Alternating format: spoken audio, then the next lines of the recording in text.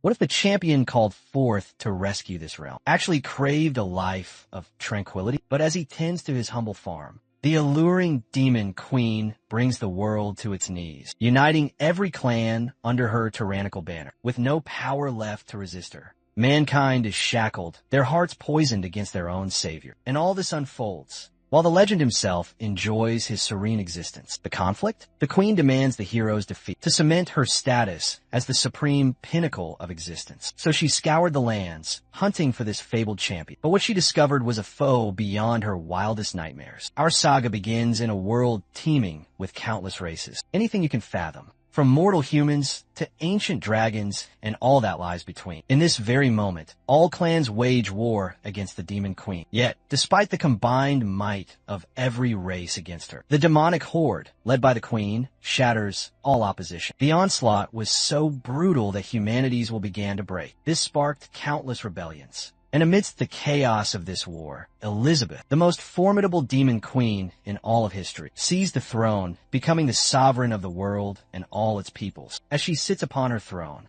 a defiant priest cries out to her, "Elizabeth, do not mistake this for your victory. In time, our champion will rise and utterly annihilate you." One of her lieutenants rushes forth, kicking him down, demanding he show respect to the queen. This underling is a human once groomed to be the hero, the prophesied savior. But he turned his back on all humanity. He assumes a demonic visage, advancing to execute the priest. But suddenly, the queen commands him to halt and questions the holy man. "What is this? This talk of a hero and a prophecy ending in my defeat. You wretched mortal, explain this meaning now. There are over 1,000 fates worse than death I can inflict." The priest reveals the prophecy when a hero emerges and draws the sword embedded in the stone. That day will mark the hour the demon race is obliterated, and humanity reclaims dominion of the earth. The blade rests there in the main hall, if you dare. Go witness it.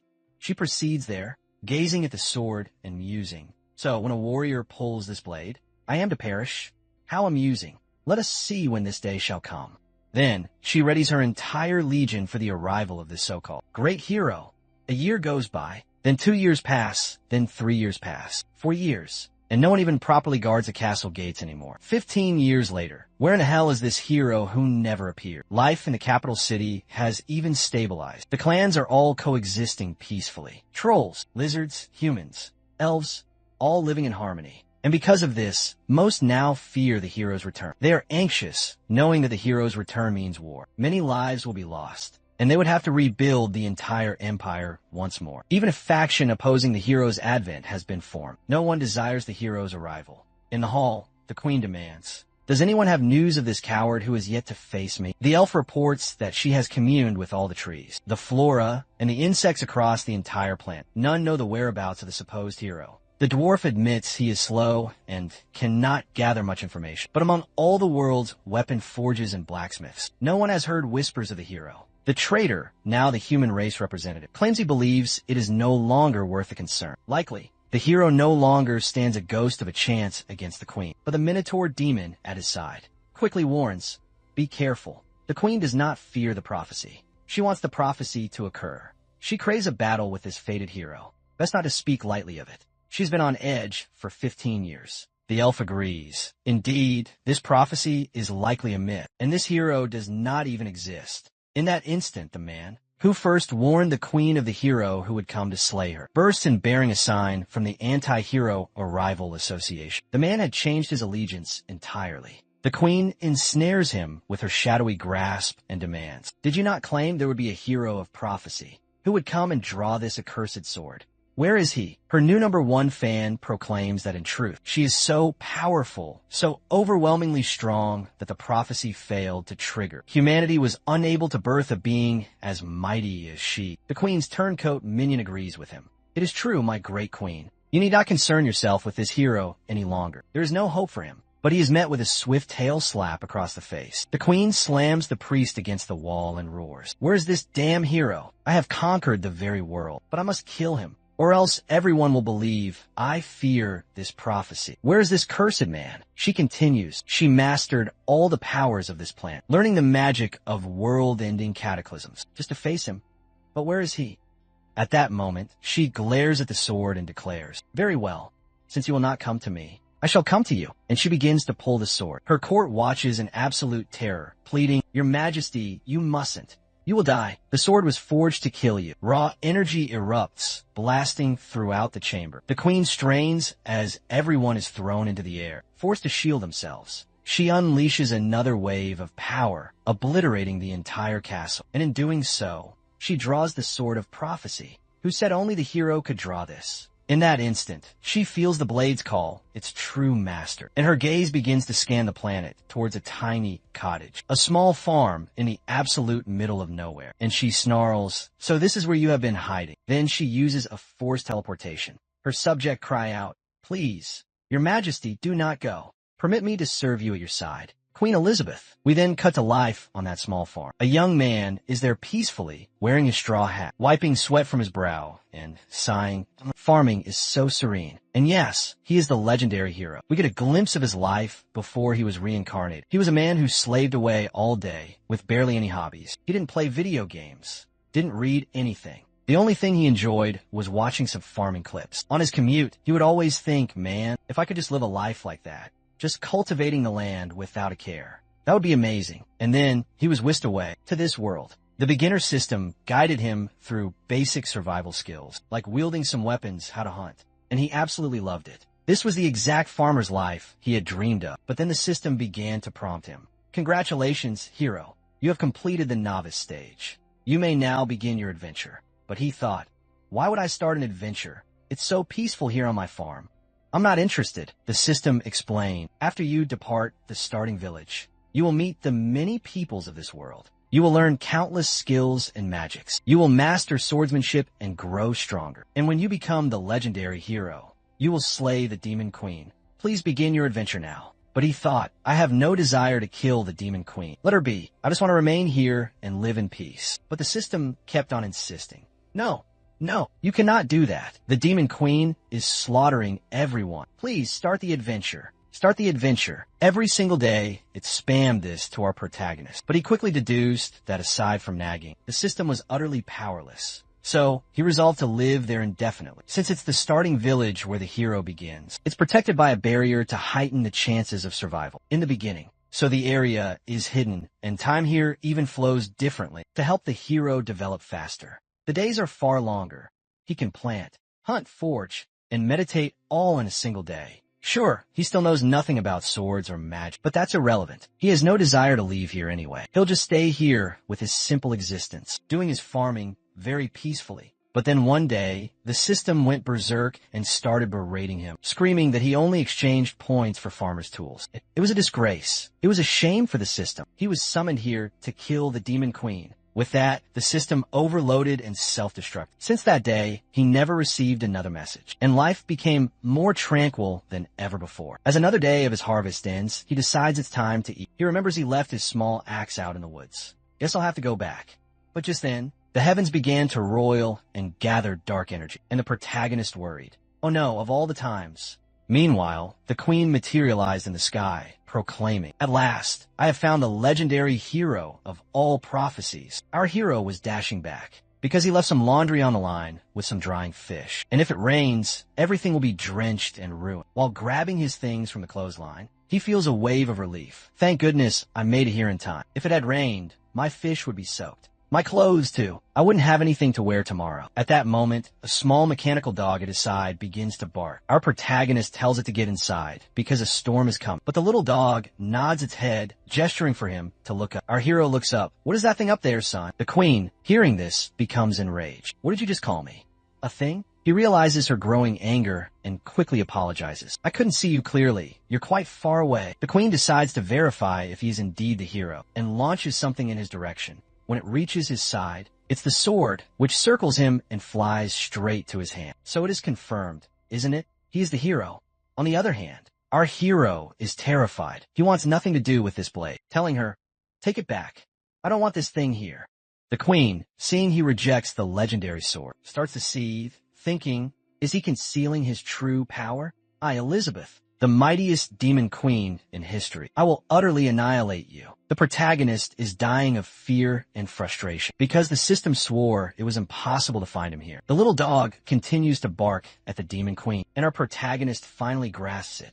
following the logic of the prophecy, it was fate that one day they would meet. So there's not much left to be said. He drops the sword and retreats home as if embracing his doom. I'm going to die regardless, so I'll die peacefully in my own house. At least, I've never trained at all. I have no sword skills, I have no magic, so I'll lie down in this bed and await oblivion. However, from the queen's perspective, she interpreted his actions very differently, as if he were telling her he didn't even need to defend his home, that his little dog alone was more than enough, and that she should attack him with everything she has. Naturally, she was not pleased. This insolent hero is so arrogant. She immediately unleashes a volley of meteors toward the house. However, the little dog begins to calculate her power level. It prepares a barrage of missiles, fires in her direction, and intercepts everything. Witnessing this, the queen thinks, I did not expect the great hero of legend to be this brazen. Are you truly going to depend on an advanced, sentient magical artifact? But in my presence, all things are inferior. The skies then bleed purple as she gathers a devastating power, announcing she's tired of these games. However, the little dog once again runs its calculations, summons a sphere of darkness, and sends it toward her attack. She commands it to cease its defiance,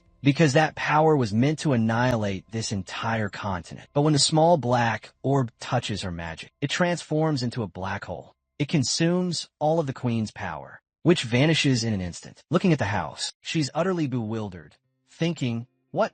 My magic just disappeared. What did he do from inside that house? The protagonist is inside, still lying on the bed, just waiting for his death to arrive. The queen then descends from the heavens to battle the small dog. It seems I underestimated you. Did I not? She unleashes her full power, declaring this will be 100%. The little dog once again readies its missiles, and a cataclysmic explosion ensues. Meanwhile, the protagonist is just sleeping. After some time, he awakens wondering, am I dead already?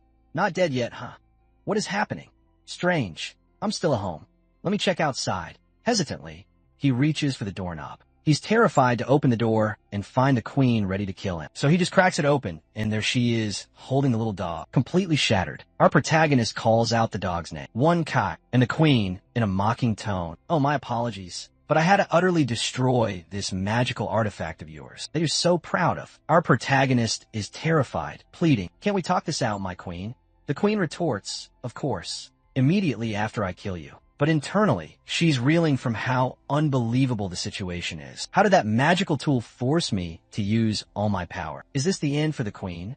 And then she collapses there, falling flat on the ground. Our hero rushes to her side, asking if she's alright, and the deactivation of her armor commences, which was being sustained by her magic. Everything covering her begins to dematerialize, and our boy, obviously, gets a nosebleed, as is tradition. Sometime later, it's now night. She awakens in bed, handcuffed. As soon as she registers this, she thinks, damn it, how did I, the legendary Queen Elizabeth, the strongest of all millennia, suffer such a pathetic defeat? And the worst part, instead of seizing the chance to kill me, he imprisoned me. All of this, just to display his power. She tries to break free, but cannot, and realizes, damn it, another legendary tier artifact, one I've never heard of. How much more power does this hero of legends conceal from me? She glances around, seeing chess pieces, playing cards, and thinks, I've never seen any of these before. Apparently, this hero is far more cunning than I ever imagined. I truly underestimated him. Just then, our hero enters the room with a tray of snacks. She glares and says, all right,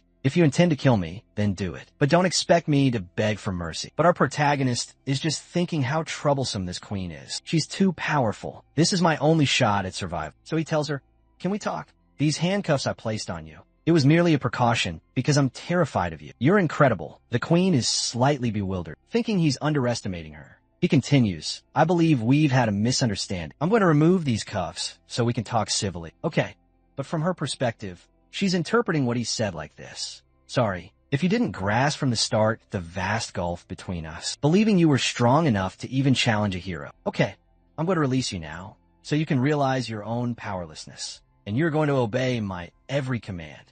And she thinks, this bastard, how dare he threaten the demon queen? He then says, there, I have already freed you from the cuffs to show you I am powerless against you.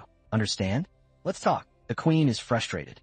Damn it, I underestimated him too greatly. As powerful as I am, I must also know when to concede. But he will pay dearly for this arrogance in the future. Our protagonist exits the room, shaking, and says, "Go rest for now." Our hero then breaks the fourth wall and tells us, "You must be wondering why I didn't just kill the Demon Queen, but I've read in this world's tomes, and it's exceedingly common for the Demon Queen to be resurrected immediately upon death. So if I kill her, she will just return. The only way to resolve this conflict is by ending this conflict. There can no longer be a battle between the queen and the hero. As long as I'm not a threat to her, I'll be able to befriend her, and we will live happily ever after." The insane hero is cackling like a madman. The queen just thinks, "Damn him.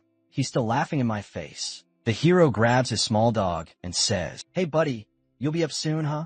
The queen, witnessing this, says, "Oh, so this is your most powerful magical artifact." Our hero thinks it's not exactly a magical tool. It was just a little contraption I made when I was bored. And he replies to her, "Yeah, you could say it was one of the last things I created." The queen lets slip a small smirk, scheming, "Perfect.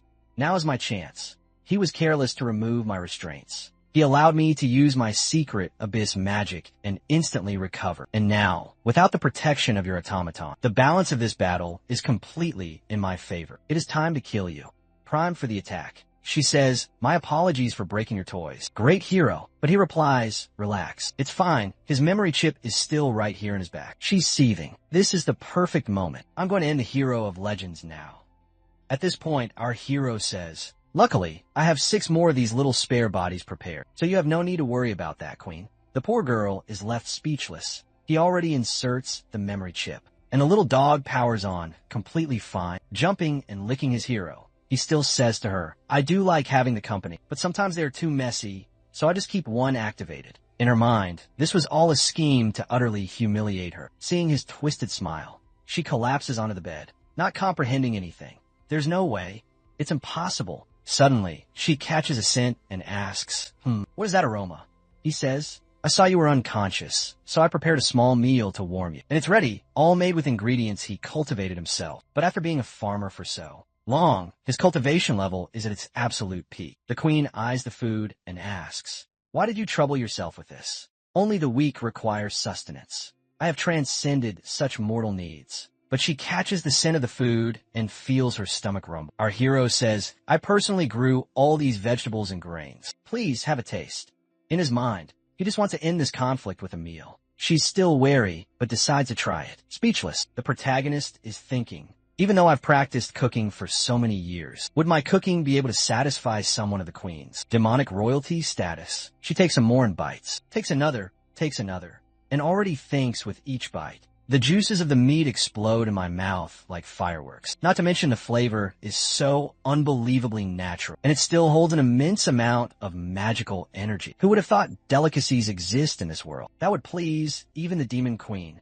I can do nothing but devour every last morsel of his meat. Just then, she feels something explode within her, and complains to him that it is too spicy. "What did you do to this food?" He is taken aback, saying the only thing he did was add a little bit of chili, which is something he enjoys. Can the Demon Queen not handle spicy food? The queen is in agony, thinking it was obvious, as if this hero would ever be so kind. He's merely toying with me, using me for his experiments. He brings her a soup, saying it will help quell the burn. She stares at it and thinks, "He gave me the poison, and now he offers me the antidote." Truly, I am dancing in the palm of this hero's hand. It's such a degrading feeling, and yet, suddenly, she transcends, ascending to the heavens with the protagonist. The meat, the taste, it's so comforting, so peaceful. The war between the Demon Queen and the hero, none of that matters to me anymore. I'm going to forget it all and live quietly, because I've finally realized how insignificant I am. The food holds such magical density that it even evolves her, making her stronger. She grows confused. She looks at him and demands,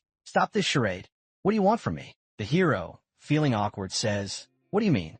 I just wanted to do some research to see if the Demon Queen and the hero could coexist." But she interprets it differently. "In this world, you are the only one worthy to be my research subject, since I am a hero. So come here. I will help you become stronger to see if one day you can defeat me." Our protagonist asks, "Do you agree to this? I'll continue making delicious food to serve you." While the queen is losing her mind, thinking that a knight may die, but not from such shame, especially her, the Demon Queen. She is convinced the protagonist's plan is to empower her, to see if she has any hope of ever facing him. Mulling this over, she turns there, goes to the bed, stands and announces, I agree with you, but I have two conditions. First, I'm not doing this because I am afraid of you, but because I desire to reach the pinnacle and be the strongest being in the world. The hero is confused. The demon queen, does she not realize she can kill me? She continues, second, as long as I am here, do not think I will ever bow my head. I will never submit to you. My dignity as the great queen must never be tarnished. If that happens, even if I must sacrifice everything, I will destroy you. Our hero is completely flustered and says, understood, understood, okay, let's be friends. Let's stay close to each other. She gives him a sharp look and says, it is fine if you wish to conduct research. Feel free. And one more thing, if there's anything delicious, give me some. And our hero agrees. A year has passed, and our protagonist is using the legendary prophecy, sort of chop firewood while he thinks. Things have gotten a bit complicated, because after the queen forced her way in here, I lost the cloaking field that hid the house from the world, and the monsters that keep wandering by here don't seem very easy to handle. But obviously, when they sense the queen's presence in the house, they don't dare to approach. The problem is, he imagines as soon as the queen departs, he'll likely lose his entire home. From inside, the queen is screaming furiously, asking why lunch is not ready yet. In our protagonist's mind, he cannot let her leave. He needs her protection. Meanwhile, in the living room, the decadent queen is watching some high-quality entertainment. And besides, after feasting so much for an entire year, she's gotten chubby. She says, I'm tired of watching these same recordings. Do you have anything else from that system? He responds, I've told you, the system has been gone for a very long time. Come over here. I made lunch. She thinks about getting up, but instead of walking, she conjures two small wings to float over to the table. She looks at him and asks, what kind of poison did you put in these potatoes? It seems the more of them I eat, the more slothful I become. She ponders, this damn man, using delicious food to immobilize me with his slow-acting toxin, and still trying to lead me down a path of total depravity with these incredibly provocative images. He tries to explain, it's just that these potatoes have a lot of calories, and by eating so many, you start to gain weight and get a little lazy. At that moment, she looks down and sees her belly, but then she invokes magic right there and converts all the energy from her stomach in a magical power, transforming into a stunning beauty. The protagonist is astonished. Magic can be used in that way. She glares at him and says, haha, another one of your ploys has failed. Are you disappointed? He tells her, yes, I am very disappointed. Now let's eat. She looks at the table and declares, wow, today's spread is perfect. I will not hold back, and starts devouring it. He lets some words hang in the air. As much as she eats, I always manage to go and prepare more food, right? And besides, I will have to get used to it regardless, since we're going to live like this for quite some time. Her interpretation, of course, is completely different. You're still far too weak. I will have to fatten you up much more before I kill you. So he gets up and says, I'll fetch you some dessert. She, on the other hand, can't take it anymore, thinking, the fiend keeps treating me like livestock, force-feeding me with these magical foods. I've evolved more than 10 times this year alone. It's not possible that I still lack the power to challenge him. The time for the great decisive battle is now. But right at that instant, our hero returns with a small pudding and says, here, your favorite. Here, look. Her eyes begin to sparkle as she happily goes to eat. The hero thinks, even though she's the demon queen, she's not very difficult to manage. You just need the right ingredients. The scene shifts to an old man fleeing with a blonde girl. They're being pursued by creatures in purple cloaks and white masks who are hurling spells in their direction until they are trapped in a magic cage and forced to stop and fight. It is a father and his daughter. He turns to her and says, I will hold them off here. Run to the city and find a safe place. The daughter replies, I won't abandon you here and escape alone. But the father insists, I swore to your mother I would protect you until my last breath. The creatures are already conjuring a massive spell to attack them. The father then says, it is time to use the strongest power of all, and unleashes a slash of white light that cuts the enemy, who is casting the spell in half. But the creature seems to be made of ooze and instantly reforms. The daughter tries to loose an arrow, but her attacks just phase right through the monsters. The father warns, there's nothing your arrows can do. Just run to the city and flee. The monster lunges to strike her, but the father manages to block it. But unfortunately, he is sent flying. He slams his back against a rock and is already covered in blood. Close to death, he says, don't come help me. Just run away. Then the creatures begin to merge and morph into a giant beast. My lord, please. Take me instead, but I beg you, spare my father's life. But in that instant, she felt the cold embrace of death. Then suddenly, what appeared to be a colossal mammoth descended, obliterating the abomination beneath its colossal weight. Atop this beast, a dwelling, and atop that a venerable amphibian sage. And upon the ancient frog sage's very head, rested a doghouse, containing the protagonist's small automaton. The frog speaks to the mechanical hound. Elder brother, what shall be our course with these two fragile mortals? The small dog replies, do not harm them. I will deliver them to the master. In the next scene, the girl awakens in the hero's abode, completely disoriented by the recent events. Scanning her surroundings, she wonders, where am I?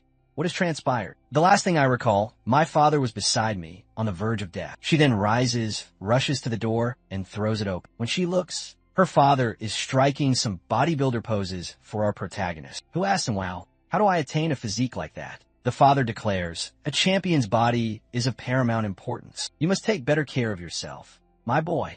The hero thinks, so, this is the fabled warrior class I've heard so much about. It is magnificent. The little dog prances around happily. The queen, seething with annoyance, boots him, demanding, who gave you leave to bring these mortals to my abode? You useless cur. The small automaton whimpers, its circuits weeping, and our protagonist continues to prod the man's muscles, saying, wow, you are so firm. The father states, very well. If the great hero does not mind, then I shall not hide it either. He then explodes out of his garments, and our hero simply admires, while the daughter thinks, father, what are you doing there? Oops. He finally notices his daughter's presence, and our hero tries to explain the situation, but the demon queen approaches her and commands, there, now that you are awake, be gone. I am warning you, I was here first. The hero, trying to de-escalate, says calm down. Let's all go inside. He then serves some tea and says, my apologies for having nothing better to offer you too. This is a rustic place. I make everything, so it is all very humble. The girl, looking, asks, father, is this the divine elixir you spoke of that healed you? In an instant, our protagonist is embarrassed. I think calling this a divine elixir is a bit of an overstatement. It's merely a simple infusion of water with some herbs. The queen is fuming on the side. Damn it, why did that dog bring these two feeble humans here? Is the hero not satisfied with me alone? Am I not enough in this house? The father begins to recount the tale, saying he was completely unconscious and his memory is hazy, but he recalls the dog bringing him here. And then, when he took a sip of the drink, he ascended instantly and was completely restored, becoming stronger than ever, and says, daughter, if it were not for the great hero, I would never see you again. She looks at the tea and thinks, wow, but this is so precious. Can we truly drink this? Our hero says, you adventurers are so modest. But relax, you could drink it. No problem. They thank him and begin to drink. Instantly, both of them ascend, traversing a multitude of realities, ending up in a cornfield, weeping on the ground, birds circling overhead as an alien craft passes by. Both are bewildered, and the father instantly evolves from a 3-star archmage to 4 stars. And the girl goes from a 1-star mage to a 1-star archmage. The father turns to his daughter and says, girl, our power level has advanced instantly. And she replies, indeed. I can even feel the elven blood from my mother's lineage was awakened. By this drink, new ears sprouted on my head. I double-checked, and she did not have those ears before. The two are shattered, realizing just how much stronger the hero is. For them, that is an unreachable level of power. They even lose their will to fight. The protagonist looks and says, relax. I'll pour another glass for you. The father, weeping, says, it is all right, Lord Hero. It is enough. The father is thinking, the hero is a divine being sent from the heavens. I cannot cause him any more trouble. Our hero says, all right, thinking I wanted to serve some different drinks and food, but unfortunately, Elizabeth took and hid everything. And if I take it to serve them, she'll kill everyone. And she's right there saying, everything here is mine. Do not even think of taking anything else. Our hero lets out a sigh, saying, yeah, truly, I have nothing else to serve. I'm sorry. You were attacked, correct? What happened? The father explains that they were attacked due to the elven bloodline in the daughter's body. Her mother was a great elven saintess. However, her husband was of the human race, and for elves, it is forbidden to marry any other race. So the protagonist asks, oh, so the elves are hunting you down? The queen interjects, saying, stop lying. The demon queen outlawed the ban on interracial marriage long ago, when she conquered the world. The father said, it is a long story, but since her mother had to return to the elven homeland, he had to conceal his daughter all this time. The hero then asks, but even still, if they know where you are, how do they find you? The father explains that actually the mother was a sacrifice, and since she returned to the elven tribe, they're no longer being pursued. But now, it's the shadow syndicate of the demon kingdom that's after them. The hero looks to the side, thinking, demons, the shadow syndicate, could it be you? She becomes enraged and points her finger at him, who quickly apologizes. She sits down and tells him to explain why this shadow syndicate of demons is trying to capture elves. The father explains that apparently this shadow syndicate is conducting experiments on living subjects to try and resurrect the demon queen from the dead. And elves are vital components. They're trying so desperately that even the daughter, who is not of pure bloodline, is being hunted. The hero looks over, thinking, I suppose that has something to do with you, doesn't it? The queen grabs him and begins to shake him, telling him not to even entertain the thought. Then she says, it doesn't make sense, for she has been here an entire year, and he has always seen her, so she could not have left. The father and daughter are perplexed. The queen scoffs, wow, just with my absence for a single year, the land has fallen into such disarray. Who has been spreading the rumor that the queen is dead? But they tell her, Queen Elizabeth has not been seen for over 500 years. If she were alive, she would have emerged to conquer the entire world again. She must be dead, right? The hero is biting his nails, thinking, 500 years? She has been living here with me for 1 year. The queen sits on the sofa and demands, what are these rumors of her death? The elf explains that according to the great literary legend, the queen was obliterated by the legendary hero. The father continues, the battle raged for over a month until finally, the great hero sacrificed himself to protect the continent and perish, along with the demon queen. At this point, the queen glares at the two and transports them to a death realm. The daughter asks, Father, what is this place? The father says that it is her pure intent to kill them both. The queen then says, all this rumor is false, and just agrees. The hero said, it must also be a false rumor, because I am the legendary hero. At least, that's what the system told me. The father and daughter are then left without understanding a thing. The hero explains, and this one here, the one you're all talking about, is Queen Elizabeth. The two begin to overload with excess information. Their minds cannot process all of this. From the queen's point of view, the interpretation is different. Look at this fool here. I have dominated her for so long. She doesn't even know what to do. He laughs in her face. With that, she gets the table, angrily saying she's not going to stay here entertaining them, thinking, damn you, hero, you fiend. It seems you only save them to humiliate me in their presence. This time you have gone too far. She slams the door and storms out. The father then asks the hero, Lord Hero, what are your plans for the future? What will you do with us? Our hero says he needs to calm down, because even he has no idea what to do. After Elizabeth shattered the barrier, the synchronization of time, inside and outside, became completely distorted. Night falls, and the daughter is speaking with her father. Wow, I never expected their story to be like this. Apparently, the great demon queen fell in love with the legendary hero, and forsook the entire world just to hide away with him, just like you did with Mother. The father replies, stop speaking such nonsense. We cannot even compare ourselves to them.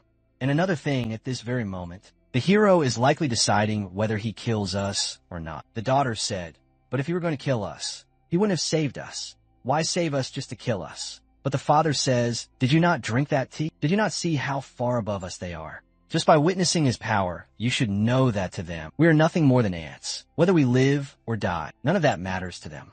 It all depends on their mood at the moment. At this point, the protagonist enters the room and says, so, it seems you two have not slept yet. What are you discussing? The elf gets spooked.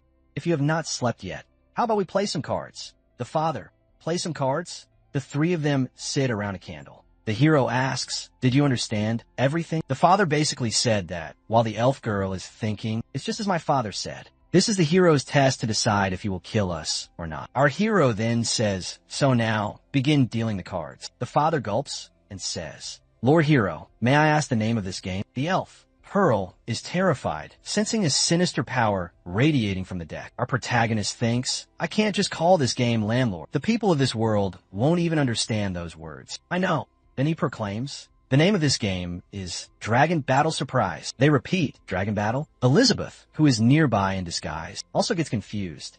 Dragon Battle? What does he intend to do with them? The hero explains, you two brave champions must join forces to defeat the dragon. We will decide who is the dragon and who are the champions based on the cards we draw. The father and daughter stare at one another, both thinking this is definitely a trial. He then says, I will now begin dealing the cards. Remember, choose very carefully. The hero pulls his hand. I shall take a look at my cards first. The father looks at his daughter, and says, "We cannot falter now. Draw your cards." All right. There's already a strange mana flowing from the deck. She then draws a card, and the two are thrown into another dimension. The poor girl is staggering, leaning on the ground, thinking this is not good. Just by drawing one card, my mana was completely drained. I am powerless. She looks at her father and says, "I'm sorry." And he replies, "It is all right, my daughter. Leave the rest to me." The hero asks, "Do you wish to be a dragon?" He stares at his hand, thinking, even though I don't have many high cards, it is still a fairly decent hand. Not to mention, there's a king. This isn't bad at all. It can win. The father and daughter say they have no intention of becoming the dragon. The hero, on the other hand, is having fun. If I can get another 4 and an ace, I would have a winning hand. He asked again, "Are you sure you don't want to?" They reply that they do not. The hero says, since that is the case, I will not be polite, and he places his hand on the deck and draws 2. Then he throws an 8, a 10, and a queen. He is dissatisfied with the cards he drew and looks disappointed. The father thinks, what happened? We did nothing. Is the Lord Hero displeased with our performance? He then says, I shall begin with an 8. It is your turn, uncle. The uncle is already sweating bullets. If we can pass this trial, he will spare us. I cannot give up, but I feel that every time I play a card, it costs me several years of my life. My very life force is being consumed. Trembling, he says, I play a jack. The daughter says, father, but he interrupts, saying, it is fine. Leave it to me. She then says she will pass. The hero mulls over their strategy. Besides the royal flush, they can make a straight from 7 to the queen. Only the 10 and the jack remain.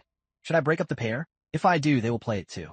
Thinking of various strategies, but unable to reach a solid conclusion, he says he will pass as well. The father asks, are you truly not going to play? The hero says, no. The father is confused, thinking, this hero, he is forcing me to play these cards to drain all of my life. Since that is the case, I must get rid of all of this as quickly as possible. He then plays 2 queens, 3 S6s, and 3 7s, according to the rules. This combination of cards is called Flying Dragon. I do not know what is happening, but it seems like all the life energy from his leg was drained. The price for this was a leg. The bigger the cards, the higher the price to be paid. A flying dragon manifests between them, and both are confused. What is this? The creature then uses a power and strikes the hero on the head. Elizabeth, watching everything. The father is terrified, thinking he made an incorrect card combination. I have just offended the legendary hero. But our hero is very calm and says, well played. The father says, it is your turn now, Lord Hero. However, our hero responds, I will just pass. You may go again. The father says, all right, and plays a 3. His fingers and leg are already starting to feel lifeless. The elf daughter says she will pass too. Our protagonist then says, my turn, and plays a 10. Both look at each other, knowing they cannot beat that hand. The hero reveals a 6, 7, 8, 9, 10, jack and queen. A straight. Now, trouble befalls the 2 of them. Giant, destructive waves begin to manifest, and they are both drowned. The father tries to rescue his daughter, but it is difficult to resist the waves until they both awaken, gasping for air. I cannot play, but our protagonist is calm. Now, 3 kind of the pair, summoning a group of knights. The father tells his daughter he cannot win. But the elf girl says, hold on, I can. The father tells her not to do it. It will cost too much life force and is very risky. But she says, I cannot just hide. I also wish to protect you, and I will play 3 of a kind with a pair. The knights then clash against one another. A battle in the skies erupts, and only her knight remains. The father asks if his daughter is all right, and she says, yes. The hero praises her move, saying, you truly must protect your allies, even if you must sacrifice your own cards. The most important thing is that resolve. Our protagonist thinks, I did not expect them to learn how to play cards so quickly. The father looks at his diminishing hand. Determination. At that moment, the hero says, now it is too late. The father and daughter are terrified of the Lord Hero. Elizabeth thinks things are getting bad. This aura is terrifying. Our protagonist then plays 2 jokers. The dimension begins to shatter, and a killer jester appears above. Elizabeth seems to recognize what he has summoned, saying, it is a 3-star demon, a clown king. He was about to attack the other 2, making a heart. Then he notices Elizabeth and sneers. Were you looking at him? Turning the heart into a knife. You had better be careful, or I will kill you. Elizabeth tries to defend her honor. Who do you think I am to belittle? But she's shocked.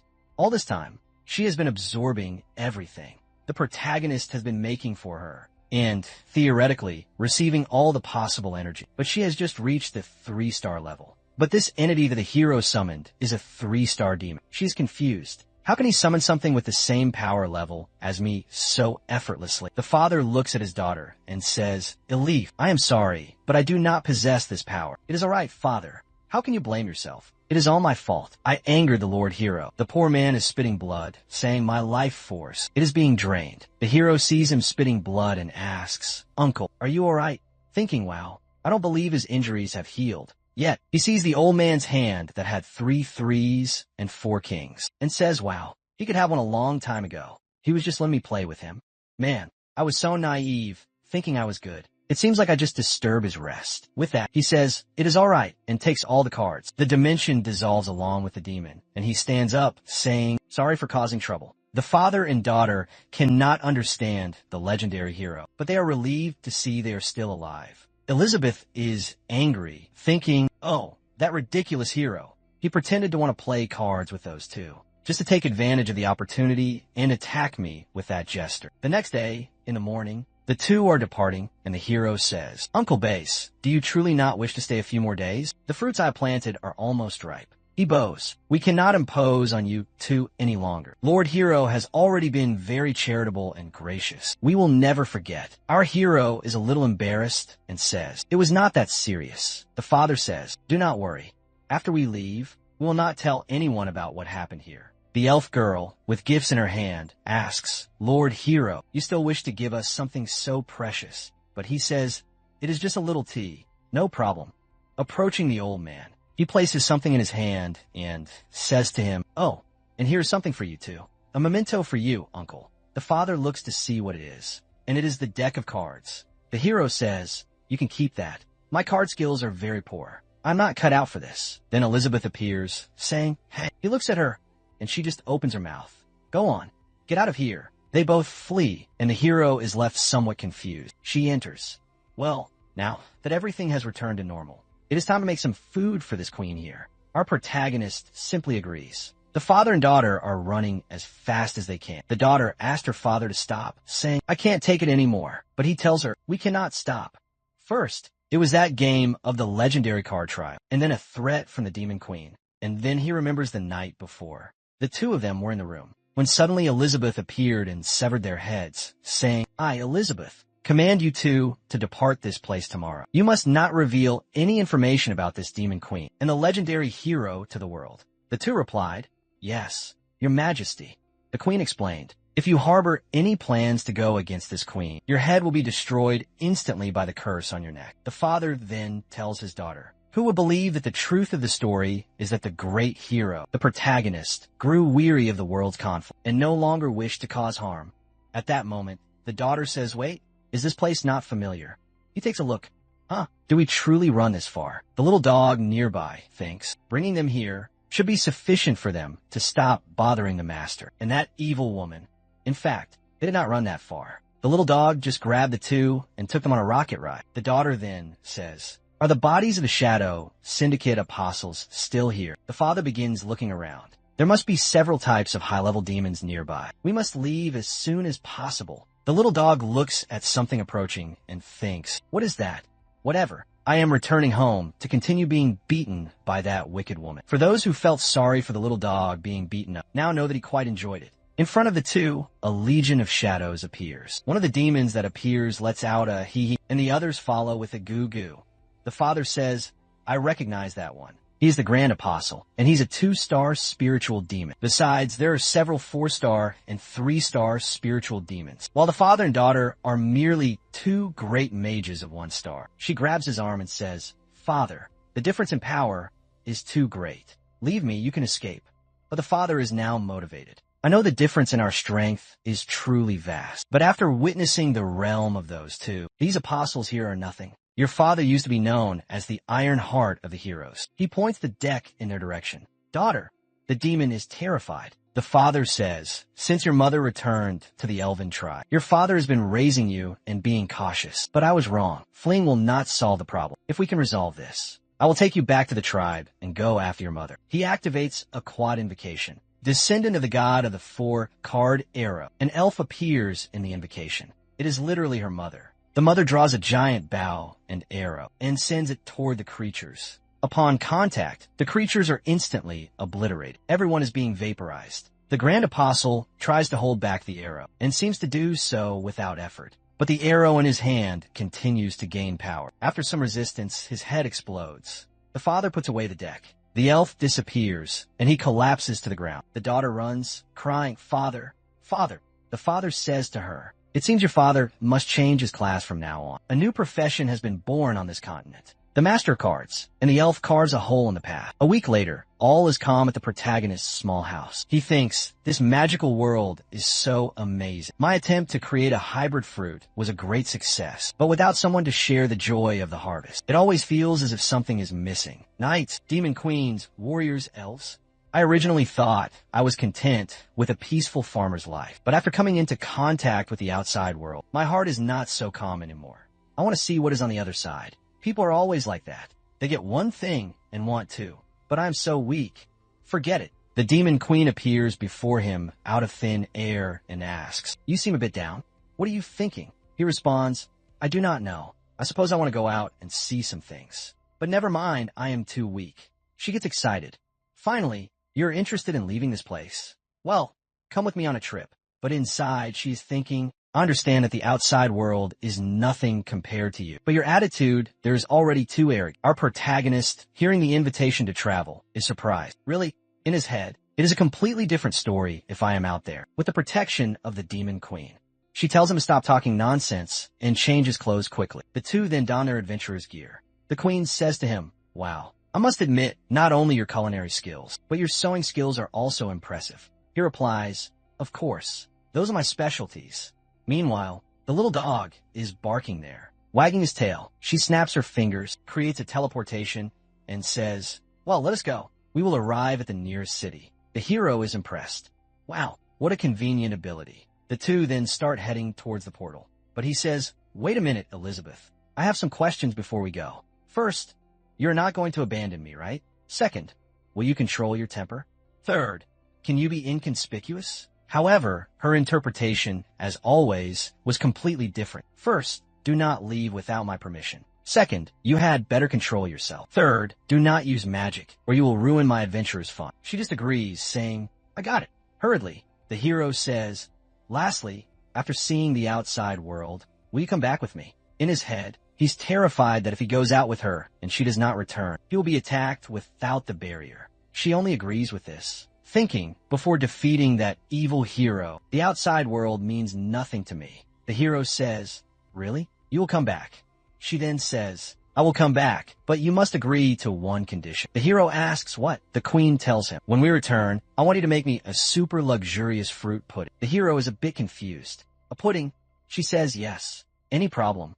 He says no, and they leave. The two depart, and the protagonist's little dog stays there. They enter the portal and appear in the city of Bolster. Several knights, creatures. Our protagonist is in awe. Wow, this place is incredible.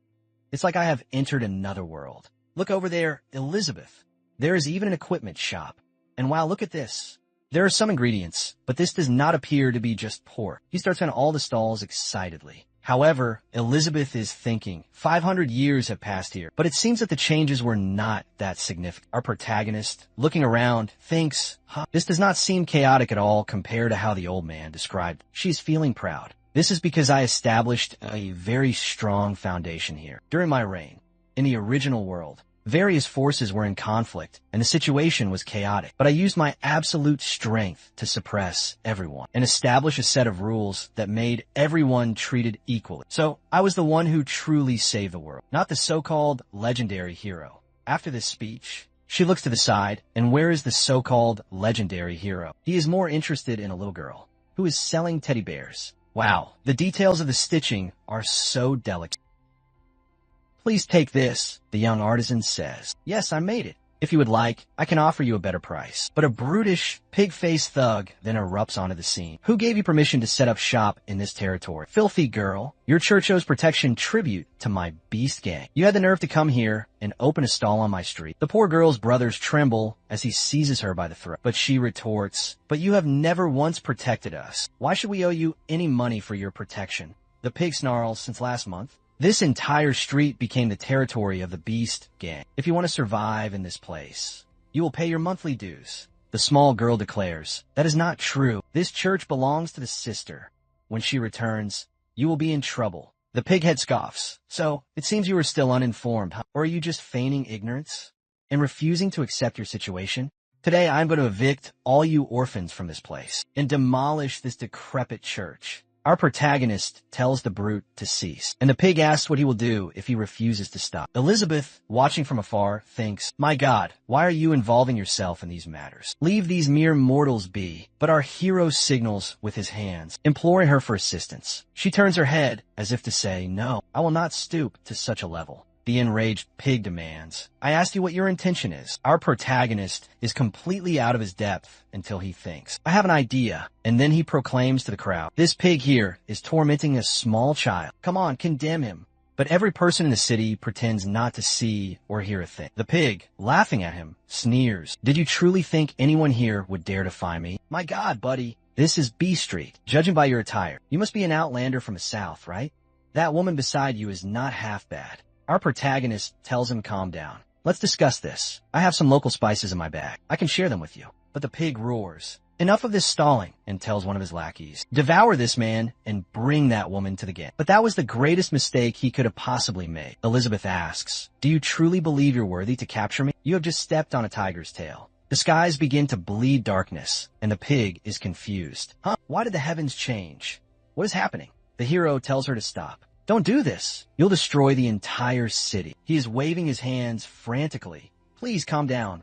At most, just give him a small scare. There is no need to fight. They're just common folk. You know," Elizabeth states, "I will spare him only because of you." Seeing everyone's magical aura there, you can see that Elizabeth's is far greater, and the young girl with glasses can perceive it. Suddenly, it begins to rain, and the pig is terrified. He glares at our duo, saying, "You two, are you going to try and protect this church and these orphans?" Our protagonist just wants to resolve things. "How about this? Tell me, how much is the protection fee?" The pig answers, "It is 10 gold coins for 2 months total." Elizabeth then loses her patience and says, "10 gold coins? And you're causing all this chaos. You truly are an imbecile." Our protagonist goes to her and asks, "You must have a lot of gold coins, right?" She replies, "Stop being absurd. I possess so many treasures I cannot even count them." The hero says, "How about you lend me some? I'll sell some produce later at home and pay you back." An angry Elizabeth asks, "Are you trying to use my food to trade for these useless trinkets? I will not accept that.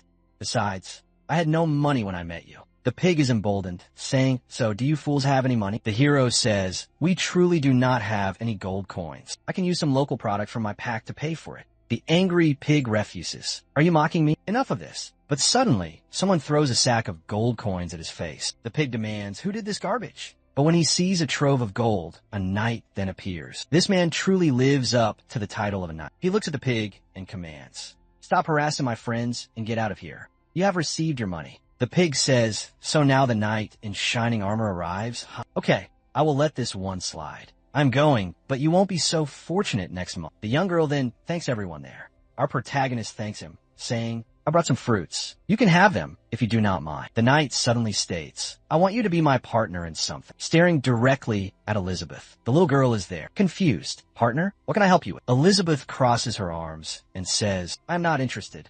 Let us go, hero." But our hero tells her that they cannot do that. "He just assisted us. Let's at least hear what he has to say, right?" The girl then says farewell to the other orphans, saying she will be back soon. They are about to enter a tavern. I have no idea how he is going to sit in the chairs with his horse's body. The knight tells them to pay no mind to anyone. Elizabeth angrily says, "This is all your fault. Hero, you insisted on bringing me to this awful place. I am wasting my time." Our hero ignores her. The knight then says, "We have arrived." When he opens the door, a group of girls cling to him. Our hero is bewildered when he hears the man say they are his wives. He is then preparing some tea and says, "Well, allow me to introduce them to you. The first one is Gotcha, and her class is a shield warrior. This one here is the assassin, Lolo, and the mage, Glee. The man literally gathered a harem to form a perfect party for conquering dungeons. This guy is a visionary when it comes to efficiency in a fantasy world." Lastly, there's Galia. She is an incredible elven archer.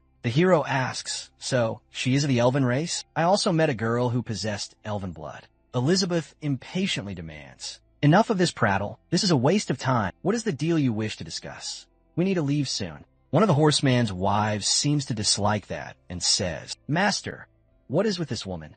Her attitude is extremely irritating. Elizabeth glares at her and says, "That is how a queen should behave. Do you have a problem with that?" The assassin says that Elizabeth is quite amusing, even referring to herself as a queen. "Master, is this girl's mind functioning? Look at the shape of her ears. She likely has a mediocre bloodline with a trace of elven blood. What is she doing before me? I personally advise this woman to be quieter." Elizabeth says, "If you truly wish to bring ruin upon this place, do not blame me." The little one runs ahead and says, "Calm down. Let us just have some pudding."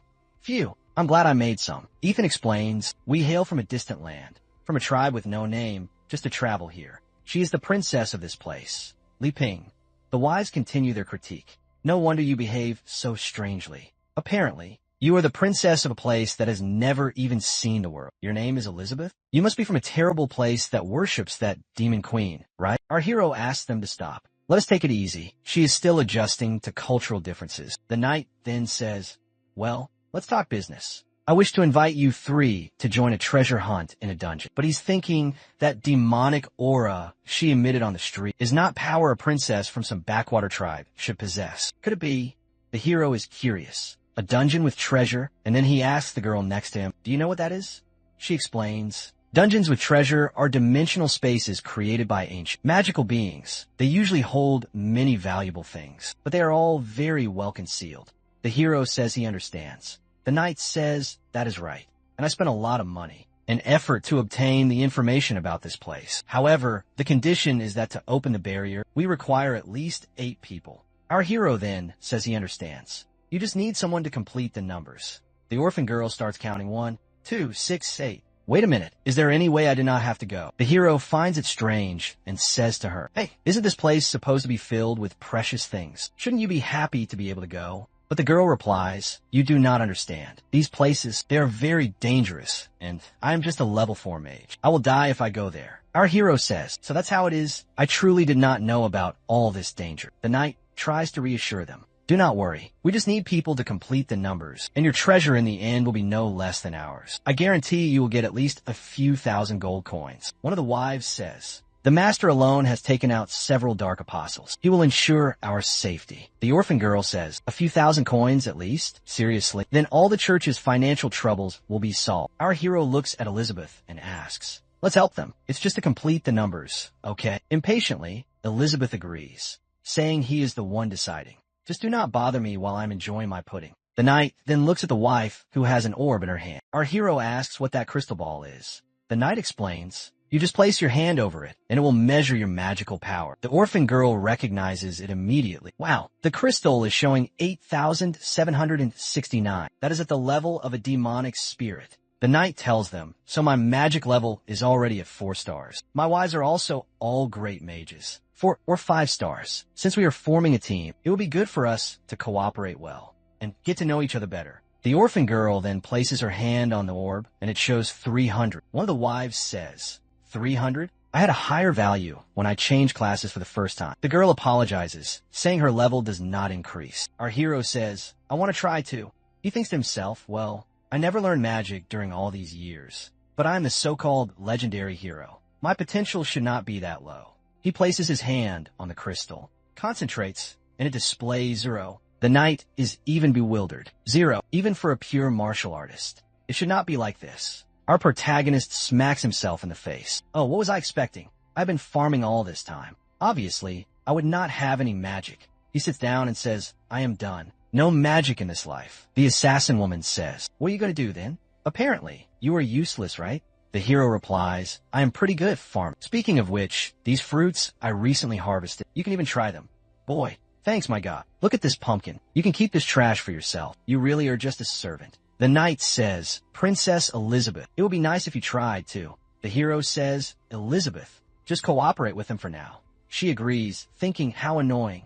He wants this queen to partake in this game. With these ignorant mortals? She taps the orb, using her power, and a blinding glow begins to emanate, making it impossible for anyone to look at. The hero is afraid that, if Elizabeth's identity as the demon queen is revealed, it will cause a great deal of trouble. Elizabeth says she knows, and since they rarely go out, she will join this game. She lowers her power and precisely inputs 8,768. The orphan girl says, "Wow, It is identical to the knight's power. She is also at the level of a demonic spirit. The wives think it is impossible. How is this woman at this level?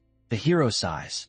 Phew, thank goodness. The knight tells her, wow, amazing. You truly were the princess of a kingdom. With your entry into our group, the chances of getting the treasure will increase greatly. The orphan asks, how are we going to get to this place? The knight looks at one of the wives, and she uses something. With that, she activates a teleportation scroll and opens a portal above everyone. In the next moment, everyone arrives at the dungeon. The hero is excited, happy. Wow, I even got a little dizzy with this. The orphan feels some strange aura in that place. Elizabeth, on the other hand, has just arrived, but seems bored. The knight then says, let us not waste time. Let us go straight to the treasure room. Elizabeth suddenly says, you know what? I'm not feeling it.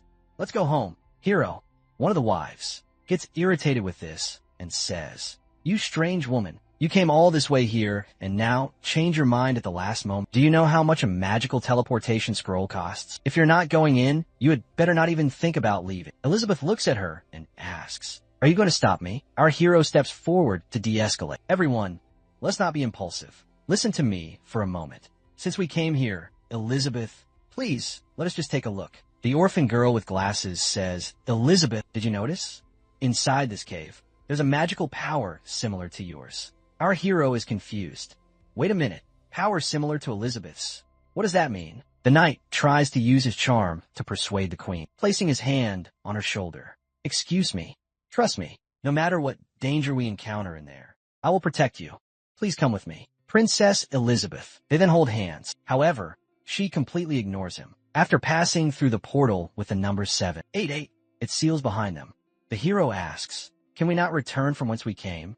Elizabeth tells him, stop speaking nonsense. This is a special magical space. Unless you are stronger than whoever created the barrier, it is impossible to leave. So, unless you find a target of this place and complete all the requirements to break the barrier, no one can get out of here. The wives say, as long as we are with the master, we will solve all this. But obviously, none of them like Elizabeth very much. The orphan girl asks, what are we going to gain from here again? She's told not to worry too much. Of course, it is treasures and gold coins. You will not be left behind, either, seeing that there are many paths. The orphan girl gets confused about which one to take, but he concludes, Elizabeth is here to ensure our safety, so it does not matter. Let us just venture forth. The assassin wife says, Master, should we split up? And he replies that for now, it's better not to. He then tells Glee to use an ability. She agrees and raises her hand, releasing a light that starts spreading throughout the dungeon. She is confident, thinking, learn how to find the best path quickly. But Elizabeth finds it ignorant and continues to spread power until she collapses from exhaustion. The knight then asks, what is the structure of this labyrinth? But she replies, Master, this labyrinth seems to have no end. I have extended my magic to its maximum and still have not found any edges. No end. I do not know where this ends. Everyone thinks it is impossible. Her magic's range extends up to 3 kilometers. The elf says, what if I use my spiritual divination? It's not great because the accuracy is 34%. The assassin interrupts. I suggest we separate and work in groups. I can use my clone technique to aid everyone. The hero asks Elizabeth, do you know how to get out of here? She replies, of course. This labyrinth is just an illusion, but this bunch of fools will never get out of here. The hero tells her, hey, then when will you help them? We must repay the favor of that man as soon as possible. Elizabeth says she has changed her mind. She no longer wants to help and just wants to see everyone perish. Suddenly, the orphan girl with glasses points her finger. If we go through the 3rd cave, we will reach our destination. Elizabeth looks at her strangely. Our hero asks, how do you know? The girl replies, that was just a guess. I just felt that there's a special magic coming from that direction. The mage's wife gets angry and retorts, stop spouting nonsense. I did not sense any magic from there that you speak of. A weakling, like you should not be making these random assertions. The meek girl apologizes. The wife then says, even though I have not explored everything, I'm sure the final passage is the one with the fewest monsters. Let's go that way. The knight asks everyone, what do you think? The assassin says she still prefers to split into smaller groups. And the other one says, I prefer that we listen to Glee. Even if we go to the wrong place, at least we will stay together. She then pleaded with the knight. Please, master, trust me. The knight then says, we will stick together and go to the final cave. At this point, the orphan girl says, no, You can go anywhere but the final cave. She then summons her rabbit puppet and sends it in that direction. As soon as it reaches the mouth of the cave, it closes with its teeth and crushes the puppet. Our hero is curious. What was that? Elizabeth says, it is just a parasite beast. We usually find this inside giant monsters. The assassin glares at the mage and asks, did you not say there would be fewer monsters there? The people in the knight's group are all confused and lost. Elizabeth then says, let them suffer alone. Let's go. The hero tells her, it would be better if you could lead the way. And she just begins walking. The girl with the glasses says, she is not sure if that is truly the right way. The assassin looks at the knight and says, Master, should I use a clone to follow them and gather intelligence? The knight replies, she just witnessed the horror of that killer worm. She would not be able to make such a choice calmly, without being confident. It seems Elizabeth's background is not as simple as it seems. We will follow them. And with that, everyone enters the same cave. And inside, there seems to be a lizard with a golden eye. In the next scene, we see the cunning horse slaying a group of creatures. He asks the wise if they are managing, but the poor things are having difficulties. It is not easy while our hero is hiding behind the bulky one there. He asks, is Elizabeth safe? She says his acting is ridiculous. The little magic-like thing says, it is all your fault. Look at the path you made us take. It is full of monsters. Elizabeth, who took the potion of deliciousness, because she is getting thicker with each chapter, says, the more magic in a place, the more creatures.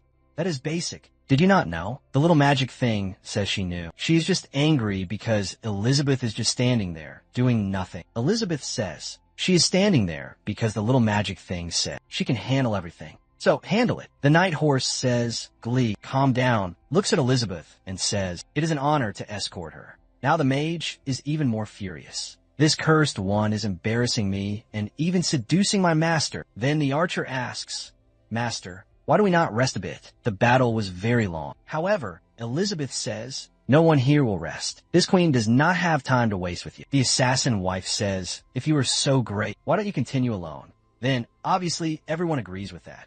The horse says, Miss Elizabeth, please listen to me. It is better if everyone rests and stays together in this place. Let us at least drink some elven potions to recover our stats. The hero gets curious.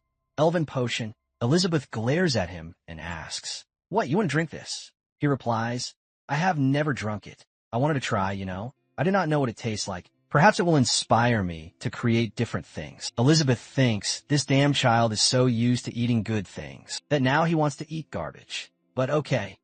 Around the campfire, the little magic thing is saying, wow, this elven potion is so good. The buff one next to her says, it is good, indeed, but she is more concerned about how long it will take to find the treasure. Gilia, who is the elven wife, says, this one is my special potion, already going towards Elizabeth. You can increase any kind of status just by drinking. If you are so powerful, you do not even need it, do you? The knight tells her, Gilia, do not be so rude to her. She apologizes there and throws a small potion. The queen takes it without caring much and tosses it into our protagonist's hand. He asks, Elizabeth, do you not want it? I will drink it then. You already drank it all. However, our hero immediately throws up. Damn, the taste of grass is so strong in this. You cannot drink this. Do you want it for yourself? Annie says, sorry, hero, I have not used much magical power, so I do not need it. Obviously, Galia did not like that and says, it was a waste to give such a good potion to idiots like you. Elizabeth then throws it on the ground, saying, all right then, I will spend this on you now. The elf got angry, shouting, wait, what did you do with my potion? Elizabeth is very calm, staring, and says, what do you think I did? The hero goes to his backpack and says, calm down and no fighting, guys. I have something for everyone. Let me find it, hold on. He then shows some bananas and says, I've been wanting to share these with you since then. Finally, I have the chance. Here you go, already giving it to the knight. Everyone takes it, sort of thanking him, and he hands an apple to Annie. She gets all emotional, receiving something. The hero gets scared. Why are you crying, Annie? It is just an apple. Annie asks if she can take it home. The orphanage folks have not had fresh fruit for a very long time. The hero says he understands. Of course. He then goes to get more, so she can take it back for everyone to eat. But Glee and Galia throw away and squash the banana, saying that does not compare to an elven potion. The knight says he will only eat it to fill his stomach. When we find the treasure, I will buy something tastier. The strong one and the assassin decide to take a bite with him. The assassin seems to be a professional at handling bananas because she was drooling and salivating before biting. Try to melt the banana in her mouth. At that moment, the three feel something, and they end up in a sort of tropical paradise with a parrot who is saying banana in front of them. Let's dance samba. Dance the samba to remove any fatigue and frustration. They start dancing there unintentionally. And this assassin slays with both blades and curves. Even the knight is all graceful.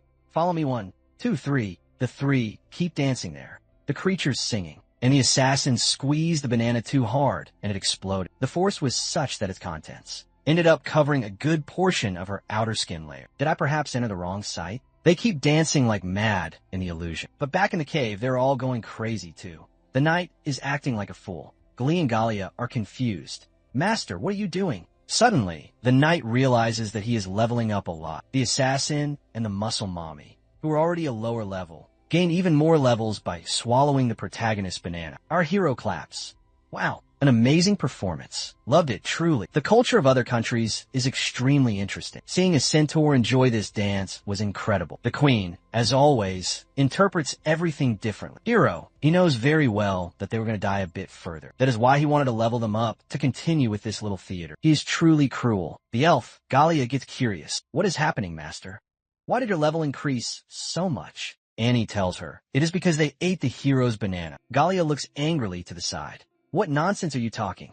As if these bananas were bathed in holy water. But the muscle mommy says, Galia, you have no idea. This banana made me advance straight to a demonic 2-star level. The assassin is confused, too. After she drooled and smeared the banana, she advanced straight to the realm of demonic sovereignty. Was there some enchantment in it? Even the knight is bewildered. I was already strong, but this made me advance 3 stages directly. It is unbelievable. He looks at our hero and asks, Hero, what is the origin of this banana? He's confused. I don't know. The knight says, what is the problem? You cannot say. The hero says, I do not know what to say. It is just a regular banana. There is nothing special about it. The knight says, I can tell. It's a hybrid harvest. The hero explains, yes, it is a hybrid harvest. The process is all natural and organic. It is time for 2 more gluttons to eat the hero's banana. They go slowly. However, just as the 2 are about to touch lips, the banana decays in her hand. The elf says, EW, this is rotten. What is this? Annie says, it's because of synchronization. Elizabeth says, girl with glasses, you know quite a lot, huh? And she responds, saying that Elizabeth is very kind, that she only learned from books. The knight asks, synchronization? Or what do you mean by that? And explains to him, I read in a book that some special items and treasures need certain special conditions to provide their effect. Perhaps. The hero's banana had to be eaten by 3 people simultaneously to produce the effect. Glee points to Elizabeth and says, stop pretending. Can't you see she is eating alone there? And apologizes she cannot understand properly. But she is thinking, the condition of a treasure can sometimes be bypassed if the person using it is much stronger than it. Elizabeth glares at her and says, do not look at me with those eyes, and apologizes, but her eyes are a little red. What's that? Angry Julius says, unleashes this power. That's it. The knight then asks the hero for another fruit, but Galia scoffs, stop believing this foolishness, master. But our protagonist is overjoyed. For him, who has cultivated for so long, sharing his harvest is the ultimate pleasure. But not for Elizabeth, who snatches the entire bunch from him, declaring, no, I will devour this later, tossing it over her shoulder. Let's go. You have rested enough, and this journey must conclude. The hero feels ashamed and apologizes, saying he'll give them more when he can. The knight then tells the 2 to proceed. He'll catch up with them later with his wives. The hero says, hey, don't you want to come with us? But Elizabeth interjects, saying, let's go now, hero. The hero then calls to everyone, see you later. Bye. The slavering, greedy assassin hatches a wicked little plan. Master, should we just steal that backpack from them? The muscle mommy also says, perhaps they have something even better hidden there. Look at the greedy knight, also enjoying his large banana, saying, no rush, is not the right time yet. Looking at Elizabeth, he thinks, the way she handles that treasure shows she's indifferent to it. Someone from a distant tribe would not behave like that. He licks his lips, thinking recently, one of the 4 major kingdom powers offered a reward for information about a lost princess. Perhaps she is right before me, my brothers. I thought he'd just take the information and sell it. But his scheme is to make her his woman. Oh, my warrior. He wants to ascend the aristocratic empire in this manner and acquire even more of these delicious fruits. Friend, give it up, man. But taking something from his back, he declares, I will use this to completely conquer you. Laughing like a complete psychopath, the four wives are captivated, saying, an incredible pheromone emanates from the master. Perhaps we must satisfy him even more. Look how many he has. Some item has so many women. But in the background, the labyrinth has a swarm of eyes staring down the path, and the leader of the Shadow Wolves is watching. When he sees our people approaching, he runs away. The hero asks the queen, Elizabeth, this labyrinth is getting progressively darker. Is the exit truly here? Elizabeth says, I have already explained to you. The labyrinth is merely a facade. We are already arriving. We then see something descending from the sky. Taking a peek at them, and she warns the hero, something is drawing near. Suddenly, a brilliant beam of light erupts, and something happens. The hero is there, coughing. When they look ahead, the knight appears, saying, sorry for making you wait. The wives seem to be under some kind of enchantment, all flushed and breathless. He comes, all seductive, saying, I was a little late, forgive me. Miss Elizabeth, may I serve you for the rest of my life? You can even sit upon my back if you wish. She just cuts him off, saying, get out of my way. You're not even worthy to be my steed. Elfgalia grows angry. You arrogant, shameless woman, how dare you treat my moss? Her head is severed from one moment to the next. The elf died. Everyone's pupils shrink in abject shock. Some rocks begin falling from the ceiling. When they look up, some insects are descending. The hero asks, what's this in the sky? What is coming is a dragonfly, with Galia's head already being consumed. The creature slams against the wall, then lunges to bite Elizabeth, who just looks, and the creature detonates in front of her and is crying, terrified. The hero takes the opportunity to run and cling to the voluptuous queen. You devil, look where he's going with his face, saying, it is a matter of life and death. Elizabeth, what are we going to do now? Elizabeth takes a small look and thinks, is he trying to test human nature, letting the selfish and arrogant ones die first by destroying themselves? Apparently, that is it. The dragonflies are flying back and forth. The muscle mommy grabs a cart as a defense, and Glee conjures a protection spell. The hero asks, and what are we going to do here? The knight says, I believe you will find an escape on your own. His plan is to finally gauge Elizabeth's true strength, especially because if she does nothing, her servant will perish. The muscle mommy glares at them and says, who cares about you? Our cooperation is over here. Confident Glee says, stay outside our magic and die. But she is done for, too. Her head flies off. The dragonflies continue their assault. The assassin there is trying to survive, and the knight is even killing some. Meanwhile, our hero is hiding quietly. The knight uses a slash and thunder lightning, cutting an insect right down the middle, and Muscle Mommy uses a shield attack, managing to kill one as well. And the assassin is managing to use her own techniques to kill. These three seem to be alive because of the banana they swallowed whole. However, the assassin is lying on the ground, thinking there is no way we can kill these creatures. It seems endless. At this rate, we will die from exhaustion. One is coming to take a large bite at her head, but the knight manages to save her. The creature falls, completely destroyed on the ground, but there are still several swarming around. Elizabeth asks the hero, do you see how they truly are? Do you still wish to play this adventure game? The hero shows that he is innocent, but not a fool. He tells her, forget it. It is time to go our separate ways. Thinking, this world outside is truly unpredictable. Maybe staying on my farm in the village is the best thing to do. Elizabeth smiles. Look how he acts. First, he made them suffer. Then he determined if they had any value to deserve being saved. And now this is the third step, abandoning them here. She looks at him and says, get ready to depart. He is confused. Leave? Have we arrived already? She says, it is just ahead, and they begin to go. Then a creature comes to attack them, and takes a look, and her small bear emerges, punching and exploding the creature. Suddenly, her small bear reverts into just a bunny, and she is confused. Hey, what happened? The hero turns around. Hey, Ann, come on. She says, okay. Elizabeth touches the wall, forming some ripples, and speaks an incantation. That opens the way before them. A giant gate appears. The hero says, wow. So the exit is this giant door that starts to open with a golden light. Elizabeth goes ahead, telling them to come quickly. From afar, the knight looks back, and our hero also looks at him, and he says to Anne, let's go. He and she are gone. The knight, who is facing the creatures until now, says, come on my back, and let's try to escape. The two look at him, and then the knight is going crazy, saying, damn, do they think they can just abandon us here like this? But apparently, the door has already sealed. Inside, there's an immense hoard of treasure. This room is on a floating island. The knight's wives manage to enter. The hero is celebrating happily there with Anne. At that moment, the knight arrives and shoves him aside. The muscle mommy does the same to Anne. He pauses for a moment there, staring and smiling like a psychopath, thinking the treasure truly exists, the demon king's nectar. The hero says to him, "Now we are on equal footing. I do not want any gratitude, but you don't need to act like this either."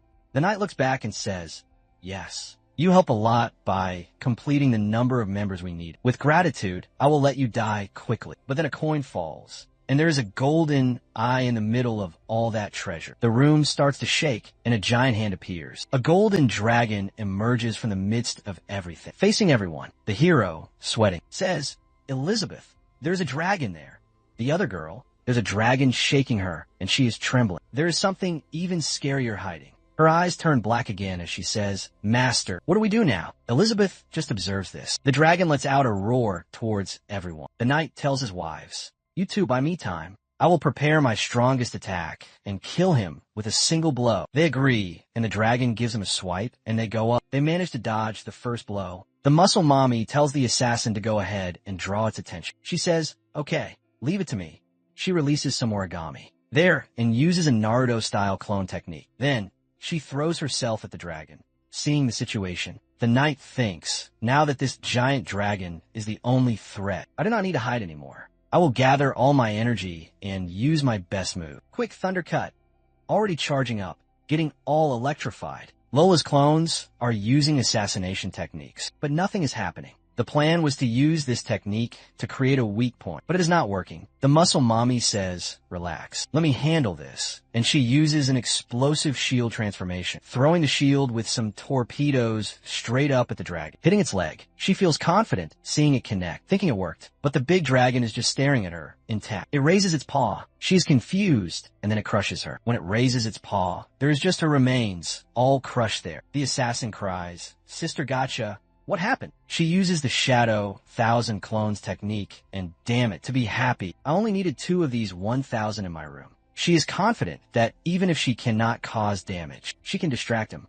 However, the dragon takes a look, flaps its wings, gathering all the coins, creating a sort of golden whirlpool. Her clones are all destroyed, and the tornado starts launching the coins like bullets in every direction. The coins are flying, almost hitting our hero, but they are not hitting. Elizabeth looks at him and says, "Are you so calm? But that is expected of you, isn't it?" The hero is thinking, "Damn it, I almost died." The dragon keeps spinning at that moment and takes a look and activates the dollhouse invocation. But what appears is a giant bear in front of them now, which is protecting them from the bullets. The assassin tells her clones to protect the master, so he doesn't stop the incantation. She manages to save him and is happy. The dragon takes a look and sends a bullet right in the middle of her forehead. Man, headshot. But at that moment, the knight finally completes his charge. Thunder cut, 300%. He goes up, saying that not even a spiritual demon could block. However, when the smoke clears, it only made a slight scratch on the neck, and his sword shattered. He looks at the broken sword, confused. What is happening? The dragon once again takes a look, lashes its tail, and sends him flying, destroying the entire room. Now, he looks at our trio. It's a 4-star golden dragon from the demon sect. The hero and Elizabeth are standing with their arms crossed. He says, "Elizabeth." The poor guy is thinking the centaur died from a tail lash. "I think I will have to use my trump card, right?" Elizabeth looks at him.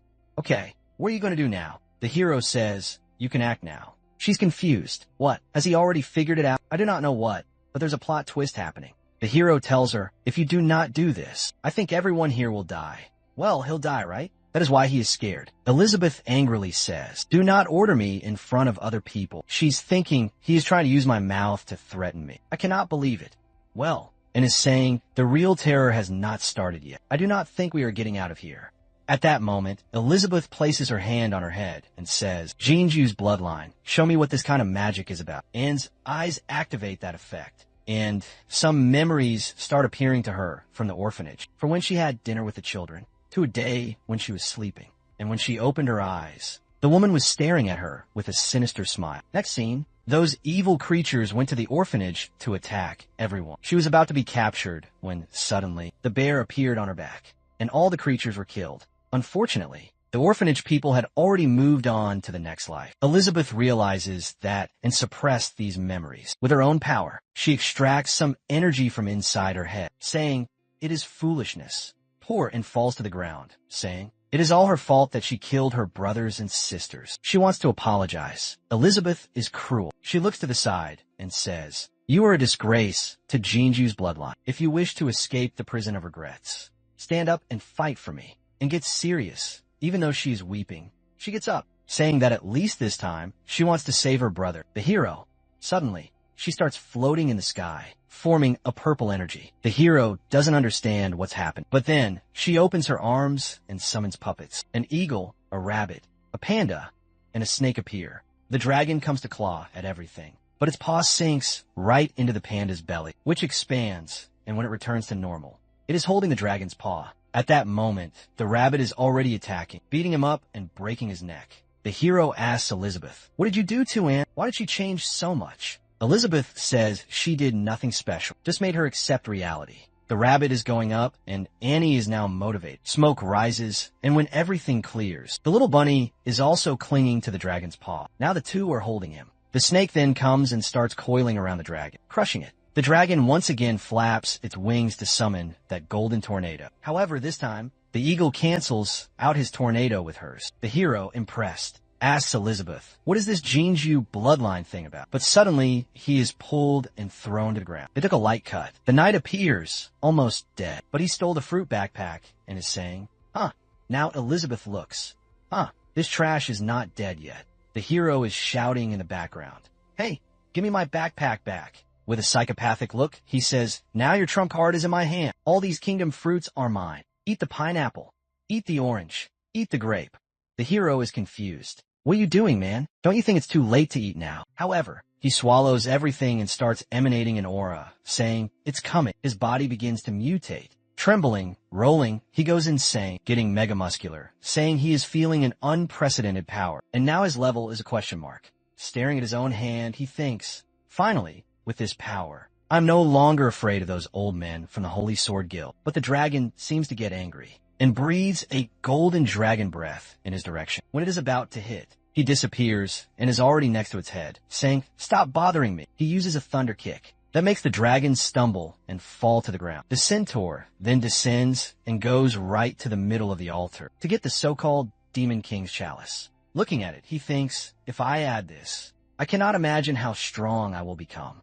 Without hesitation, he swallows it, and his pupils turn red. He once again begins to transform, wings sprouting from his back as he enters a demon form. He says that this sweet Demon King's wine is very good. He is gradually understanding everything, and is there in front, and the hero says, "That guy is getting weirder and weirder. Elizabeth, do something." The other girl, and tells him not to worry. She will not let him get near brother hero. She conjures a marionette spell, but the knight has already pierced her chest. Holding her in the air, he says, "First, I will eliminate you, who are a threat." The hero is terrified. The centaur throws it on the ground, coming towards them, saying that the next one is him. The hero completely ignores the centaur and goes to Anne, telling her to hang in there. Elizabeth will save her. The centaur gets in Elizabeth's face and says, "I know you are hiding your strength, but it does not matter. I will give you two choices. You become my woman. Take me to your kingdom and make me inherit everything. Or, the second option, I will have fun with you until there is nothing left, and then I will sell you to get what I want." Crying, the hero tells Elizabeth to kill him, but the centaur looks to the side.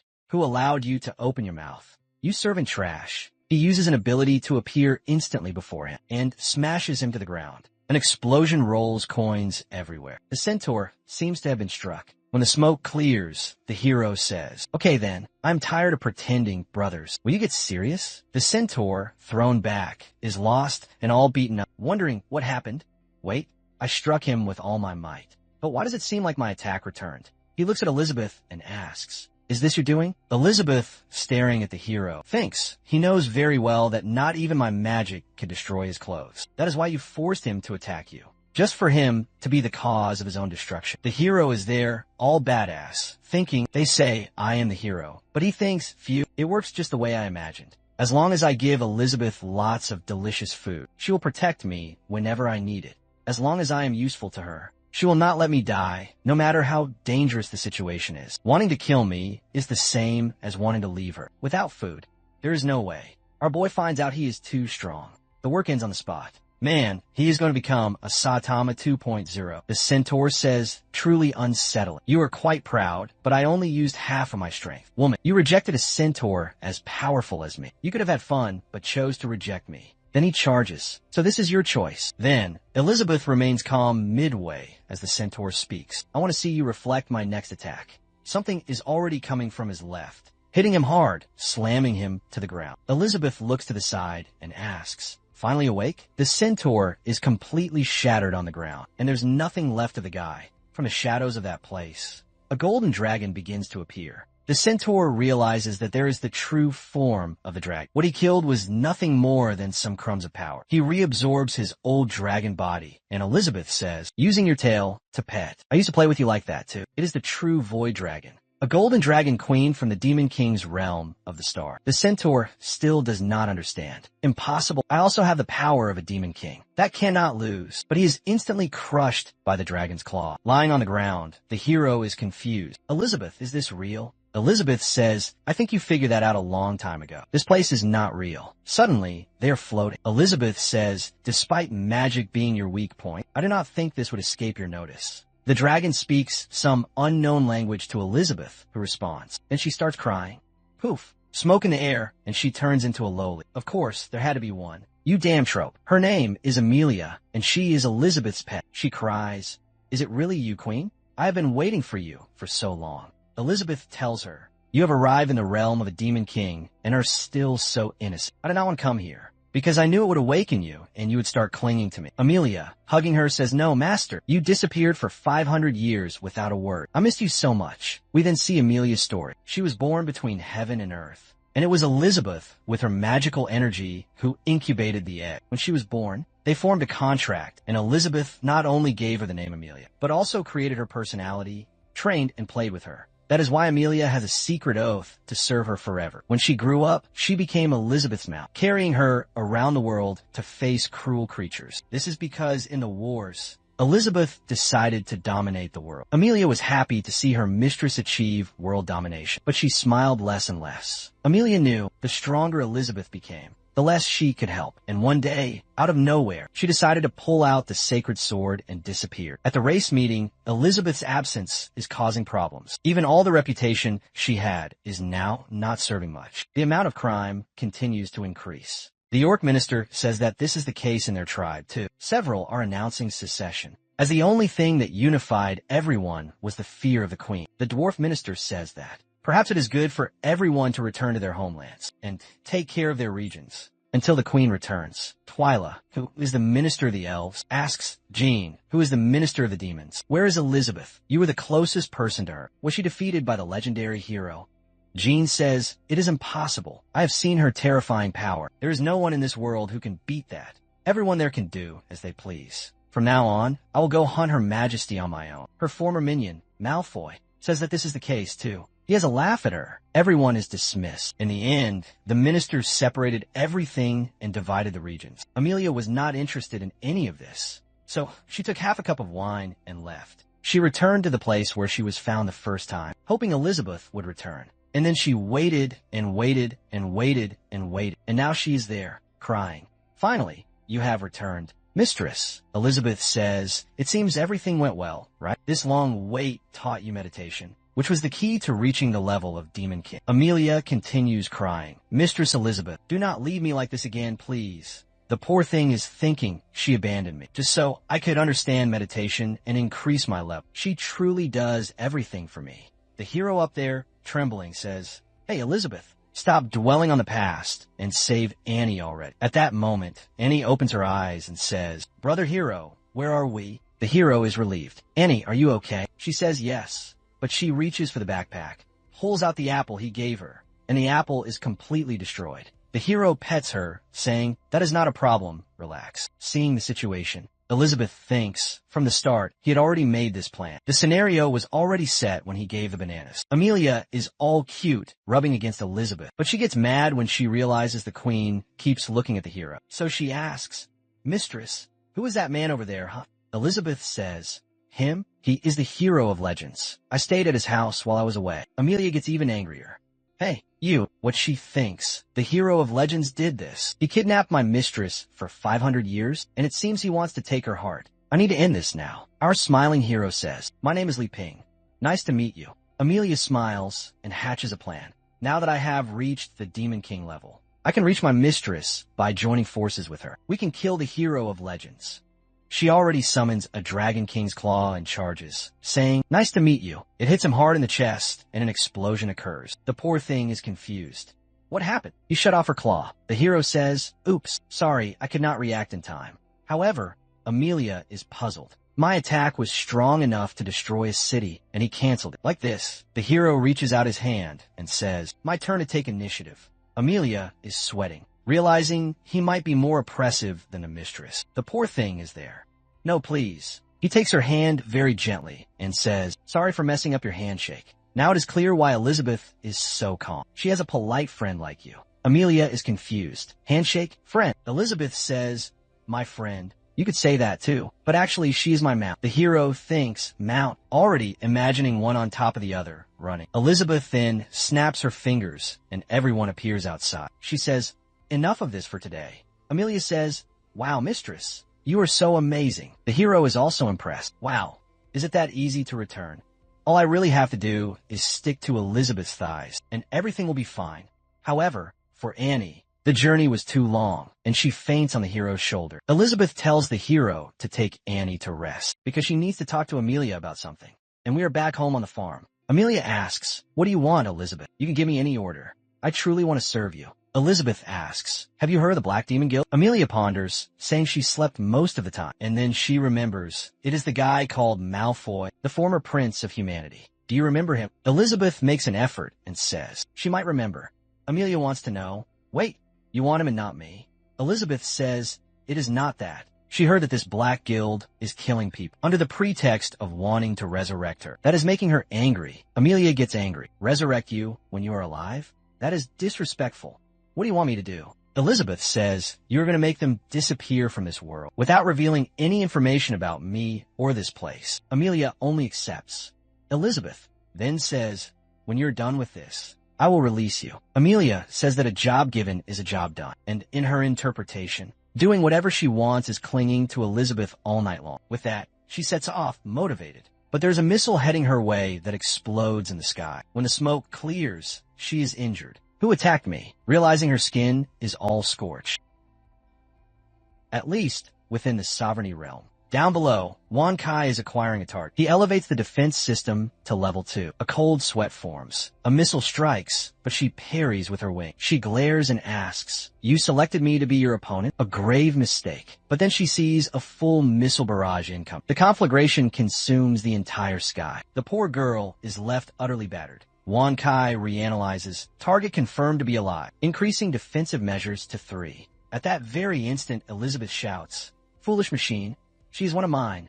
Let her pass. The small dog trembles affirmative. I will add her to the white list. Poor Amelia flees, thinking, this cursed place, it is terrifying. I must escape from here. Inside the cottage, our hero slices oranges, preparing a delicious juice for Anne. He approaches her and says, if you are feeling unwell, you can have this. She thanks him, takes a sip, and her very cells begin to regenerate. Every drop of the fruit contains immense magical power. She is stunned. This feeling, is it some advanced divine magic? She enters a lucid state of mind, remembering the orphanage's fate. A monster-like figure saying, I am you, and you are me. Stop denying your true self. And she is there weeping, lost, while the hero collapses on the couch, sighing. Truly, a sofa at home is the most comfortable. At that moment, Elizabeth enters, walks past her and says, it seems you finally recall everything. Huh? You know, your Gene clan ancestors eternally pledged their fealty to me. If your bloodline awakened, the power of that oath also awakens. At that instant, and sees a colossal Elizabeth with her in her palm, trembling. She asks, are you the legendary demon queen? Elizabeth replies, yes, I'm the sovereign of this entire world, and is confused. But according to the legends, you perished with the hero, Brother Li Ping. Who are you? The hero awkwardly says, I'm ashamed to admit it, but yes, I am the hero, and says, now I understand the entire story. It was like this, correct? In the past, Li Ping and Elizabeth fought a final battle for the title of the strongest. As a result of a month-long fight, you began to admire one another. After so much conflict, you abandoned the fight for supremacy and fell in love. And then you lived this secluded life for 500 years. Elizabeth says, that is almost the truth indeed. While the hero says, she got it all wrong. Elizabeth then changes the topic and says, as a descendant of the superior warriors of the demon bloodline, you're in this state. You are a disgrace to the demon clan. The hero is confused. Wait, and for the demon clan? And stands there, saying nothing. Elizabeth says, it was 600 years ago, correct? A child named Jean awakened the demon lineage when his eyes glowed red. His skill, power, and magical energy grew immensely. However, as his power grew, he became more and more violent. Only death could satisfy him. In just a few years, he left the northern territories in ruins. Hundreds of my elite warriors were annihilated by him. His ambition grew so vast he came to the castle to challenge me. Obviously, he was easily defeated. And then I sealed his violent side, and with an oath of loyalty, he has served me for generations. Trembling, and says, I did not know any of this. My first memory, I was living in the church orphanage. The sister and the brothers were all my family. Elizabeth speaks the truth. You killed everyone in that orphanage. When you went mad, you could not accept reality, so that is why you kept believing. You were waiting for the sister to return. Elizabeth thinks, with the power Jean possesses, you could have conquered the world. In this time that I've been gone, what's happening in that place? And is panicking, saying, no, I did not do this to my brothers. The hero says, Elizabeth, we met her brothers at the market, did we not? Elizabeth says, enough of that. She opens a visualization portal and declares, let us expose the truth and see what these brothers of yours truly are. When they look, they're all dolls. In Anne's mind, she truly saw them as people, but clearly that was not the case. Elizabeth closes the portal and says, do you understand? You are using your magic to sustain this group of dolls. That is why you are stuck at the mage level. The hero is confused, not believing it either. Elizabeth is cruel and unrelenting. To rid yourself of the Black Apostles, you activated your bloodline. However, you went berserk and killed everyone. That is the truth you wish to avoid. She starts going berserk, Dragon Ball Z style, with a purple aura. To stop this, Elizabeth flicks her forehead, and she collapses. The hero catches her, and Elizabeth says, I know you wish to help her. But when she awakens, if she triggers her lineage again, she will destroy the entire city. But the hero says, it is okay. We will try to handle it. Back at the church, and is waking up. She gets out of bed and apologizes for being a burden again. The hero says it's no big deal. They used Elizabeth's teleportation. But how is she feeling now? And begins to weep again, saying she cannot believe she caused all those deaths. The hero says that is not the case. She was trying to protect everyone. She is not a murderer. However, and does not accept that. She says it is all her fault for losing control. But our hero says, it is their fault for attacking and forcing you to lose control. So stop blaming yourself. Plus, there are still missing materials here. But she keeps crying, saying that the fact does not change. The hero interrupts her, explaining, when you made the dolls, the details were good, but you were so afraid of the cotton coming out that you made excessive knots. Because of the lack of quality, the dolls lost their spirits. But it is okay. I will help you remake them. And he starts dismantling everything. However, and dislikes seeing him destroy her brothers, and starts to go berserk. At that moment, the hero recites a line of profound wisdom. Do not wander under the tree. Do not question under the rain, and do not cry in the darkness. She then awakens in the middle of a lake, confused. In the sky, a giant golden hand descends, and the hero finishes the sentence. Look forward and never back. As long as you have the courage to face it and keep your head up, you will realize that this mist was nothing but a little rain. The sky shines, and the hero picks her up in his palm. At that moment, he made a doll that is an angelic child and says, this is the doll I remade for you. And its name is Raphael, the angelic doll. He hopes that will help her heal, and she takes his hand, saying, she is sure it is the same feeling. These are her brothers. She sees all of them around the hero, who tells her not to worry anymore. And then they disappear, saying goodbye. And she once again breaks down in tears, saying she will protect the church. And our hero tells her that the sky is clear. He sighs.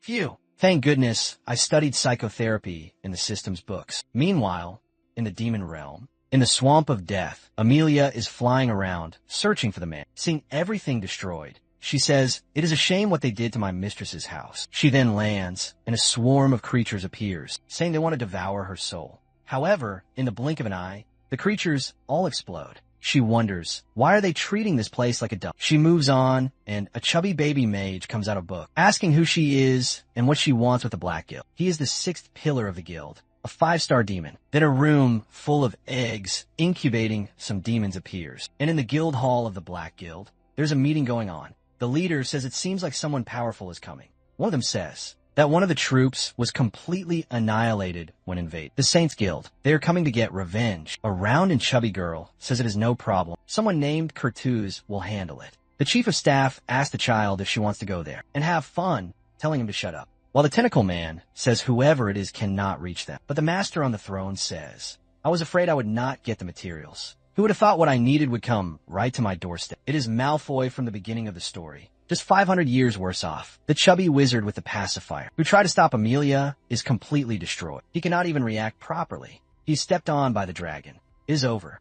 A group of apostles appear, one of them literally being a girl carrying 6 balloons. They are confident they will kill her. However, she just activates the power of the Golden Dragon King. She lets out a roar that already blows everyone away. With that, she continues walking calmly. She arrives before a giant eye that underestimates her once again. She kicks and destroys it and enters the boss's chamber. She sees Malfoy and says he looks horrible. Poor Malfoy is truly finished, but he recognizes her. But in the blink of an eye, he's blown up in his seat. Everyone is terrified and does not understand what happened. Obviously, she just made a small dragon arm and squashed him. The finished Malfoy asks, why did you awaken from your slumber? But apparently, he has a regeneration ability. Did you happen to find Elizabeth? She gets confused. Some tentacles come from the ground and wrap everything around her. Of course, those damn tropes. The tentacle man tells her there is no way she can escape. She asks, escape? What do you mean? She bites, and the man gets scared. She starts swallowing everything like pasta, and it is over. The poor guy for digestion. A Mega Kirby 1 comes from behind, saying she surrenders. She joined them against her own will. She sends a little kiss that activates her seductive magic. And boy, she is seductive indeed. In front of Amelia, she says that since attacks do not work, she's going to make her a prisoner. However, Amelia burps up the octopus she had eaten and finishes her off. Another one comes to attack and is finished again. Now she is face to face with Malfoy. She asks if he's going to take his own life or face her. Malfoy says he cannot face her. However, if he joins what is behind him, then it is different. When she sees in the incubation cocoon, there is an Elizabeth being produced. A month later, we are on the small farm, obviously planting, watering, and harvesting. A peaceful life back at home, chopping wood, making food. Elizabeth finds it strange. Is something wrong with it? Before bed, the hero was getting impatient, and then he decided on something. That morning, he made the breakfast Elizabeth likes the most. She immediately asks, stop beating around the bush. I do not like this. What do you want? The hero says, after living together this entire year, you know I am not a threat to you. This proves that the hero and the queen can coexist. I think it is time for you to leave here. Elizabeth, and control the world again. She asks why. He explains that when he came, he did not imagine she would appear here. And the biggest problem is that time outside is passing too fast. Because of her absence, the apostles are destroying the entire country. Even this black guild appeared and is making everyone's life difficult. Elizabeth says she does not care if it is chaotic. It does not affect them. For our protagonist, the system route was end of the world in their fight, then world peace. However, because they became friends, the world is in chaos. He explains to her that he wanted to keep her here because of the destruction of the barrier. If he did not know what was happening outside, she would continue here without problems. But now that he has seen everything that has happened, he cannot stand still. However, he cannot be a hero, and he also cannot save people from this suffering. Elizabeth somehow is interpreting this as him saying, he cannot live without her. She asks, what do you want? Then, the hero then says, I want you to go back to the world and save everything, because I am an incompetent hero, and I cannot continue being selfish. In his head, he is thinking, even if this place is destroyed by monsters, it is okay. I will move to the city. Now, Elizabeth's interpretation is explained in her head. He is being selfish, wanting to have the queen just for himself, and not letting her stay in the world. She finishes her food and asks, do you want me to leave this place and solve the world's problems? That is easy. Our hero is happy. Seriously? You agree? Then I will prepare everything now. However, she turns around. I'm not interested in the outside world, but there are 2 ways to solve this. She is thinking, bastard, are you looking for an excuse to kick me out of this place? I'm not that easy. The hero asks, what are the 2 ways? She says, the first one is simple. She goes outside, uses a magic that obliterates the whole world, and done. The hero says no. not that option. She says, the second option is to find someone who can rule the world in her stead, and she will help from behind the scenes. The hero wants to know who that person would be. She says, you already know. Besides me, only you are qualified for that. He sweats.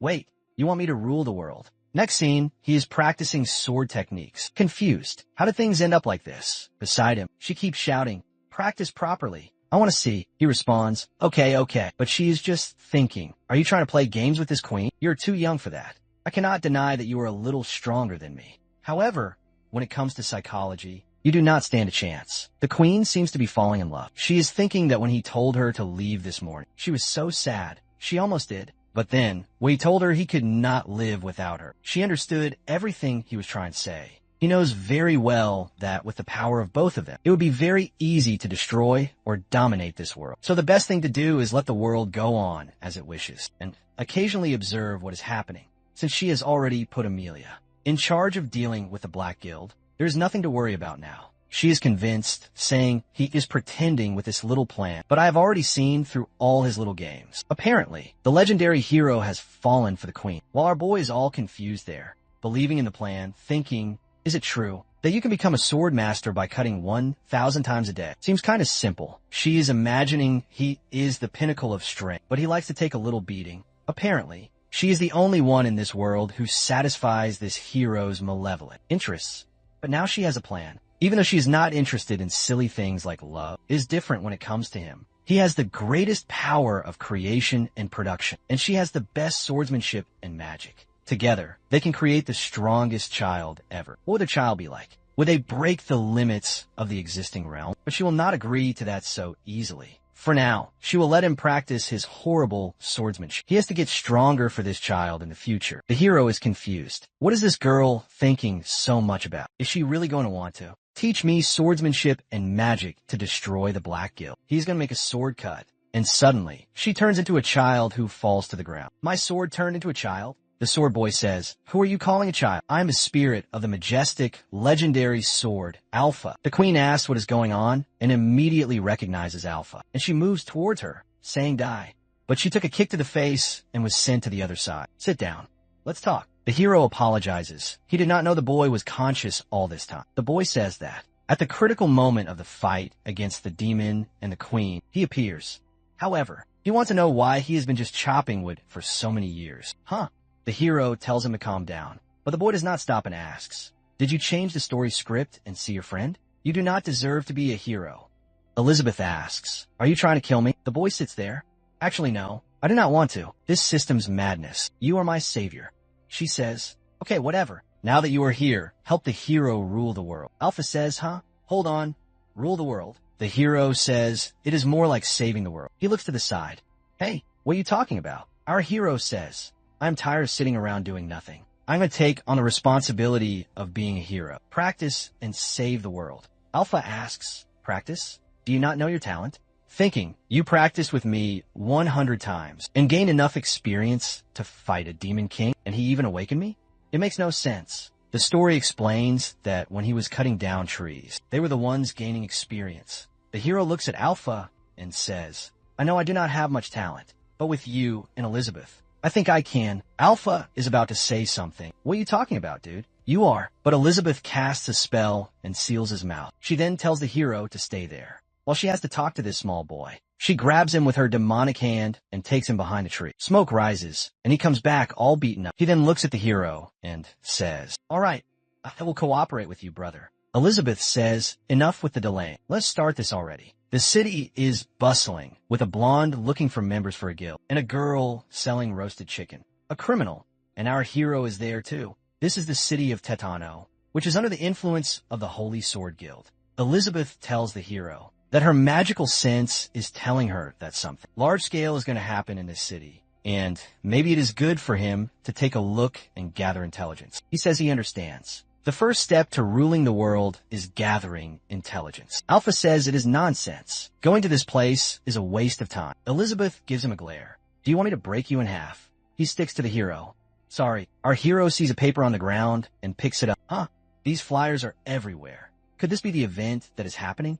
Competition between guilds? Elizabeth says it is a fight where each guild sends its representative. Someone plays a drum, telling everyone to place their wagers. People are all excited to bet, and the hero pulls Elizabeth, who is all modern in this outfit. They head towards the giant arena. However, when they're about to go up, a green bull stops them, saying he could not detect their tickets with magic. The hero says, "Elizabeth, I will handle this." The hero then takes out a bag of coins and says, "I saw on the poster that it is 10 coins per ticket. Can we buy them?" The big guy says, "Yes," but he monopolized them all and is now selling them for 200 coins. The hero thinks the guy is a damn scalper, but Elizabeth uses magic on his head, and the guy hands over a VIP ticket. With that, they both go happily. The hero is impressed. The place is very luxurious. There are some guys there that you cannot see properly. A guy smoking a pipe, writing some magic, a dwarf, and 2 hot babes from the Holy Guild.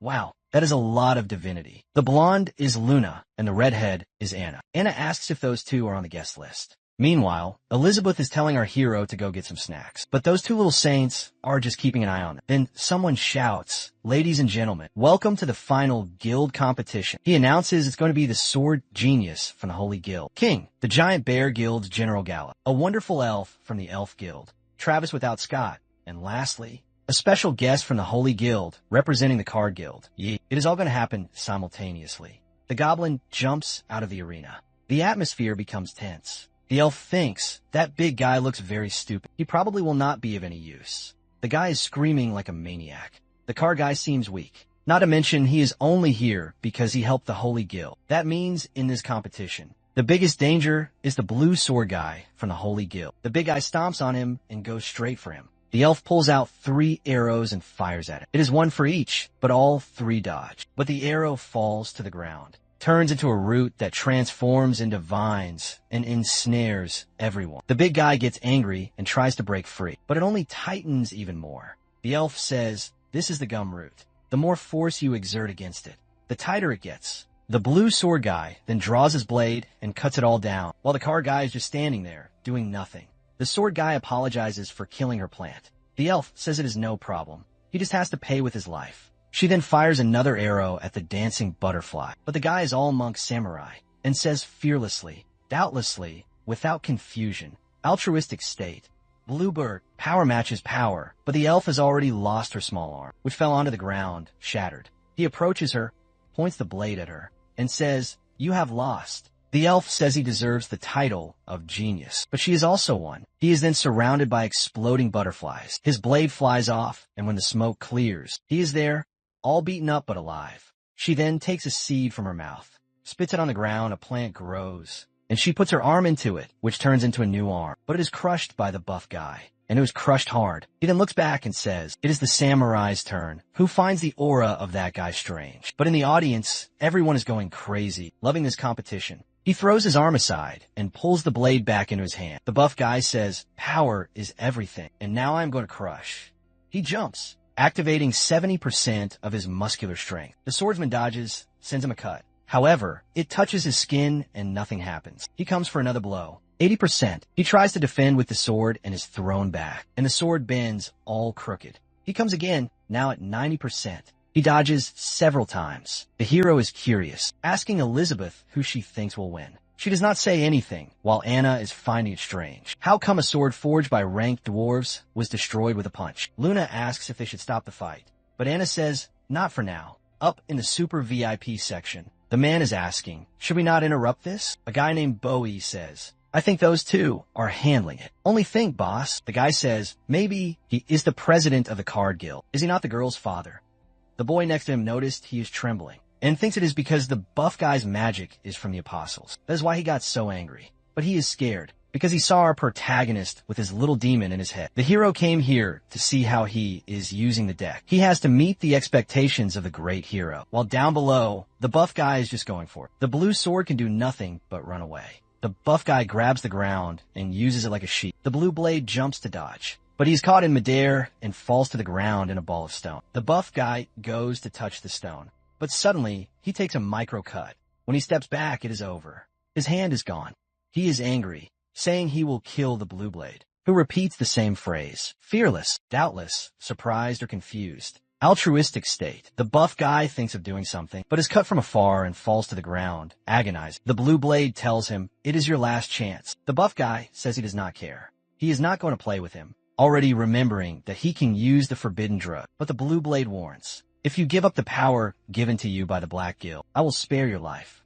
However, he breaks a pill in his mouth to reach the realm of Demon King. But before anything happens, his head is separated and it rolls towards the card guy, who has been standing there in the trap all this time, who is actually the small elf girl our protagonist saved. We then see the card guild, and they're practicing with the decks, as she has been drinking tea with the herbs our hero gave her. Before she left, she keeps evolving. Her father comes back from a trip and tells her he helped the Holy Guild deal with the apostles, and for that he received a gift. She thinks it is that pile of apostle remains in the bag, but it was actually a direct qualification invitation for the finals. If she wins, the card guild will be recognized as an official guild. She feels insecure. She cannot compete with those geniuses, but he says none of that matters. She has to be more confident. They have evolved a lot. They're not the same as before. When the time comes, I will give her the hero's deck, and with that, she will win. Amidst the vines, she is pondering, even though I have the hero's deck, with my current strength, I can only use 6 cards at once. The rest of the battle, I will have to rely on card replicas, which will significantly weaken the power of my attacks. However, I cannot retreat here. Determination is the most important. Reaching for her belt, she grabs the deck of cards, a cut easily freeing herself from the vines. That devilish head seems alive. The blue blade speaks. "It was a good strategy to hide and only reveal your power in the end, but you're not an opponent for me. So just admit defeat." She sends some cards his way, and he dodges, saying, "Wow. The guild owes you a favor. I do not want to harm you. It is the final warning." Everyone is confused. Fighting with cards? He thinks, "I see these feints are a ploy to unleash a far greater power, but I will grant you no such opening." He prepares to land a decisive blow. She panics, realizing her entire strategy was seen through. Retreating, her foot triggers a hidden card trap. It launches her skyward, and from the apex, she unleashes another storm of projectiles. But the blue blade leaps, deftly evading the assault. This time, she conjures rings of ensnaring cards, and yet again, he masterfully parries. The cards then swarm his blade and his form, sapping the aura. The blue blade warns her, "This foolishness ends now. If I get serious, your death is certain." She reveals it was all a ruse to prepare her ultimate technique. Raising hands ablaze with cards, she roars, "Unleash," birthing a colossal dragon made of spades. The entire stadium is now captivated. The dwarf marvels at the craftsmanship of the cards. Their magical effects are diverse. Even the obliviously Ping and the crowd are stunned. Whoa, are they battling with playing cards? How is such a thing possible? The blue blade, once more, pushes his altruistic state to its absolute limit. He fires a cerulean bird at the dragon. The two forces clash mid-arena, triggering a massive detonation. The cards are utterly annihilated, raining down as ash. She thinks his power is absolute. Victory is impossible with mere imitations, but she fears the true deck, for its power is uncontrollable. The blue blade moves in for the final strike, blaming her for forcing him to unleash his full might. He sends a final slash toward the cards, and she lies defeated upon the ground. "It is finished," he declares. She concedes, "It is so. I have lost. There is no reason to continue this fight." But behind the blue blade, a dark presence flies toward him, piercing his mind. His eye glows a venomous purple. He's been seized by the head of that foul beast, the severed part now claiming his entire being. The great apostle sneers, "This vessel is quite fine. How does one wield this key sword contraption?" It immediately assaults everyone in the vicinity. Thankfully, a barrier holds firm. Otherwise, the spectators would have perished. Li Ping asks Elizabeth, "What is our move? Do we intervene?" Elizabeth says no, for his path to world dominion. He must learn to overcome these minor tribulations. This is nothing. Greater trials await. He simply accepts her judgment. The poor father thinks, "Damnation. They predicted we would face an incursion. That is why they are observing. I must deliver a worthy show to impress Mr. Li Ping and the Queen." The old man beside him is thinking, "If you rush to rescue your girl, you will reveal that you lack the warriors to handle the Black Guild alone. And when the Holy Sword seeks new allies, you'll crawl to us." The fiend is inside the blue blade soul, and our elf is filled with righteous fury. Her hatred for the Black Guild burns. And if that is true, she no longer needs to hesitate. Unleashing the true deck, the apostle is stunned. What is this? Her magical aura has surged immensely. I must eliminate her immediately. He launches a deadly assault her way, but a spectral knight with a shield manifests to protect her. Li Ping finds this strange. That form feels strangely familiar. The dwarf and the analyst are dumbfounded. Wait, this power is far beyond the previous deck. If my eyes don't deceive me, that's a wraith of the 13 sacred knights. The old man then asks, "Boss, is this the very technique that vanquished the 6 demon pillars?" The father states, "I wielded the number 9 back then. She is only using 5 now. I pray it will suffice." She unleashes her cards, commanding the beast to release its host. But he dodges, thinking, damn it, how can she channel such force into those cards? He leaps to evade, believing he can escape, but he collides with the shield of a knight, who ricochets him to another, and then another. They pinball the possessed warrior around. He uses a desperate blade strike to halt his momentum, but the shield knight appears from behind, trapping him in a cage. She then gives the order, "Crush him." The 4 phantoms converge from all sides, focusing an immense pressure upon the apostle, who is compressed and utterly defeated. He plummets hard onto the ground. At this moment, her father gazes at the arena and muses. Li Ping and the Demon Queen will find this display adequate, yes? Meanwhile, Li Ping turns to the queen, exclaiming, "Wow, is that Yelai Fu? No wonder her appearance was so familiar. Do you recall them, Elizabeth? They were the father and daughter we aided." Elizabeth is completely ignoring Li Ping, her glare fixed on the father, thinking, who gave him permission to reveal himself? The poor man is shivering in his seat. The father greets the powerful pair, quaking in terror. "You two are present. I did not wish to disturb your viewing, which is why I failed to announce my attendance. Please, grant me your forgiveness." The father trembles in fear. Now that Li Ping sees the old man is present, he rises and exclaims, "Oh, uncle, as I expected, you are also here. I just recognized it was Yulai Fu in the arena. I have so many questions for you." The old man grows even more terrified, wondering, so many questions? Could it be that Li Ping was displeased with the card arts? The other dignified elder beside him is simply thinking, who is this youth that the boss shows such reverence for? The scene transitions to a grand banquet where all have convened. Li Ping murmurs to the queen, "Why do you suppose they have summoned me here?" The queen replies, "It is of no import. He should seize this moment to learn more regarding this dominion. He will host countless councils on his path to world supremacy." Li Ping concedes, but urges her to cease talk of world conquest, lest the others misinterpret. The warty old man congratulates the elf's father, stating that the triumph was magnificent. However, the father interjects, "Old sword, we shall speak of such minor things later. First, allow me to introduce 2 honored guests. This young man before you is the one who delivered my daughter from the Apostles of Shadow. He is Mr. Li Ping, and the lady beside him is..." The father falters as he feels the queen's deathly stare upon him. Both father and daughter are terrified. "We must not reveal her true name," the man with the sword inquires. "And why is that?" The father tries to speak, but it's obvious a sigil has been placed on his throat. If he dares utter a word, he dies. Li Ping, seeing this, thinks this father is a kind soul. He fears exposing Elizabeth's identity to these strangers and creating complications for us.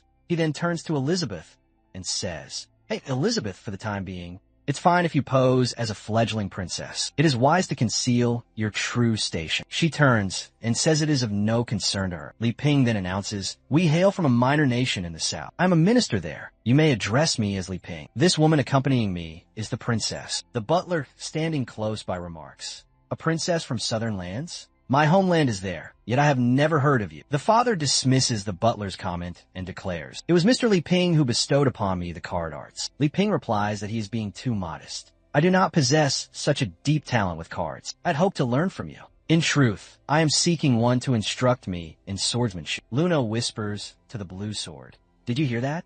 He desires to learn the blade. Despite crafting such overwhelmingly powerful cards, what is his true objective?" The blue sword warns her, "Be cautious. This is not the moment for such discussions." Yulai Fu nervously gulps and says, "Mr. Li Ping, did you witness my battle? Was my use of the card sufficient?" Li Ping is baffled, wondering what skill she is referring to. The father interrupts and asks, "Li Ping, please be truthful with us. Was there some deficiency in our demonstration?" But Li Ping's entire demeanor darkens, and he states he has no remarks to offer. "I simply had not foreseen you would use my cards, so..." The father begins to sweat, stammering an apology. "I had a foolish notion to replicate some cards and create a guild without seeking your consent." The elf also apologizes, saying her display in the battle was the peak of her ability. But Li Ping's expression softens as he asks, "Why are you making apologies? This allows for more people to engage in the games, which is a very fine thing. She then asks him, are you implying that since the cards hold power, it's good because now common folk will be able to learn? The father says, that must be the reason. A way to elevate the guild. Li Ping remembers, oh, curses. They're speaking of arcane energies, not merely paper cards. The man seated at the table with the monocle is just watching. This is truly fascinating. The girl possesses an overwhelmingly dominant magical aura, while the other has completely sealed his away. I perceive nothing. He's employing the demon lens. And in that instant, Elizabeth casts a glance his way. The man breaks into a cold sweat, wondering, damn it, have I been exposed? Impossible. I used the demon lens for observation. There is no magical trace. There is no means she could know. But what is this crushing, oppressive feel? Elizabeth looks at Li Ping and declares she wishes to exterminate one of them. Li Ping is alarmed and asks what she is implying. He then produces a pudding and says, if you have any inquiries, pose them after this meeting concludes. Here, take this. She becomes pouty and greedy, snatching the pudding with glee. The old man with the sword then clears his throat and says, enough idle chatter. Let us return to the primary subject, given the tournament's events. I have gathered certain people here, and I wish to propose an alliance. Because we must urgently eradicate this black guild. The attendant then places an item on the table, a sack of black gears that were all utilized within this tournament by the combatants. Li Ping asks, black gears, were these things? The father clarifies that when you embrace the black guild's power, they embed this dark gear inside you, which flourishes alongside your strength. The inebriated dwarf slurs. 30 gears in this tournament. It seems the Black Guild is already deeply rooted here. But Luna notes, that muscle-bound warrior passed the sword's purification ritual. Could it be they accept the dark power after qualifying? Anna, on the other side, says, perhaps the Black Guild discovered a method to bypass the purification. But the monocle guy elaborates. Only those with a very low fusion rate can even be sensed. This implies most of them need not conceal their nature. Some individuals, upon accepting the gear, lose all control and become apostles. In the second scenario, they resist but lack control, and thus they transform into a great apostle. In the final case, if the host can accept the gear and completely master the Demon King's power, they ascend to become a pillar serving the king. However, regardless of the outcome, they are bound to serve the one who gifted them the gear. The blue sword asks, I nearly became a dark apostle. The monocle guy says it's impossible to confirm. You were possessed, but not assimilated. But given your latent potential, if you had truly been dominated, you would have become a pillar of the Demon King. The old man with the sword says, thank the heavens the boss was here to assist, correct? I would have been helpless with these weary bones of mine. The card master says he was also a holy guild member, so it was his duty to help. The blue sword says, when the guild faced its crisis, I was on a mission abroad and could not face the black apostles. But today I witnessed the card arts that slew one of the 6 pillars. My defeat was utterly convincing. Yulai Fu, you are a powerful woman. But she gestures toward Li Ping and states, this is all his accomplishment. She wields such power only because of the cards he granted her. The dwarf demands to know where Li Ping acquired such crafting skills, and if he is a master smith on top of that. He is eyeing the blade on Li Ping's back, and senses it possesses immense value. Li Ping says he merely enjoys some simple handicrafts at home now and then, just to pass the time, with no formal smithing involved. The dwarf declares he is a very modest young man. Meanwhile, Luna claims that if the Sword Saint were present, the Black Guild would not even dream of invading. Anna says she praises her too highly, and Li Ping asks the boss, Yulai Fu's father, if this Sword Saint is the strongest swordsman and what his location is. But the boss tells him, I am no longer a holy guild member. I cannot offer my thoughts on this. The old man with the sword says, it is no matter, boss. We cannot conceal this truth for much longer. Whispers travel on the wind, the dwarf says. So, the rumors held truth, and the monocle guy explains. Following the Holy Sword Guild's rebellion, not only did their combat strength plummet drastically, but even the legendary Sword Saint has vanished. That is why the Black Guild is exploiting the chance to strike. The old man with the sword confirms, that is the truth. The Sword Saint delivered dispatches about half a year prior. There's been no word regarding her since then. Li Ping is confused. A rebellion? The saint disappeared. The butler elaborates. To be exact, she went to capture the Axe Elder who betrayed our guild. However, she has not yet come back. The blue sword reveals his last mission was to locate the saint, but when he arrived at the site, nothing remained. Luna questions, If the Sword Saint was stronger than the man she went to capture, how was she defeated? The Blue Sword says, there is no question of the Sword Saint's might. However, when she traveled to the mountain, everything had been utterly annihilated. He has no clue what sort of battle was waged there. Half the entire region had been leveled into flat ground. The old sword adds, it's because the axe elder found a supreme magic. All that is known is it's a giant axe called the Demon's Burial. It possesses terrifying power and radiates an aura of malice. The might it bestows upon a wielder allowed the elder to overcome the Sword Saint. The dwarf says, I have witnessed every S-rank weapon forged in my kingdom, and there exists no such demon burial axe. It seems to be an artifact created by the Black Guild themselves. Li Ping looks at Yulai Fu and asks, I still fail to grasp who this elder is. And for what reason did he betray the Holy Guild? The boss explains, within the Holy Guild, there is one leader, the Sword Saint. Beneath her, 5 assistants exist to mentor the disciples. The Sword Elder, who is the gentleman at the table there, the Dagger Elder, the Spear Elder, the Shield Elder, and the Axe Elder. However, one day, the Axe Elder defected to the Black Guild and started a rebellion from within the Holy Guild, slaying both the Spear and Dagger Elders. The Shield Elder fell in battle against the Black Guild. The Sword Elder states that he is the last one remaining. During the uprising, many from the guild betrayed us, including my own most cherished son, Sir Buffthorn Tyrus. Li Ping asks, Tyrus, is he the centaur who brandishes a sword? The old man looks up and says, yes. That is my boy.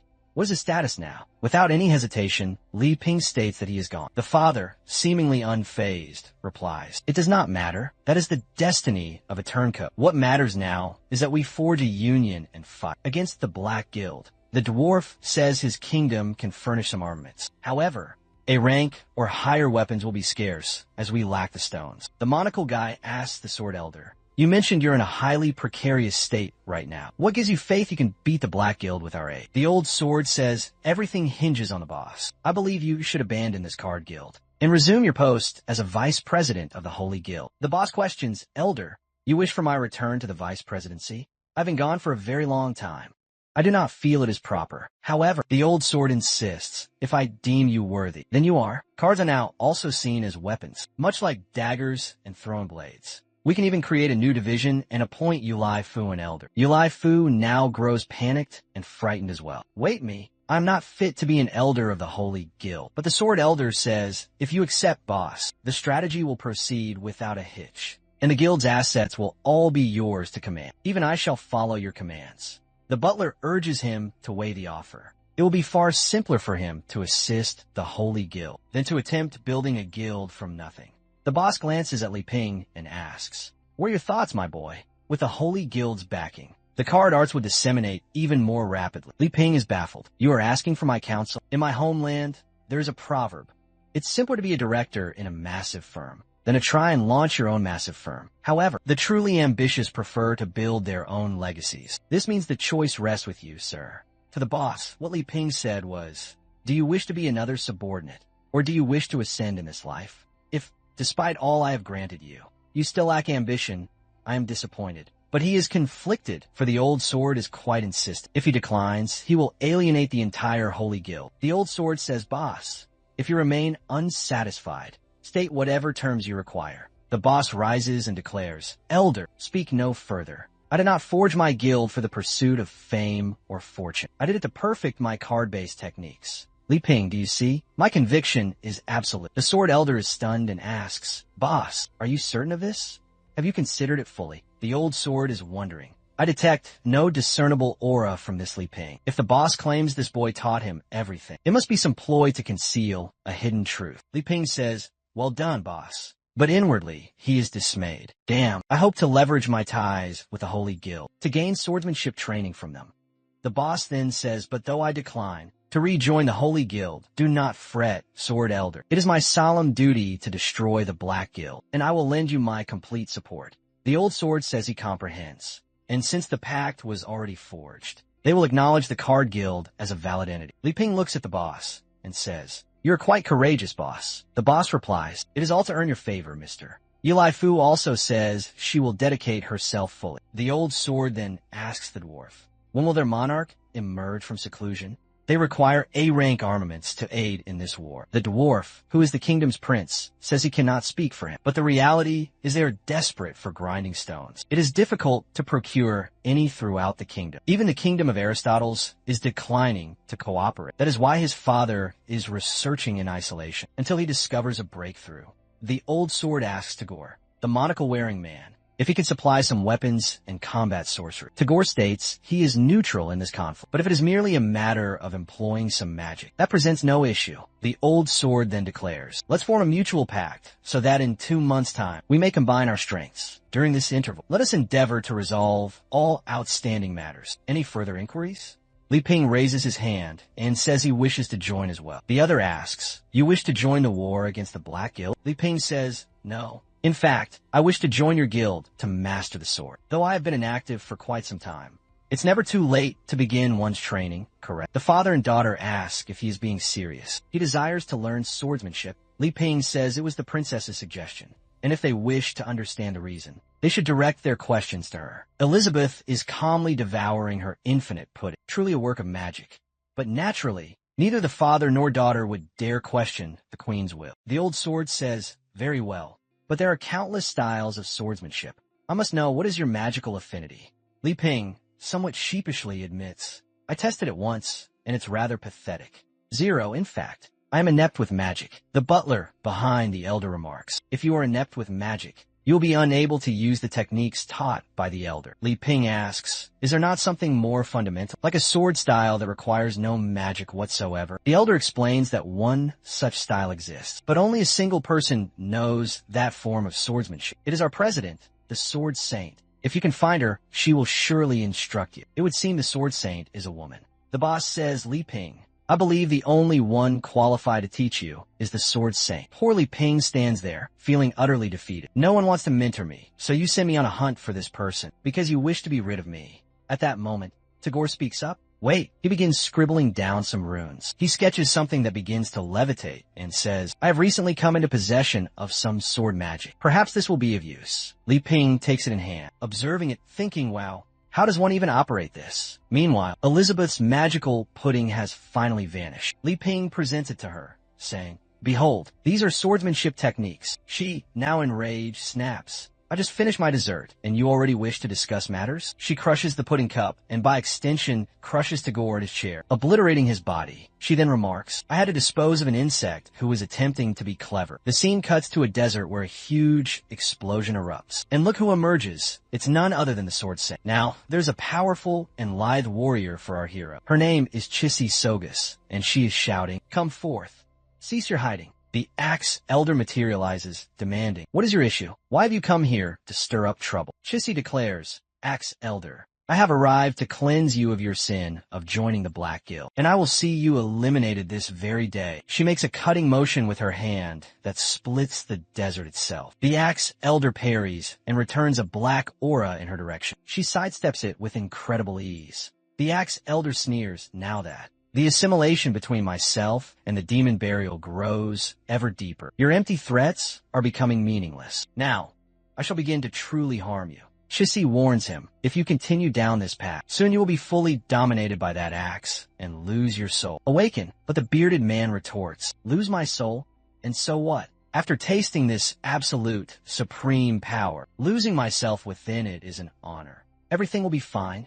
Demon burial. Consume my very being. An aura begins to engulf his body, and the madman draws. What in the world is this? It's a woman's form now, speaking with a feminine voice. It says, resentment. You wish to forsake me? I will not permit it. The transformation proceeds, and the man becomes a voluptuous female from the neck down. Chissy spits, you fool. You are now utterly controlled by that black artifact. The axe elder, who is now the demon burial, replies, are you referring to this thing? She seizes the gear and rips it free, tearing away the hideous face of the elder with it. And now, there she stands. Welcome. You are quite a vision to behold. This is the true power unleashed. Fixing her hair, she purrs. Now, that's much more suitable. Chissy vows she will annihilate her. She now unsheathes her blade, named Phantom, which was crafted with essence from the Ghost Horse King, and was forged by the Dwarf King's own hands. The alluring Demoness, who is still without a name, points her colossal axe and says, pathetic, come and face me. In the next instant, the Sword Saint appears directly behind her. she unleashes a vaporous slash. An entire landscape detonates. Sand flies, and a crater forms. Chissy declares, "The Axe Elder is no more. There is no reason for me to grant you any mercy. It is done." But her sword begins to fracture and disintegrate. The demoness looks back and says, "My body registered a minuscule impact from your attack. But if you are capable of that, I can see you possess considerable power. Do you have any more ploys?" Now Chissy is desperate. That sword was thought to be unbreakable, and it barely managed to scratch her. The demoness says, "If you are quite finished, I will begin my warm-up. Be ready now, won't you?" The demoness legitimately starts her warm-up routine, stretching her limbs, extending her arms, while Chissy starts to conjure all manner of weaponry, grabbing a scroll, launching everything skyward, fusing a spear with a scythe and a dagger. Everything begins to detonate. Even her, I now bears a pentagram sigil. She invokes a spatial distortion and launches a black sphere of light at the demoness. The demoness, nearing the peak of her transformation, says she is finally feeling more limber. Chissy even threw 2 scrolls to entrap her, while the spatial distortion closes in. The demoness, still warming up, says she feels underestimated. Chissy declares she must employ destruction magic. She produces a hammer and smashes it against the spatial distortion, with the spear at its point, the scroll encircling it, and launches the entire attack at her. But in 0.001 seconds, the demoness smirks. She executes a slash, and in another 0.001 seconds, the slash begins to tear through all that the sword saint had unleashed, ripping across the entire desert landscape. In 0.004 seconds, the slash is now directly before Chissy, and she feels the cold embrace of death,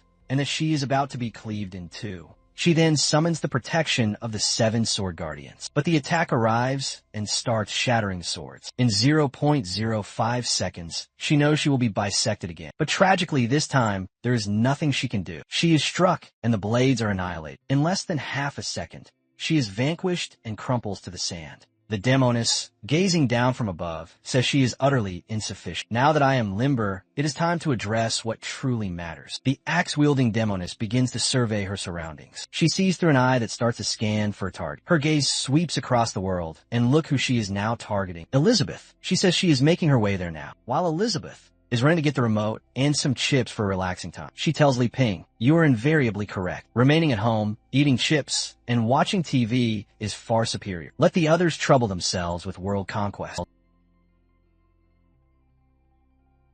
Drained, this path to global domination is not for me. But the queen offers him comfort, stating that as their pact was already sealed, she will guide him, so he has no need to despair. Li Ping protests, "Hey, Elizabeth, but you should have given me a warning before such a display." She crunches a chip, replying that he is a very needy boy. Rewinding to the moment Tagore was annihilated, the old sword jolted in alarm. The attendant behind him unsheathed his blade. Everyone tensed, even the poor blue sword, barely conscious, drew upon the last dregs of his strength. Meanwhile, the dwarf serenely sips his drink, muttering that the spectacle is about to begin. The boss rises, commanding everyone to be calm and hear him out. He turns to Li Ping and implores, "Sir, can you offer us some clarity?" Li Ping stands there, utterly speechless. Then Elizabeth declares, "With your feeble level, it is no surprise you are being compromised by the Black Guild." Li Ping asks what she is implying. Elizabeth commands everyone to bear witness. She invokes a deconstruction spell on the power that Tagore had offered to Li Ping. It clatters to the floor, revealing a parasite. The vile creature scans its surroundings for a host. Its gaze locks on Li Ping, and it lunges toward him. Li Ping flinches as the abomination nears. With a gleam in her eye, Elizabeth flicks her finger, and it is annihilated. In that instant, the attendant who stood nearby notices that Tagore's remains were also dissolving. Even the man's very flesh was a form of dark magic. Luna says, "So even a great figure like Tagore fell to the Black Guild." And Anna adds, "Now it all becomes clear why so many are defective. With such influential members, of course, the weak-willed would submit." Elizabeth scoffs. Their methods are pathetic. Nothing more than a collection of foolish gears. Li Ping is chewing on his nails, looking like a fool and wondering, what was that parasite? Would have hurt if it bit me. The old sword then asks Elizabeth how she knew of the parasite, but she merely glares at him and states, "It is none of your concern." The old man's patience wears thin, and he snarls, "The Holy Guild may be weakened, but it will not abide this level of insolence." The poor boss is now in a desperate position. Damn it, the elder is incredibly prideful. He cannot stand having his honor slighted. But he is ignorant of the true stature of Mr. Li Ping and the queen. He must believe they are beneath his notice. If he provokes her, the fallout here will be unimaginable. The boss then tries to de-escalate the situation. Mr. Li Ping, could you please elaborate? But Li Ping replies, I still fail to comprehend any of this. Elizabeth grabs him by the arm, pulling him flush against her, using her assets to great effect. Nice. We shall continue this later. Farewell. Li Ping waves farewell to the boss, saying, until we meet again. The boss knows full well the blame is about to fall upon it. Now, how am I to explain this entire affair to the elder? Elizabeth glances back and asks if he is finished. The boss falls silent, uttering not another word. They then depart, and the old sword orders the butler to launch a full investigation of the southern territories. Back at their residence, Li Ping says, if you're going to act so rashly in the future, inform me in advance. I need time to mentally prepare. Elizabeth is thinking that there are two crucial points to consider. That man's I was undoubtedly crafted by Jim, the red-eyed demon. Secondly, the dark sorcery he wielded was distinct from the black guilds. So, it is clear there are other, even more formidable powers that have yet to make their move. But perhaps none of this is relevant, since Amelia has already obliterated the Black Guild's main base. All that remains are some stray demons for Li Ping to play hero with. Li Ping, sprawled on the sofa, says, that parasite creature was unsettling. How did you sense he was a villain?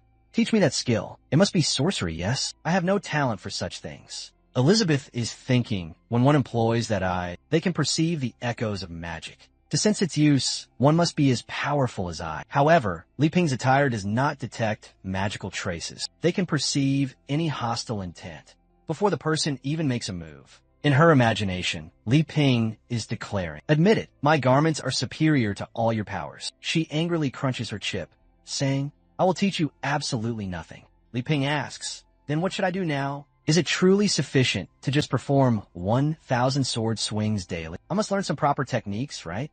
The sword saint is missing.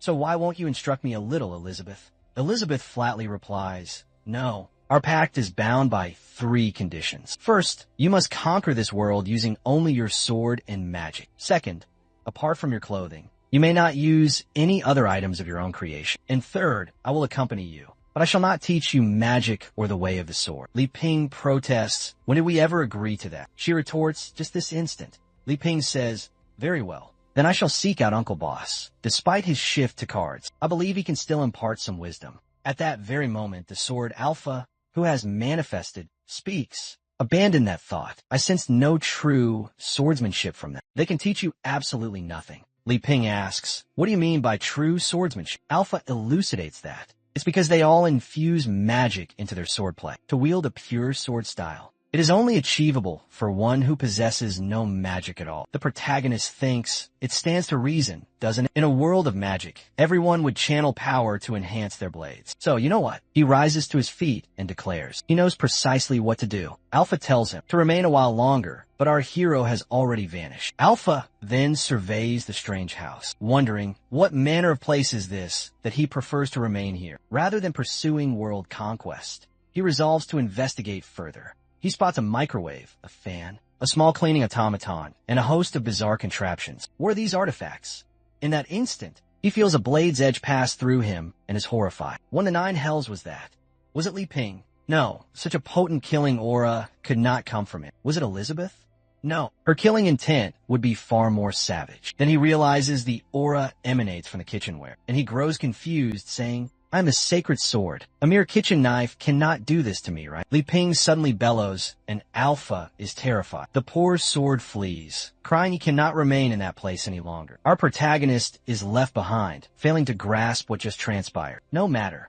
I have finally found it. A Tai Chi sword manual. It extends life and cures all ailments, maintains fitness, and reveals the secrets of nature. Li Ping opens it with great confidence. I always dismissed this as useless. I'm glad I left it upon my shelf. He scans its contents, then shuts it. Wow, there are 13 forms that appear quite simple. They can be practiced by both men and women. But can this truly be used in a real battle? He then tells Elizabeth that he has located the sword manual and asks if she will assist him. But Elizabeth, stuffed with chips, says she is weary and wishes only to recline. Our hero says, understood. Then I will locate Alpha and test it with him. Watching him depart, the cunning Elizabeth thinks, you have no concept of how to truly hone your swordplay. Soon, you will reach an impasse and not know how to advance. That is when I shall intervene to guide you, and you will finally grasp my superiority. Li Ping then ventures to the garden, calling for Alpha, but he remains in his blade form. Our hero asks, why have you reverted to your sword form? If you continue to ignore me, I shall begin my training without your leave. Alpha remains inert, so Li Ping opens the text. Let's begin. The first movement. Extending his arm, he declares, like a dragonfly gracing the water's surface. The scene cuts to 3,000 kilometers away, where that massive toad, an ally of Wan Kai, is receiving a brutal beating. He is attempting to use some magical arts, but the demoness is there, stating, simply eliminate him, and the rest will submit. She attacks with unbelievable swiftness, flexibility, and might. She kicks the toad squarely in the gut, launching him far into the distance, where he impacts, defeated. The toad has a gaping hole in his chest, and she stalks toward him, saying, you possess so many high-level beasts protecting you, but no more. I will erase them all, so you can no longer hide. From this day forth, your tranquil days are concluded. At that instant, a protective barrier manifests. Above him, above the toad, Wan Kai is placidly observing. The demoness recognizes him, thinking, here comes a foe that will cause me great difficulty. Wan Kai looks down and emits a small yip. The toad, now grievously wounded, says, since you intend to fight, I shall take my leave, and he vanishes into mist. The demoness warns, if you do not wish to perish, you had best step aside. Wan Kai commences his analysis. He sees she is not on the authorized list. He identifies the extreme risk level and invokes the prime directive. No one may ever disturb the master. He instantly elevates the threat to level 3 and deploys a full missile barrage. The entire landscape erupts. And far away, our boy Li Ping is practicing his Tai Chi techniques. After a time, he feels a surge of confidence. Wow, I actually executed them all. It's not so difficult after all. At that moment, the sword Alpha reverts back to his humanoid shape. The protagonist asks Alpha, what has happened? But when he looks at Alpha, who is now in a meditative state, Alpha slowly opens his eyes and says he is finally recuperated. Li Ping then requests, offer me some guidance on this sword style I have been trained. Alpha is baffled.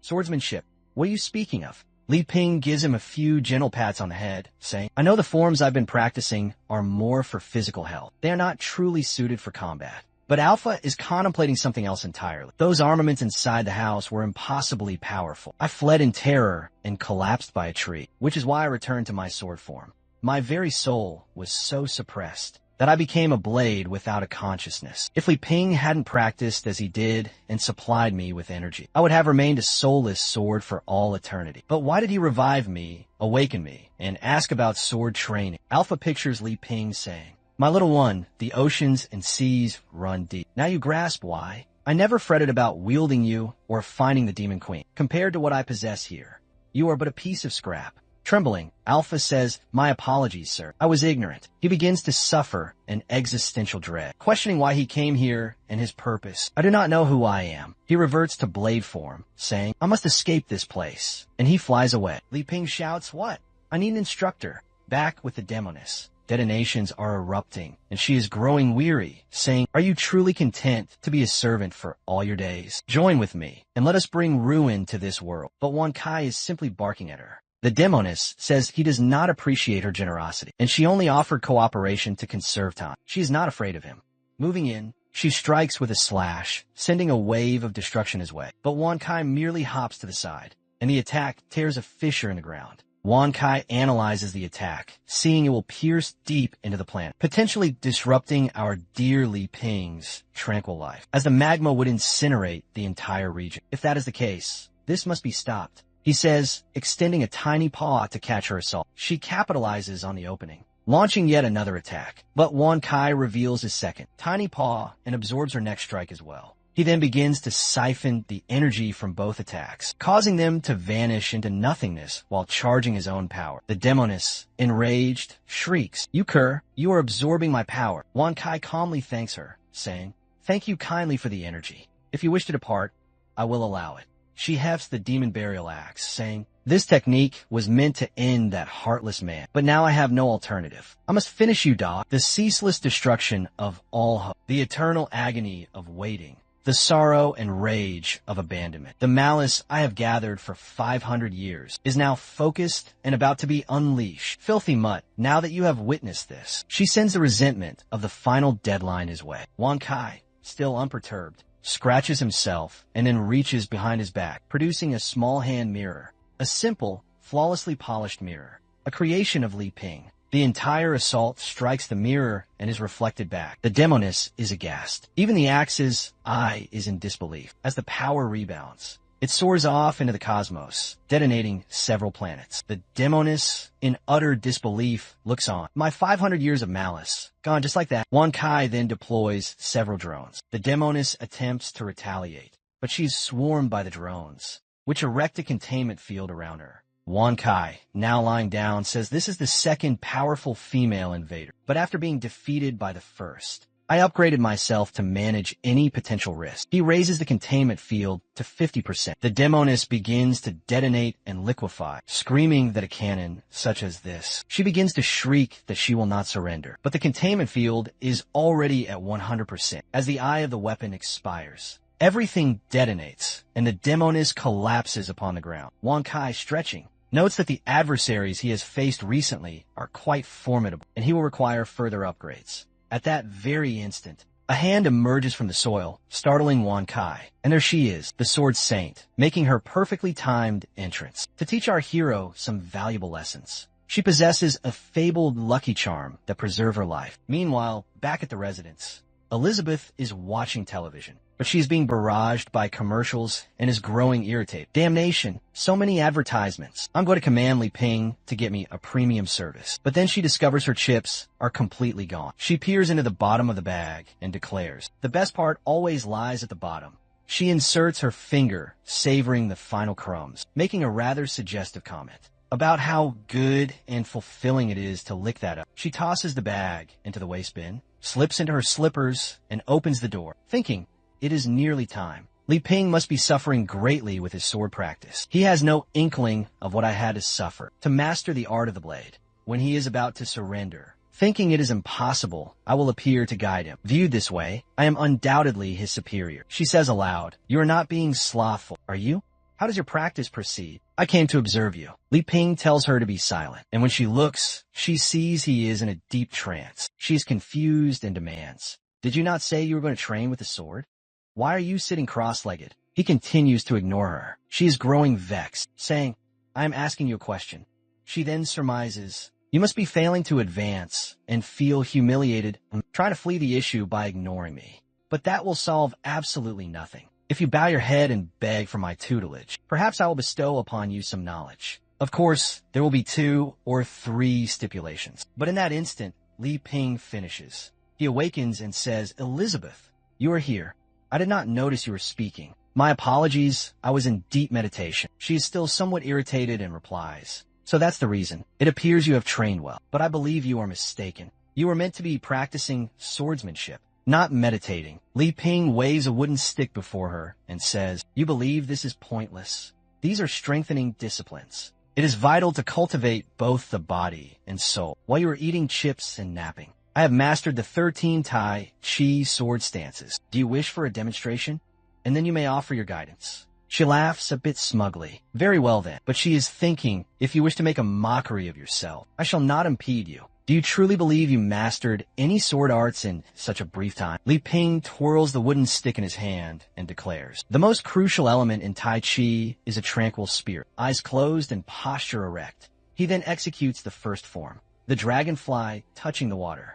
Elizabeth watches, thinking, a surprising amount of force for a single movement. But he is the legendary hero, and I have dwelt with him for a year. I'm accustomed to this. But this is so placid, I would say it poses no threat at all. From where will the destructive power manifest? Li Ping proceeds, shifting to the second form, the swallow capturing insects. Then, the third form, the dust floating on the wind. In the heavens, a cyclone begins to swirl into existence. Elizabeth is stunned. Wait, is the power shifting? Li Ping does not halt. It is time for me to alter my stance. He tosses the branch into the air. Fourth movement, sudden storm. Elizabeth begins to gather her own power, wondering, how did he reach this state so swiftly? I must surpass him. She draws her blade, her horns emerging as she becomes even more radiant, saying, "Not bad. Allow me to guide you somewhat." Li Ping continues.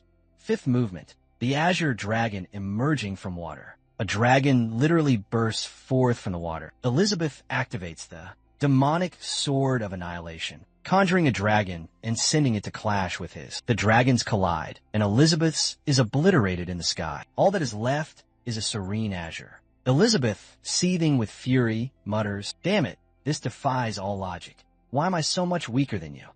Li Ping continues, "When you are tranquil, your mind is without want. When you are still, you are at peace. Every action must be calm, regardless of the circumstances that arise. Only then can one grasp the true nature of Tai Chi." He gently touches the water on the ground, invoking the eighth movement, the moon on the water. It is exactly that, a moon reflected in the water, a very literal name.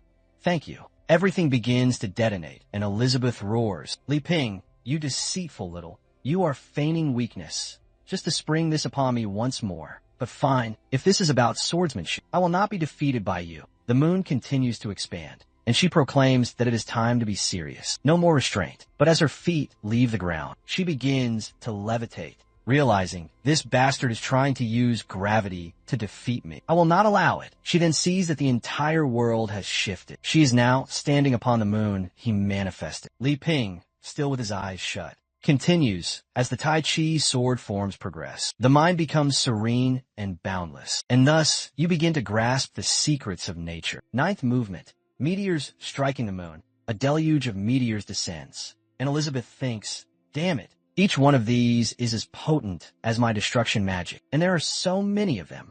As the meteors approach, she shifts into her demonification form, saying, "It is my error for misjudging his swordsmanship." But then she cleaves the moon in half, and a meteor shower is about to impact. She roars, "He is mistaken if he believes he is my superior," and begins to slice through all the meteors. She then charges towards Li Ping, who is still in his meditative state. She screams, "My swordsmanship is the greatest in all of history," and unleashes a devastating slash directly at him, bisecting him as he dissipates. The entire moon is torn asunder. She suddenly feels a jolt of terror, thinking, "Wait, I was consumed by the desire to vanquish him. I didn't accidentally slay him, did I?" However, a new Li Ping manifests in the heavens, calmly stating, "In the great emptiness, be true and be tranquil." She looks up, bewildered, wondering what is happening. Li Ping continues, "The state of the soul is boundless. This is the incarnation of Tai Chi as a part of creation." And do you recall that the prior chapter closed with our warrior, Li Ping, clashing against the demon queen? He was serene, stating that in the vastness of the cosmos, it is essential to be without deceit. And she gazed upwards, asking what that was. But Li Ping just said that the soul must be tranquil and remain one with all of nature. With that, he used the 10th movement of embracing the moon and remade everything that she had annihilated. Elizabeth grew even more incensed for having worried for his life, even for a fleeting second. However, she resolved she would use this chance to end him for good. And with that, she projected an aura to the heavens, unleashing all her latent magical power. She faced Li Ping and declared she could do anything he could do. However, serenely, he just cast the moon skyward and warned that in the final form, a stance is achieved without the use of any sword. Activating the 11th movement, the awakening of the sword, 3 copies of him materialized. Elizabeth laughed, saying she would humor this clone technique, and began conjuring a myriad of extremely dangerous things to this plan. However, Li Ping continued his trance, stating that all phenomena merge into one. But Elizabeth's copies told him to cease his retreat, and they all assaulted him in unison. Yet, she quickly perceived that none of the strikes seemed to connect. He was standing there, atop a yin-yang, and Elizabeth became absolutely furious, realizing he was untouchable in that state. Li Ping only said that when you meditate, your mind will naturally expand. But she said that just because the assault did not reach him does not mean she was without options. And with that, she sent a colossal barrage of attacks in his direction, saying he would witness the most powerful strike ever, conceived by this demon queen. However, Li Ping invoked the 12th movement. 3 lives give birth to all. With that, the entire planet above him detonated. As the blade forged by Elizabeth drew near, she saw her entire assault disintegrate. Upon contact with the universe he had created, that had been the mightiest blow she had forged in her entire life. However, it was effortlessly reduced to nothing. The whole cosmos was reflected in a drop that fell on a leaf, where the two now stood for a brief moment, she touched the water. And that is when Elizabeth realized she was facing Li Ping. She said that all she had been practicing for all this time was insufficient. Our poet said that the mind journeys through eons until it returns to its origin, and it is there that it finds serenity. Elizabeth grew even more enraged that he was trying to lecture her. However, abruptly, she shifted and said it was fine. After witnessing the sheer scale of the universe, she truly felt at peace. Perhaps abandoning her swordsman's path and embracing the instruments he wielded was the correct way. Suddenly, her hand seemed to strike a strange barrier, and Li Ping declared that the final movement was upon them. Elizabeth said that beyond time and existence, she also has a form that requires no sword. She knew she would have to shatter the laws of this world to slay him. She went for the final strike, saying that now this is his end, so nothing that came before matters. As soon as he dies, she will have no purpose to remain in this world. But in the end, it was she who vanquished him. However, Li Ping only uttered the final movement. He slowly lifted his hand, invoking the 13th movement, where one becomes all, and halted her assault before it reached him. With that, all she had sundered was undone, and Li Ping, with his eyes closed, pulled her near to him. She was face to face and demanded what he was attempting to do. Our hero just questioned what she believed herself to be, and in the next moment they were back inside the house. Our boy calmly called out her name. To she who had just ascended to a 7-star demon with that power. Li Ping asked if she thought he could manage it. She was bewildered, not understanding what he was referring to. He said he was obviously speaking of his swordsmanship, even though he had learned only rudimentary forms. She thought he was showing improvement. The poor girl was flustered and somewhat smitten. However, our hero genuinely wished to know if there was anything he could refine. She continued to just gaze at him without a word, and our boy began to feel self-conscious, wondering why she was staring at him so intensely. She realized she was a bit dazed and pulled away from his arm. Our boy stood there uncomfortably while she was like a statue beside him. He sensed the atmosphere had grown awkward and tried to break the silence. She then says that even with her senses sealed, she could perceive how much she guided him. So it is clear she is a grandmaster. However, while he is discussing various things, she is just lost to her usual delusions. She believes that Li Ping feigned a desire to learn the sword, just to assist her in evolving first. He expanded her consciousness and then forced her into a desperate plight. After pushing her to a threshold she never dreamed of, he returned her to the beginning, and then she ascended. She tells herself she was a fool when she truly believed she could ever best him someday. Clearly, he is not invested in fighting for amusement and does not wish to risk annihilating this entire world either. If that is so, there could be only one reason he continues to aid her. My goodness, even the author decided to censor this part. She is convinced that our boy's true goal is to create the strongest offspring in this world. Li Ping is trying to speak with her, but she cannot focus on anything. And now she thinks he's strengthening her, so she can bear his air. Suddenly, she snaps back to her senses and tells him to stop patronizing people like that. He is making that same oblivious, foolish face, wanting to know what she is talking about.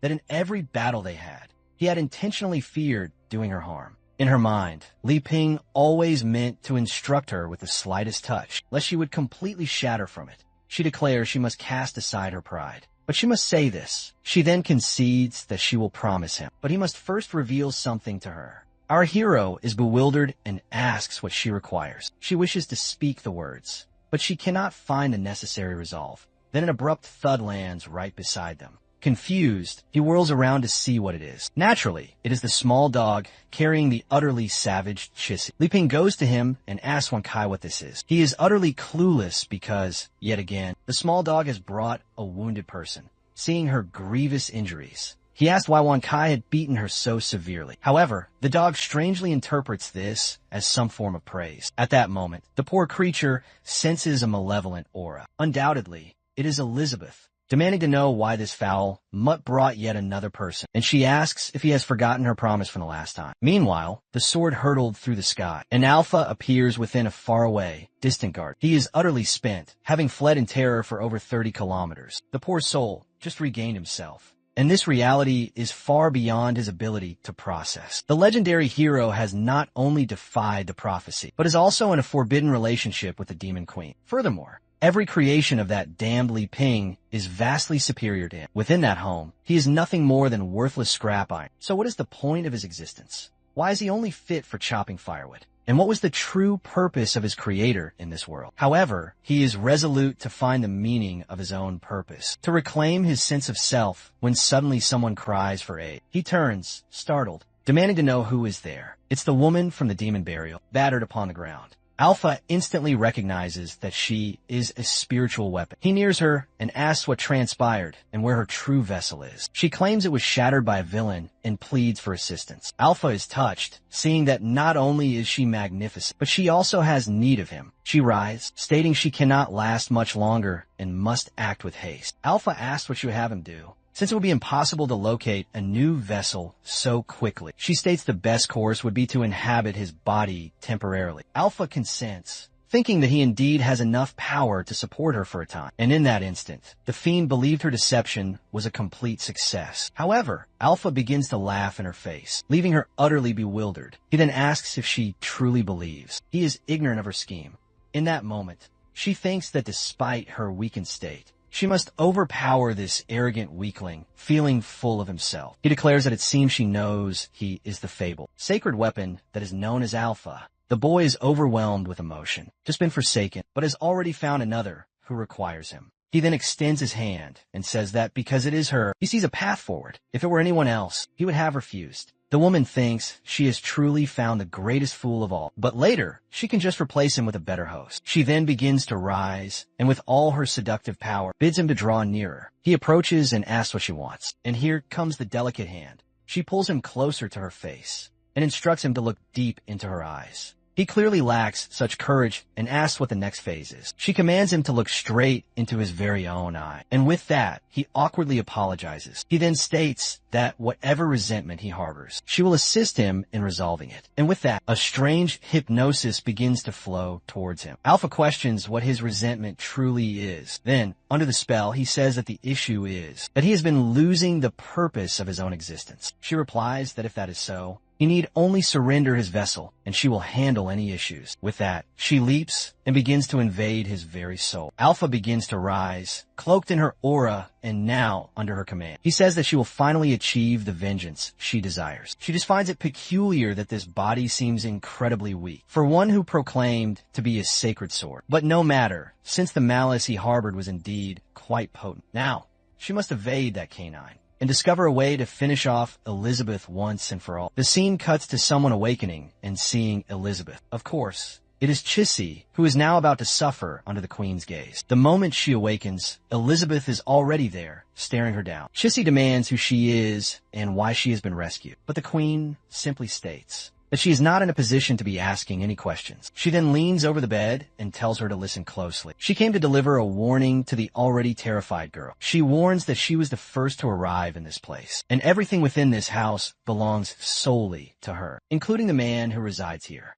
Chissy is completely bewildered and just says she understands. Moreover, she cannot discern if she herself is weak, or if this person truly possesses such an overwhelming aura. Suddenly, someone opens the door. It is dear Li Ping, who has brought some soup. That is when he realizes that the girl is already awake, and witnesses a scene that he clearly misconstrues. The poor man is utterly flustered, not knowing what is transpiring, and begins to shut the door without saying a word. A short while later, in the living room, Li Ping tells her to stay there until she recovers from her wounds. He then asks what occurred and how she came to be like this. She says she was pursuing a traitor from the Black Guild. For the moment, she feels the wisest choice is to conceal her identity. Li Ping is just wondering why. There is yet another incident involving the Black Guild. Elizabeth questions if she is certain, because this guild seems to have vanished as of late. Meanwhile, she thinks that if she sees that damned Amelia, she will beat her senseless, because these fiends were supposed to be gone. Chi-Chi then reveals her name,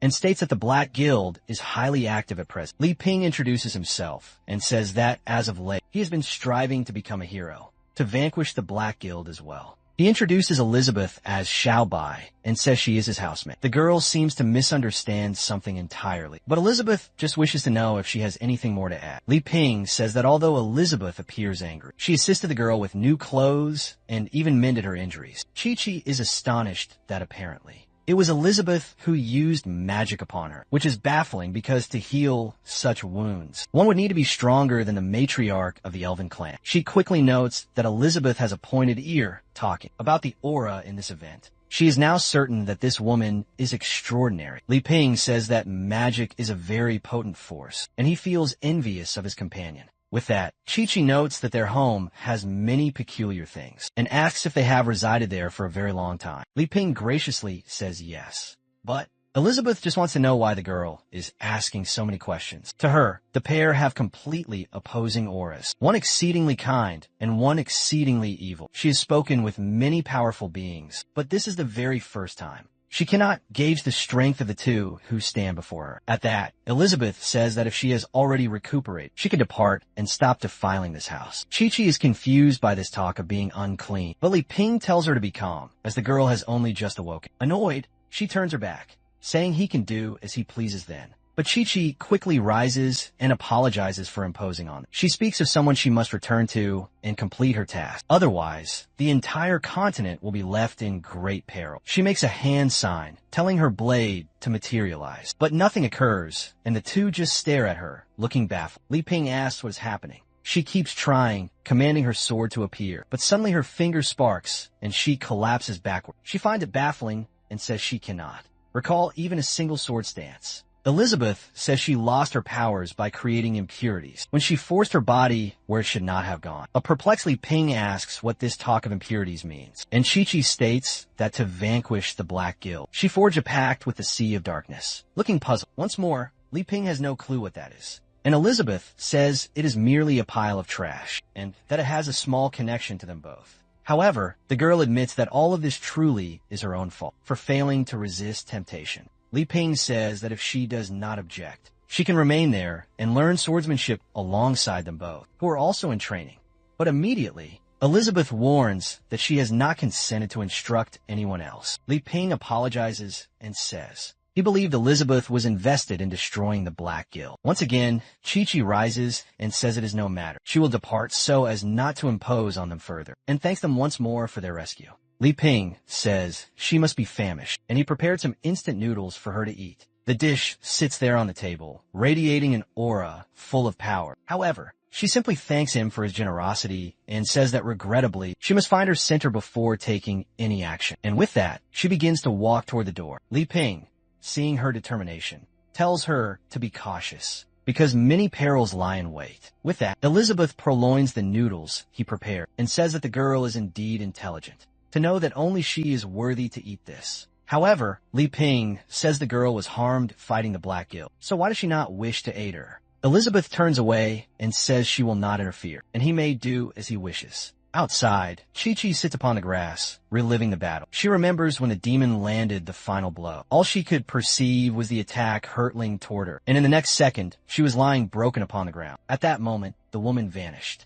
It was then that the crystal on her pendant shattered, and a short while later, she saw Wankai manifest. She finally awakens, saying she recalls everything now. If not for that fateful jewel, she would have perished in that instant. It was foolish of her to have believed, even for a moment, that she was the most powerful person on this continent, considering she fell in a single blow. At that moment, Li Ping approaches and says that it seems she did not get very far. He says he understands her, because he once considered learning the way of the sword, but became more enamored with a simple life. However, as of late, he has resumed his training and sees that he is a fool, who has no power whatsoever to defeat the Black Guild. Chi-Chi recoils and says that he cannot comprehend, because what she learned was not simple swordsmanship. It was in truth demonic swordsmanship that she fortuitously discovered in some ancient ruins. Our hero says that she still possesses power within her and can change her path. He knows an old man who did the same and became far stronger. However, Chi-Chi is in despair and says that losing her sword skills is worse than losing her life. But our hero says that in the scale of the cosmos, everything is so trivial that she can always begin anew, and asks if she wants to try alongside him.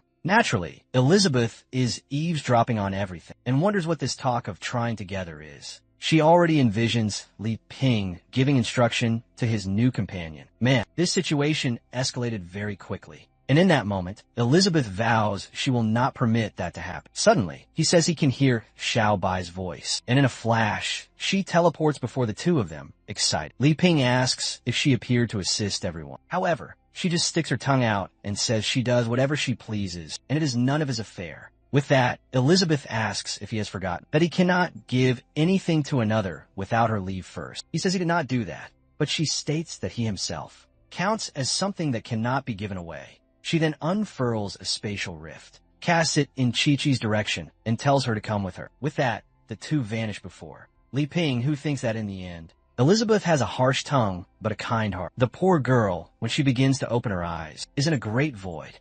She was brought directly into the vastness of Elizabeth's own soul, and knows that this can only be achieved by one who has attained the Demon King's domain. Elizabeth then says she is there to aid her. Bewildered, Chi-Chi asks in what way, and the queen says that first, she will need to be completely annihilated. She is horrified and sees something rushing toward her eye, her shell, that she barely manages to evade. Confused, she asks Elizabeth why she is trying to slay her, and questions why this woman, who wields the power of a demon king, rescued her in the first place. Elizabeth sends another barrage of attacks and tells her to remain still, saying she will suffer less in that case. Another assault comes, and Chi-Chi knows it will not be simple to evade. She begins to perform backflips to avoid everything, and soon seems to pinpoint where it is coming from. She spies Elizabeth from a distance, and says she is at the apex of the 5th star, so she will not accept death. So meekly, Elizabeth sends a volley of attacks, and says she has no time to converse with her.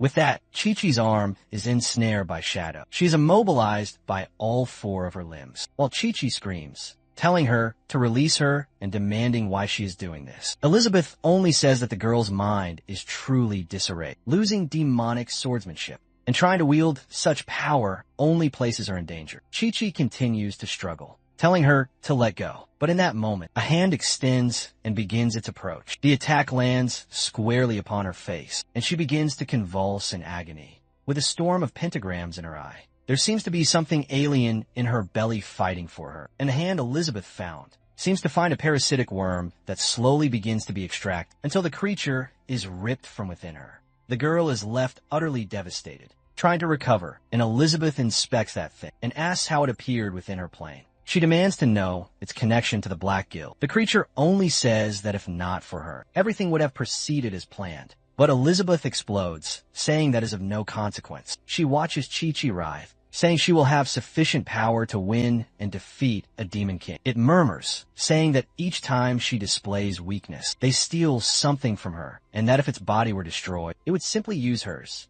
Chi-Chi, possessed by something bizarre, says that Elizabeth is a shameless woman who broke her oath. However, she's there, not overly troubled, saying that it seems something has transpired. The scene shifts to 500 years prior in a volcanic pit. The Demon Queen was at her training ground. She told herself that to vanquish that damned hero, she would need to become even mightier and reach the next domain. It was then that a voice said that if she wished to grow stronger, he could offer her his aid.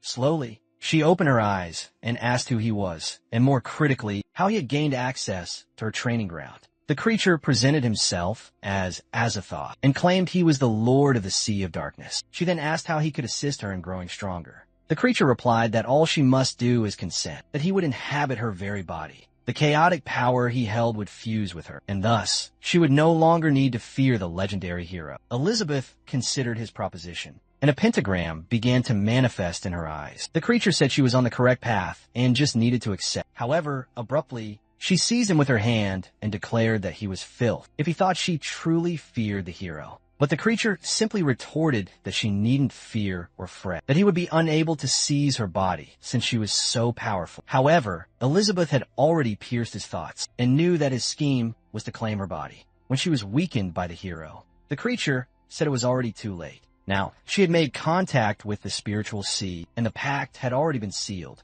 If she were to reject the union, things could worsen for her, but she just cast him aside and said she had already absorbed chaotic power long ago. She meant the power he offered could only sway someone weak. With that, she hurled him aside into the lava. Back to the struggle with the possessed Chi-Chi, she launched an attack, telling Elizabeth to perish. But Elizabeth effortlessly summoned an impenetrable shield that nullified all the energy. The creature wondered how it could be so arduous to defeat that woman. However, Elizabeth simply retorted that the swordsmanship she was wielding was created by her, so it is natural she knows all of its flaws. Furthermore, the title of the mightiest swordsmanship no longer belongs to her. The monster could not comprehend, especially since he was already a 2-star demonic being, so this should not be occurring. Elizabeth just said he was like a frog inside a well, someone who believes they are powerful, only because they are ignorant of the world's vastness. Suddenly, the creature placed its hands on the ground and tried to flee, telling her to wait for the moment. She might not be able to conquer this,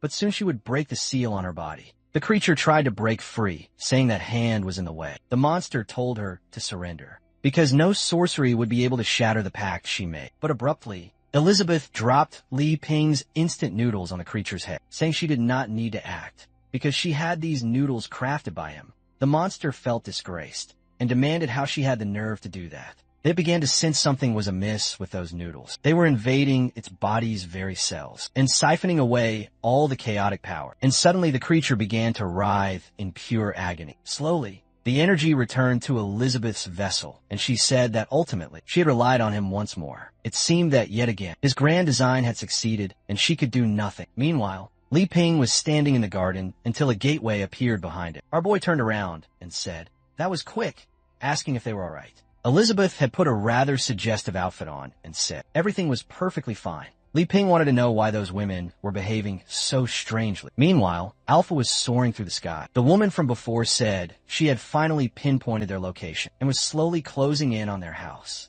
Once again, she sensed Wan Kai's presence. She immediately halted in the air, knowing it was that being. That was something she knew she had no hope of overcoming. So she instantly altered her strategy. However, the poor little dog had been punished by Elizabeth for bringing Chi-Chi, and he recalled the blow he received from her transformed state. That is why he had to remain on the ground to repair himself. The demonist could not fathom how this dog seemed to be everywhere, around this dwelling. She decided to try another approach from a new direction to avoid it. But once again, he was there as well. She dashed to find another path, and an hour later, she was making maneuvers all over, trying to understand how he was always where she was going. She was now positive that she had been found out, and this dog was merely toying with her. With that, she transformed into Alpha, and said that if she did not defeat this dog, she would not be able to see that person. She charged toward him, saying he could kill her, but he could not disgrace her in this way. Wan Kai began scanning her approach. She prepared a dark assault, saying she would finally end this. He identified Alpha as a master's artifact with a danger rank of D. He instantly engaged Whitelist Protocol, appeared behind her, and produced a stick, extending it with a welcome home banner.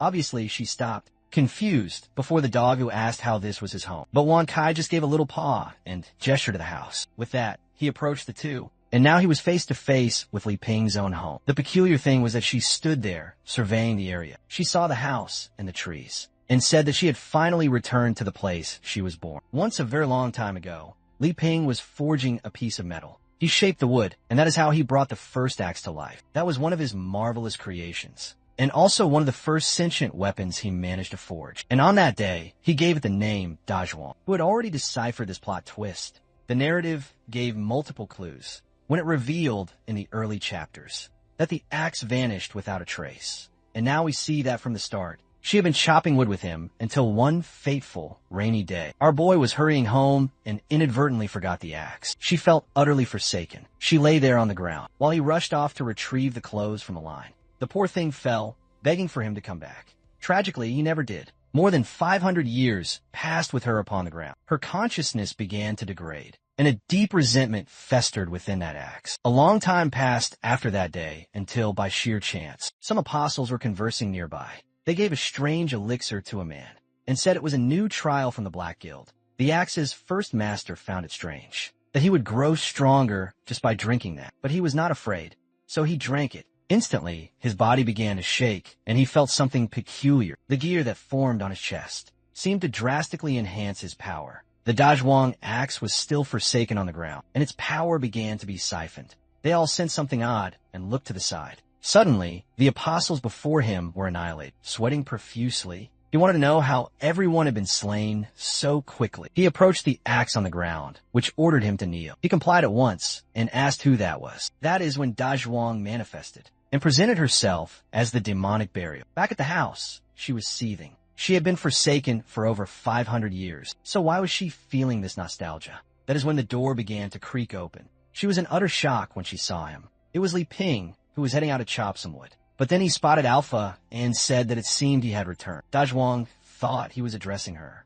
but Li Ping called out Alpha's name and said it was time for them to chop some wood. In that moment, she was enraged, thinking this so-called alpha had seemingly usurped her position. Our hero grasped the sword sheath and told him to speak up. Since Alpha gave no reply, he said he would begin his work shortly. But Dazhuang was experiencing a very familiar feeling. He prepared to begin chopping the wood, but said he found it strange that today he felt nostalgic holding it. Dazhuang thought he was feigning ignorance of her identity. With that, Li Ping prepared and split the wood. Dazhuang felt something peculiar. Once again, he split another piece of wood. She began to comprehend that even after 500 years, this was the greatest sensation that ever existed. Li Ping asked why Alpha was making such strange sounds today, but he paid it no mind, as he felt they were a flawless pair. With that, many cuts were made, and a long time after, a great deal of wood had been gathered, with Li Ping saying it had been a long time since he felt this way. He was accustomed to chopping wood, but today brought back the times he spent with Dazhuang. Crying, she was moved to see that her master had never once forgotten her. All her resentment had been washed away, and now everything was finally resolved. Li Ping said that if that seal had not been broken, and the entire world changed, he would have undoubtedly sought her out. It was a pity that this would be the final time. He would feel the sensation of chopping wood with her. Dazhuang knew that without her body forged of resentment, she no longer had the power to sustain herself. At least she had been fortunate enough to be forged by him, and hoped that the next axe would serve him just as well. Li Ping just said that later he would have to forge another axe, since Alpha would now need to start adventuring with him. He left it there and said he was going inside to cook. Now, poor Alpha was left standing there, but suddenly he transformed back. Clearly, she was still in control, saying that those damn fools had made their peace. How was she going to fit into this new dynamic in the house? Elizabeth asked Chissy what she knew of demonic swordsmanship. She recounted that it all began 100 years ago. At that time, the Black Guild was starting to grow in power and was seizing many people from across the continent. Everyone was more focused on survival than trying to fight them. However, when she earned the title of Sword Saint, she decided to go alone to gather intelligence on them. But that information was compromised, and she was ambushed by several apostles and cast into a chasm. That is when she plummeted into the Demon Queen's training grounds. That is when she perceived a peculiar sensation. In that place, she could sense the echoes of the Demon Queen's sword training. Even though it was faint, she began to absorb the residual power until nothing more remained. She evolved greatly in 3 months, but sadly, she was constrained by her own talent. But then she understood that there were beings far more powerful than she could ever become. In the midst of this despair, a voice asked if she wished to become stronger. Li Ping asked what she did, and she said she agreed to be able to defeat the Black Guild. It appears that Chi-Chi already knows that Li Ping is the hero, and is wondering if he believes it was wrong, that she accepted the Sea of Darkness. She then says that the creature could not fully harness all the power, and ended up granting her a tentacle weapon. Elizabeth just says that being had already been sealed by her and that she made contact with, in truth, a fragment of its consciousness. And with that, Li Ping asks if the weapon she gained is like an octopus. Then he pauses to realize that he has never tasted that type of food in this world. Elizabeth immediately wants to know if it would be delectable. He says that in his own world, it was quite delicious, but he has no idea about the beasts in this place. Chi-Chi wants to know why. They were just discussing the end of the world, and now they're talking about eating octopus. But then he says, enough talk. It is time to eat. With that, he produces the pot, which radiates a golden power. Chi-Chi is instantly alarmed by the sheer amount of magical energy. You already know what is coming, because he made an infernal curry. Elizabeth is absolutely ecstatic, but you know what is about to happen. With her spoon, she takes a bite, proclaiming it is divine. It seems she has learned to master her reactions, merely noting a bit of spice. She immediately has to gulp down some juice, muttering how absurd it is. A 7-star demon can't handle this flavor. Li Ping asks if it's too potent, offering to slice some cryo onions. He balances the vegetable upon his hand, declaring it will be instant with one pass. It is completely atomized in a flash. Chi-Chi is left to wonder how he could possibly believe his own sword skills are poor after he just accomplished that feat. And he adds the microscopic pieces to the pot as if they were dust. With that, he serves another bowl, saying it is now less intense. Elizabeth insists she enjoys spicy food and tells him to cease humiliating her in such a way. Li Ping makes an offer, but Elizabeth is right there, stating she is going to murder someone. Apparently, I think Chi-Chi missed it as she appeared a bit flustered, seemingly wanting to take his offer. As she reaches for the dish, Elizabeth calls out her name, and she warns that she must choose wisely, because she can only select one of 3 given options. Confused, they ask what she is talking about. Elizabeth then materializes 3 distinct items. She says Chi-Chi can choose between a bowl of curry, a swordsmanship tome, or one of Li Ping's kitchen blades. Bewildered, our hero finds this all very strange and says he was not eager to part with his knife. Elizabeth tells him to be silent, because this is a test of character and he is a participant. Chi-Chi knows she is being judged. She believes the true answer must be concealed within their prior exchanges. She is certain the curry holds such immense power that she would ascend in an instant. However, seeing that even Queen Elizabeth could not fully endure it, she would likely be utterly annihilated. That knife makes any S-rank weapon seem like a child's toy. However, the hero himself was unwilling to relinquish, meaning she has no possibility of wielding it. Neither the curry nor the kitchen blade can be selected. All that is left for her is that swordsmanship tome. So she states that following Elizabeth's wisdom, she desires the manual. At that moment, the door is obliterated. The 3 of them turn, startled by the sudden intrusion. And our hero asks why Alpha is in such a state. He enters, brimming with malice, declaring he has come for revenge and to kill them all. Chi-Chi rises to her feet immediately, saying she is certain it's the demon burial. She stands, asking to borrow the knife to settle this matter. But the moment she touches it, she feels the power of a colossal titan. She attempts to master the energy, but it seems to hold a spirit of its own within her palm. She cannot even grasp it firmly, and all her power is siphoned away in a flash. The poor girl collapses, utterly drained to the floor. The knife falls and rolls in Dazhuang's direction. She realizes her error in entering this domain, and the weapon slices cleanly through her. With that, Alpha himself is cloven in 2, and the blade alone returns to Li Ping's hand. Our boy sees the depleted girl and cries out for Chi-Chi. Not to mention that Alpha is lying there, torn asunder. He shouts, asking how this all happened without him doing a thing. The scene cuts to a decimated battlefield. The 6th pillar of the demon guild lies upon the ground. The other, who resembles a machine, arrives to awaken him, shocking him to see if he revives. The poor soul, the bear, rises, electrified, and now resembles Volibear from League of Legends. He calls for the Golden Dragon King, saying he will continue the fight. But then a small heart appears, and he begins to salivate. The girl named Bader informs him that the conflict has already ended. Robot number 24 clarifies that the president was devoured. Everyone perished, and she has vanished. She says none of it matters, as the result was already determined. In the center of them all lies a golden dragonette, and the boss states he never foresaw Amelia having such an ability to preserve her life. However, he never truly meant to cause her harm. And with that, a tentacle snakes towards the egg. It begins to coil around it, absorbing it completely. A radiance begins to emanate from within the mirror. Even the old man supporting it begins to fade. He states that truly, the power of a king-level being is completely unlike the standard. If it had been just a fraction more, the master would have been reborn instantly. An insect with that grotesque face asks how the Black Guild fell into such a pathetic state. His connection with a certain Dable was severed, so he demands to know of the others. The man offers his apologies, stating that Dable sacrificed himself to defend the guild. It is that man from the previous gathering, who asks if the old man has progressed in his research, since he appears to have grown younger. He just says that, in fact, he acquired the correct components and asks why he is there. Tagore simply says this body's identity has been compromised, so he will be forced to find a new one. The demonic pillars ask who that flying man is. The robot states that he is one of the beings who also commands the sea of black consciousness. Tagore says that the plan to seize the dwarf kingdom will have to be put on pause for the time being, and the boss atop the portal says that sadly, they lost numerous apostles some years ago. When the old man was conducting his experiments, he finally believed he found what he had always been searching for. When he pressed the button, Elizabeth began to be reformed. He was emotional, believing he had truly triumphed. And number 24 praised his work success. But soon, she began to warp into a corrupted sludge. And with that,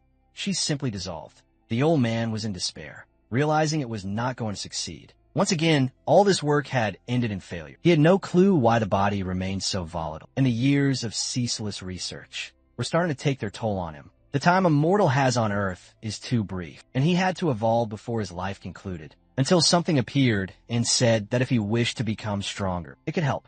The old man asked who it was. The entity introduced itself as Azathoth from the Sea of Darkness, and said they should form an alliance. A rat that was close by began to mutate and go insane. In the same moment, it became a monstrous creature, and the old man knew that with his chaotic power, he would have enough energy to revive anything he wished. Azathoth said he had all the power the old man desired, but would require some vessels. That is when numerous creatures began to be born, and the gears became a part of the demonic faction. It did not take long before hundreds of thousands of creatures were being gestated. Azathoth asked the old man why he didn't accept the demonic power as well. The old man said he had no interest, since his sole ambition was to resurrect Elizabeth and not to become stronger. The creature said that was acceptable. It would take control of that place for a time. He knew that damn Malfoy was extremely wary and that the plans would not work on him.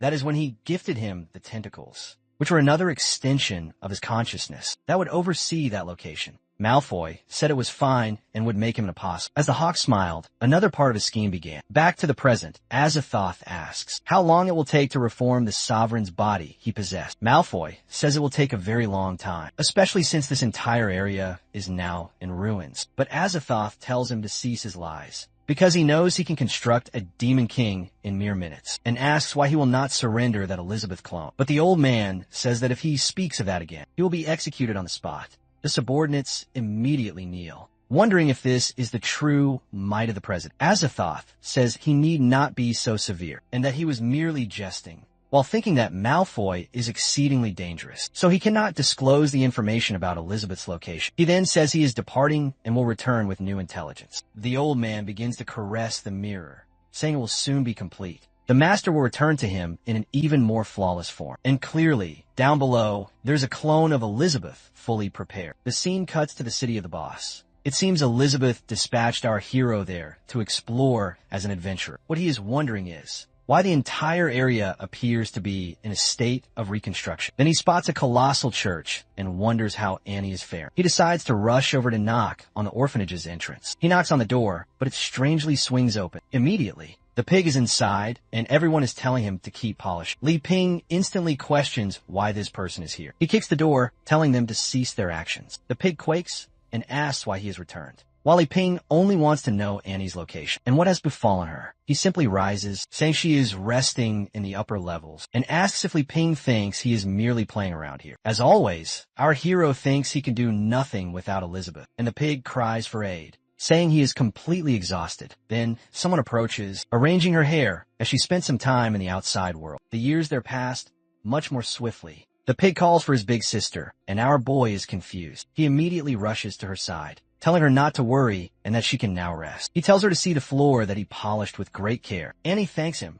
saying that as always, they are working diligently for the church, and the monks are truly all very focused. Li Ping then realizes he was summoned here to help clean, but then Annie asks what Li Ping is doing in this place. A while later, she is serving tea, and he says she has grown up quite a lot. She says it all transpired when she was able to reclaim her magical abilities. Li Ping awkwardly says he understands, and asks why all the beasts are now serving her. She says she is not exactly sure, but it seems some event occurred in the city last week. Li Ping immediately asks if it concerned the Black Guild, and she says yes. Some of the beasts in this place were mutating into monsters. Everyone began to flee, screaming that it was an apostle assault. That is when they came face to face with it, and knew that they were about to die. The pig asked what was wrong with his brother, and told him to calm down. Nearby, Tagore was observing the entire scene, saying that it is much easier for orcs to lose their minds than for humans. And elves, the sole issue is that they lose their reason. That is why they only serve as engines of destruction, and not as parasitic vessels. The pig orc was assaulted by his brother, and the blow struck and impacted everyone. Or rather, when he opened his eyes, he had been protected by a stuffed panda. The orc began screaming, losing his sanity even further. But Annie declared she would defend that place, and summoned her entire army of plush toys. With that, a war erupted in the middle of the city, and that is how everything was devastated. However, at least Annie managed to win the battle, and all the gears embedded in the beast were torn out. It collapsed to the ground and started to disintegrate, and the pig was left weeping. Seeing his brother, Annie apologized, saying that unfortunately, she could not purify the dark power in that monster. Tagore found it strange that someone so powerful was in this city. He decided that perhaps she would make a fine target for him to parasitize. But at that instant, she turned, and her gaze instantly detonated. The Azathoth creature and she realized that something was observing her at that moment. Back in the conversation, Li Ping says that this confirms the Black Guild is involved. She says yes, and that the person who is watching her seems to have some link to her lost memories. Li Ping tells her not to despair, that all of this will return, and he is just here to ask if she has any psychological scars, and to see how she is doing.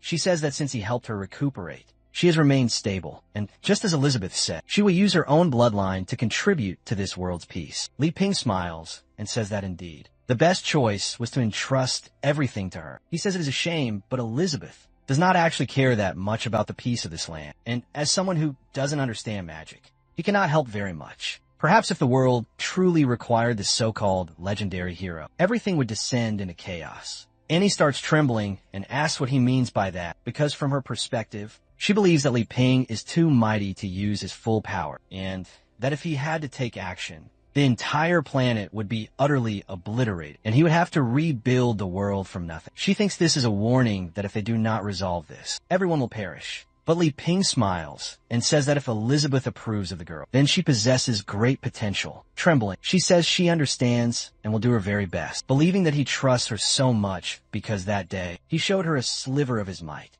The problem is that she is still far from being able to control. She apologizes, but Li Ping says it is alright. He pulls something from his back and tosses a sack on the table, a cluster of fruits that he says he promised on his last visit and has now brought for her. At that moment, Annie thinks that he always knew her limitations and brought magical fruits to help her attain what she requires. This means he has been watching over what she says and ensuring she can wield the power he bestowed. With that, she thanks him, saying she will do her best to protect this city. He says that if that is the case, he trusts that nothing will befall this place, all because he must honor the agreement, that Elizabeth will be able to rule the world. She is baffled by this idea of Elizabeth ruling everything, but she says that apparently if the sacred hero is involved, it is a positive thing.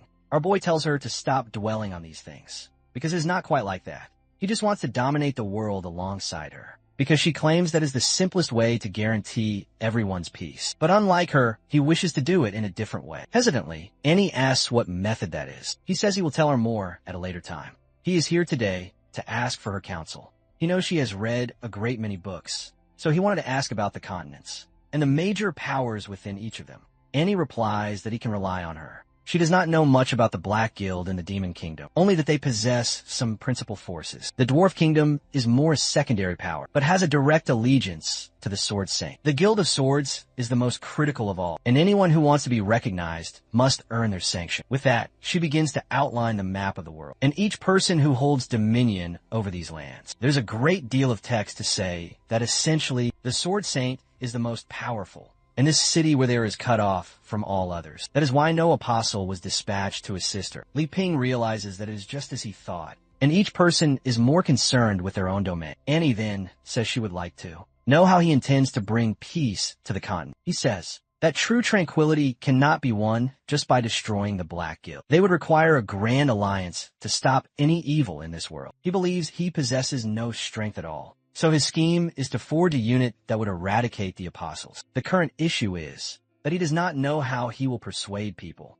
so he is emulating Elizabeth's method. Annie says she is starting to see. Perhaps this idea of a different path from the Demon Queens is because the entire world is just a wager between the two of them. They are betting to see who has the more efficient method. Elizabeth brought peace as swiftly as possible, but the moment she vanished, everything descended into turmoil. However, Li Ping wants to prove that unity and communal strength are the key to an enduring peace. He is planning to travel the entire continent to enlist people who align with his vision. And she, in the middle of all this, is merely a chess piece being used in their game. The most perilous part is that if she fails to show her power, she will likely be cast aside. However, she tells herself she cannot dwell on such thoughts, since it is for the greater good of the world. She must grow stronger with the angel he gave her and aid him as swiftly as possible. Li Ping says she seems deep in thought and asks her to explain what she's thinking. He wants to know about the kingdom of Aristotle, renowned for its technology and sorcery. She says she knows very little,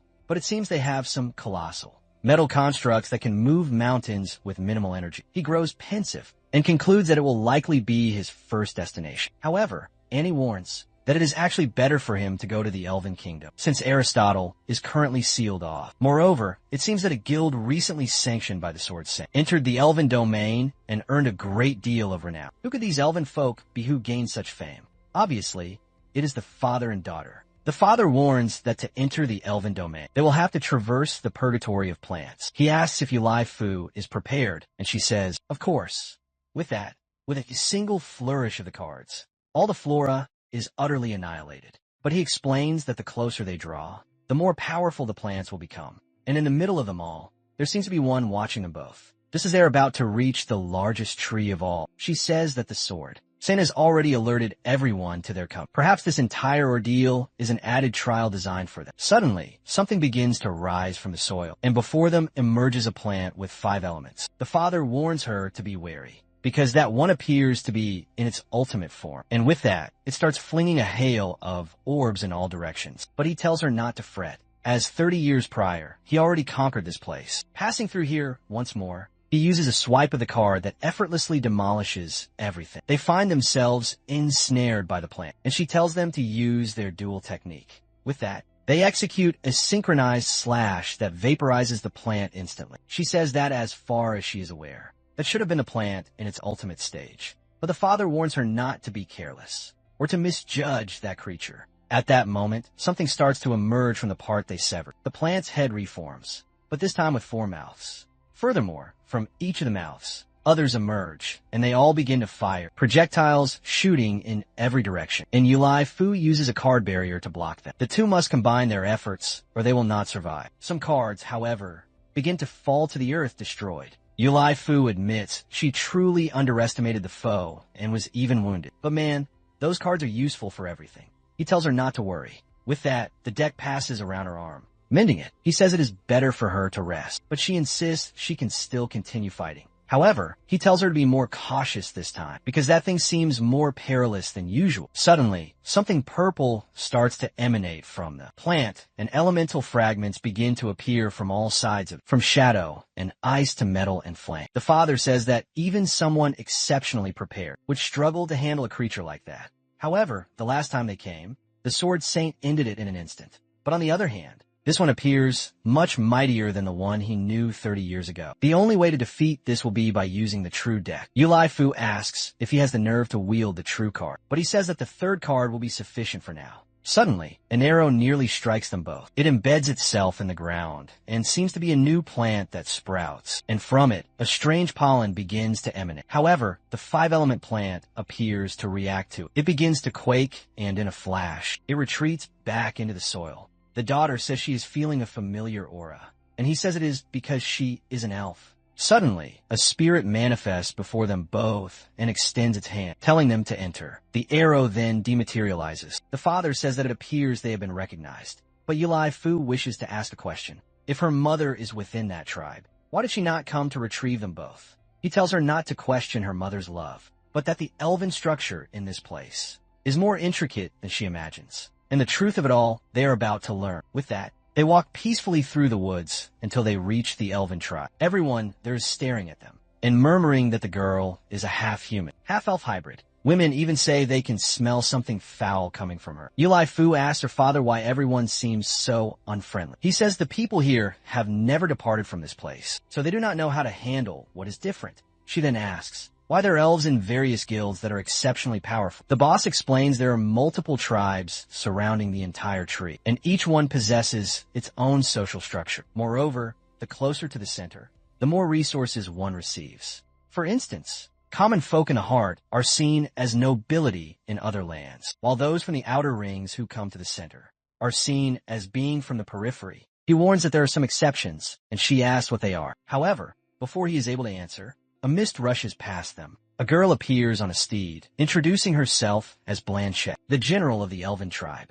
She says she will guide them to the sacred lands, and instructs the two to follow her. With that, before they can even reply, Yulai Fu says they do not seem very welcoming. However, the father tells her to grow accustomed to it. The deeper one ventures into the forest, the more prevalent this is. He climbs upon the cards and warns that her mother must be waiting in the sacred lands. With that, they pursue Blanchette through the woods, and Yulai Fu notes that it seems the path seals behind them. He explains that the elven forest is impossible to breach unless one is granted passage. After some time, they begin to near the great tree. She is awestruck, and the boss says that this is where it all began. Back when he was 19 years old and a member of the Holy Guild, someone was shouting that they could not control it, and for everyone to get out of the path, this person charged through, laying waste to the entire elven village. Clearly, the steed was completely untamed. However, someone mounted it, and from behind, took her hand and told her to remain calm, that this was how it was done. The elf was embarrassed, but offered her thanks,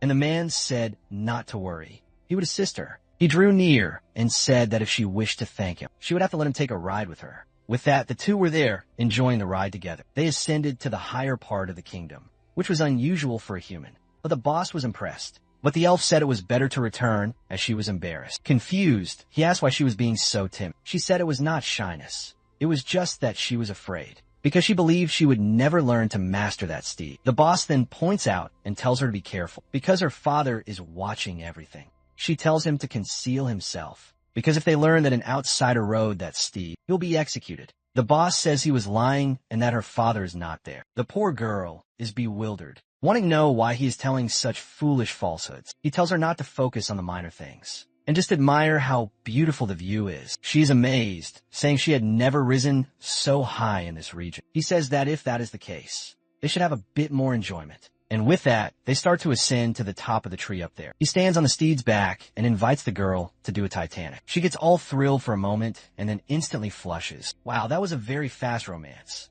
They even remained to watch the stars, with the steed there beside them. He told her not to worry, that the officials would be away from the city for another 3 to 5 days. She said that his aura felt so serene and peaceful, that it made her desire to see the other side of this world too. The boss said that if that is the case, they could venture out together, as he knows of several places. She got excited, asking if she could truly accompany him. He said yes, but reminded her that as an elite elf, her life would be much better in this place. But she said that life there was no different from being in chains. It appears that some kind of election is approaching, and to secure the support of one of her uncles, her father is going to offer her hand to him. The boss said he understood, and indeed, losing one's freedom was the worst fate. He would obtain a teleportation scroll the next day, and they would both escape from his place. She said she lived a simple life, and that was truly all she desired. And with that, they shared a single kiss. Back to the present, where Blanchette is leading them to approach the tree. They need to go through a portal. However, from the distance, something continues to observe everything, and sees them utilizing this passage. Inside, they see a vast green meadow with a tree in the center. Blanchette slowly goes to some people waiting for her. With that, she thanks the attendant and tells him to depart. She approaches the elders and says that her duty is complete. Yulai Fu asks the boss who those people are. He tells her to choose her words carefully, because those are the elven elders. However, suddenly, she feels a peculiar sensation. Her body becomes queasy. In a moment, the elven elder named Verton tells Blanchette to stand aside. Another, named Elrin, also introduces himself, and a girl named Avery says, it's been a long while since she's seen a boss. Awkwardly, he seems impressed and says, it has truly been a long time. With that, Sinclair greets all the elders. Elrin remains stoic, and Avery says he's changed quite a bit, especially since he was once a young boy. But Verdun says she already knows why he is here, because he wants them to join the Holy Guild. He says that, in fact, they wish to create the Heroes Alliance, to pursue the Black Guild that is being formed, and he came specifically to ask the elders to join. Avery laughs, saying she knows well that the Holy Guild has weakened greatly, and Verton says, everyone knows the Sword Saint has been gone for 3 months. He says it is why he wished for the aid of the elves. To locate the saint is crucial to their plans, and all the elves who know her are well aware of her power. This Elrin has not spoken a single word thus far. Avery says that this would demand a great deal of magical energy. They want to know what they would gain in return. Merely focused on their own desires. But Verdun declares the elves only assist those deemed worthy. A golden plant suddenly erupts from the very earth. She proclaims that if they can overcome this tribe, then they will negotiate this so-called partnership. The plant blooms, unleashing a brilliant golden light. Elif glances at her father, questioning its nature. He simply tells her not to be concerned. This is a foe he alone can face. The flora then fires a searing beam at the pair, so blindingly bright, the elves are unable to see. But the man had already summoned the guardian card, projecting a divine shield to protect his daughter. Her father concedes that they have surely lost a measure of the might they once held, but he hopes they can see his resolve, his unwavering determination to crush the Black Guild. With that declaration, the plant falls defeated. Avery chuckles, musing that the young warrior has truly grown in power. Verton notes the card's strange use of sacred arts. Elif argues the assault felt like a genuine killing blow, not some mere test of strength. She starts to say more, but her father motions for her to be silent. In that tense moment, Elrond finally speaks, remarking that 16 years have passed. Warily, her father can only nod in agreement. Elif questions his respectful tone toward these people, who have clearly intended to make their path harder. He then reveals a shocking truth. The elder is her grandfather. Verton then adds that Makita's child is now 16 years old. Elif stands bewildered, unaware she stood before her own kin. Suddenly, the old elf throws confetti, playing a trombone, a completely unexpected and bizarre reaction. The two of them are utterly baffled by this sudden shift. Avery sighs, warning it was best not to play games, but Verton declares that it was amusing. Confused, the warrior demands to know their true intent. Elrond grasps his hand and says not to fret. He can simply call him by his title of grandfather. The warrior, now feeling uncomfortable, questions this abrupt change and asks for Nakia's location. He says not to worry and to simply follow him. He gives Elif a strange, knowing nod. Confused, she asks if her father understands this bizarre turn. He confesses that he has absolutely no clue.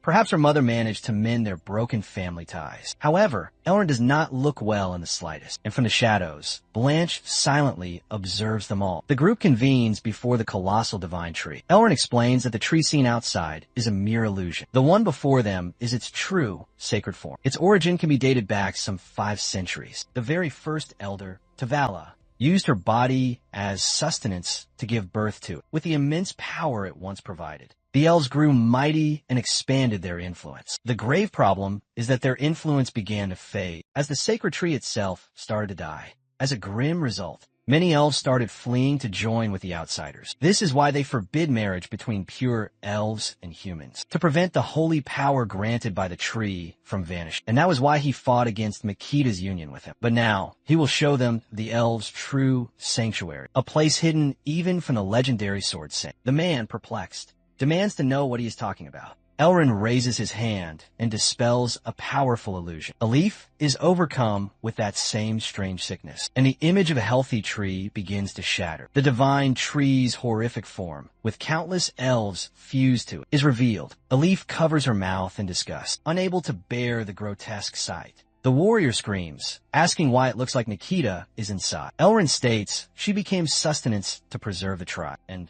right in the center, they see the shriveled, lifeless face of the man's beloved wife. The warrior lets out a desperate roar, screaming Nikita's name into the void. He seizes Elrond, demanding how he dared to take her back, only to turn her into a part of this living grave, calling him a selfish monster and demanding her return. Elrond remains completely stoic, covered in the man's spittle. He then tells Verton and Avery that the time is now. The two exchange a solemn glance and agree. With that, they approach the tree, placing their hand upon it. Instantly, they begin to be pulled into the bark, and in a horrifying instant, the two have vanished. A single, tiny green leaf sprouts from a dead branch, and their faces are now carved amongst the other souls. The leaf, unable to comprehend, asks why they would do such a thing. Elrond explains that they must know that this act was never selfish. For the elves, becoming one with this sacred tree and sacrificing their lives for the tribe is the greatest honor, and he is certain Nikita would have felt the same. But the warrior smashes his fist down, declaring this is monstrous. A leaf rushes to his side, asking if he is alright. Elrond explains that each new leaf that grows on the tree grants its life force another agonizing year. However,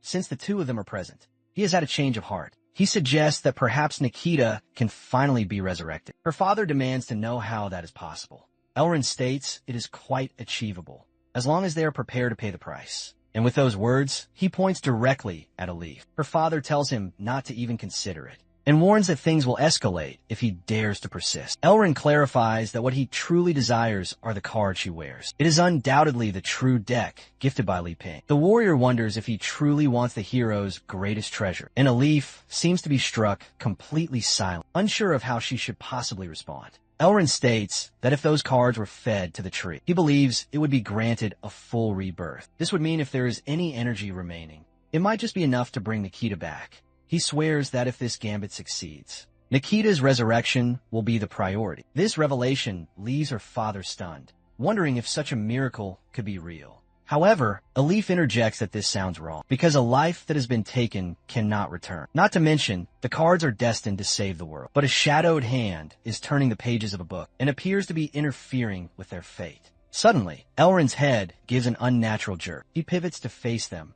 and admits he cannot truly guarantee this will work. But if it does succeed, the entire elven race will help them destroy the Black Guild. The warrior's eyes light up, stating their true purpose is, indeed, to annihilate the guild and save the continent. Elif tells him those cards are of critical importance, and if lost, the responsibility will fall squarely on them. However, at that very moment, the card begin to levitate from her very own belt. Her father takes them, claiming he will bear all responsibility. He gathers the deck and demands to know the next move. Elrin says to simply give the sacred artifacts to him, and after their immense power is fully absorbed, Nikita will be brought back to the living world. Elif continues to plead with her father, asking if he's certain. He surrenders the sacred deck, vowing that he would do anything to see her mother again. As soon as Elrin takes hold of the cards, he calls the warrior a truly magnificent brother-in-law. Suddenly, a thorny branch erupts from beneath them, and a torrent of vines ensnares the father and daughter. Elif is trapped, completely unable to move. They've been betrayed. Her father demands to know what this is. That wicked hand continues to weave a path through the book. Elrin begins to laugh maniacally, saying it was pitifully simple to fool the two of them. For a very long time now, the elven tribe has served the dreaded Black Guild. Seeing the sigil, the father and daughter are horrified. Elrin states that in truth, he has not been the real Elrin for quite some time. With that, a golden plant rises from the earth and slowly blooms. Inside, a figure drinks and a maniacal clown appears. He reveals this entire tribe has been his puppets for ages. The false Elrin kneels, presenting the sacred deck to the jester. He muses that the elves have been so perfectly conditioned, he barely needs to pull their strings any longer. The warrior screams for Elif, who simply replies, "It's all right." At that very moment, they both ignite a powerful aura in their hands, and Elif declares they will strike these fiends down. The cards begin to fly from the jester's hand. However, the puppet Elrin turns and casts a binding spell, engulfing the duo in a suffocating cage of flowers. Elif feels her magical essence being forcefully drained. Her father desperately tries to call out to her, but he too is on the very brink of unconsciousness. The clown congratulates and dismisses the false Elrin. With that, the jester says he will grant him eternal rest. The puppet's body seems to go completely limp, and the clown begins to draw upon the card's power, musing that he feels them summon powerful spirits. However, he quickly finds that it seems to drain life force, as he himself begins to fade from the effort. The warrior realizes the clown does not know the deck's true secret. Therefore, he will never be able to truly wield it. But the clown just begins to toy with him, saying that this appears to be easier than he imagined. All he must do is command others to offer their life force. A strange vortex begins to swirl above the forest canopy. Everyone wonders if this is some kind of an earthquake, but at the same time, they all feel that sickening nausea, and their very life essence begins to be ripped away. The soul of every tribe member is drawn toward the tree. Every last elf and animal. The warrior watches in horror. With the deck in the sky, the clown continues his dark ritual. The life force of the entire tribe is siphoned into the cards, and the jester grins, commanding them to drink it all. Witnessing this, the warrior knows with certainty that there's no hope. No one in the entire alliance could stand against this power. The clown then gathers the fully charged cards and smiles. He declares that he will unleash every single invocation. With that, each of the cards' abilities begins to manifest, including a torrent of power that tears a rift in the sky. And the same jester that Li Ping once summoned appears. At that moment, the warrior finally succumbs to darkness. Meanwhile, back at the workshop, Elizabeth insists that they must clean out that pot of old noodles as a purple slime is oozing out. The ooze splatters onto the floor. Li Ping says he needs to discuss something important, but the strange purple mass begins to creep toward him. It gets menacingly close, prepared to consume Li Ping, but is suddenly splattered by a small cleaning bot. Li Ping then sits and explains He wants Elizabeth to join him on a trip to the Elven lands. She asks if his intent is to conquer the island. He says no, he simply wants to convince her people to join. Plus, he recalls Elizabeth mentioning she knows a high-ranking elf, so she could assist. Elizabeth muses that elves live 500 years, so this acquaintance is likely still alive. She accepts, but says he must prepare more of that special juice. Li Ping thanks her, saying that will be simple. She questions what he plans to do with the followers outside, and he casually says to let them play their games. With Ankai outside, the little familiar is resting, but everyone is gathered around him, preparing for a confrontation. Chi-Chi declares that no one else's help is required, as she has now officially joined the inner circle. Annie thinks it's amazing that he is here,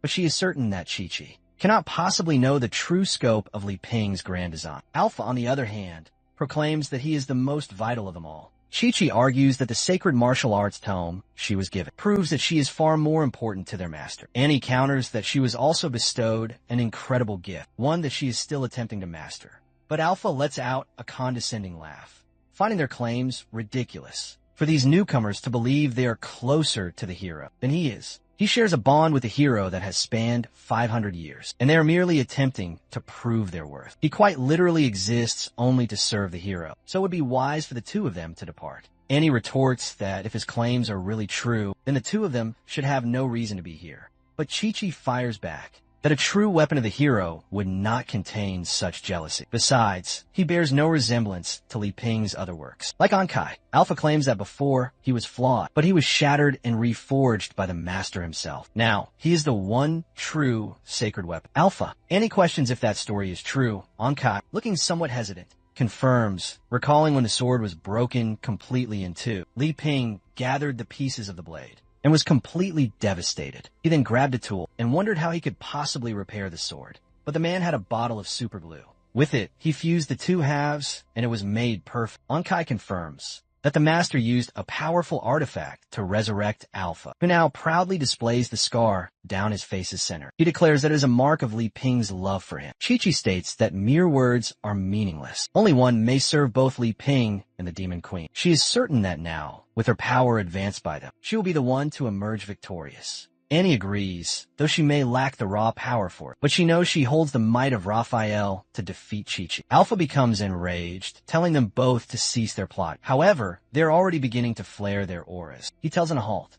With that, Ankai presents a sign ordering them all to stand down. Alpha demands to know his orders, but Ankai says he isn't giving them any commands. Annie says that having so many people around could disrupt the master's peaceful existence. And Chi-Chi adds this is why only one of them can remain. Ankai explains their goal is not to disturb the master, but each must have their own unique purpose. For instance, he serves as the loyal companion who guard the home and never ventures beyond that. When the master is away, he commands all the creatures in the vicinity and ensures that no one is allowed to get close. But ever since that woman's arrival, he's been leaving so often he can't fulfill his duty. His grand design to care for the hero and get all the praise has been completely shattered. Confused, Chi-Chi asks what they are supposed to do now. Ankai states that, now that the master is venturing out into the world, he will face numerous threats that could ruin his tranquility. The three of them must become his cleaners, who guarantee that the master's life is always peaceful. Essentially,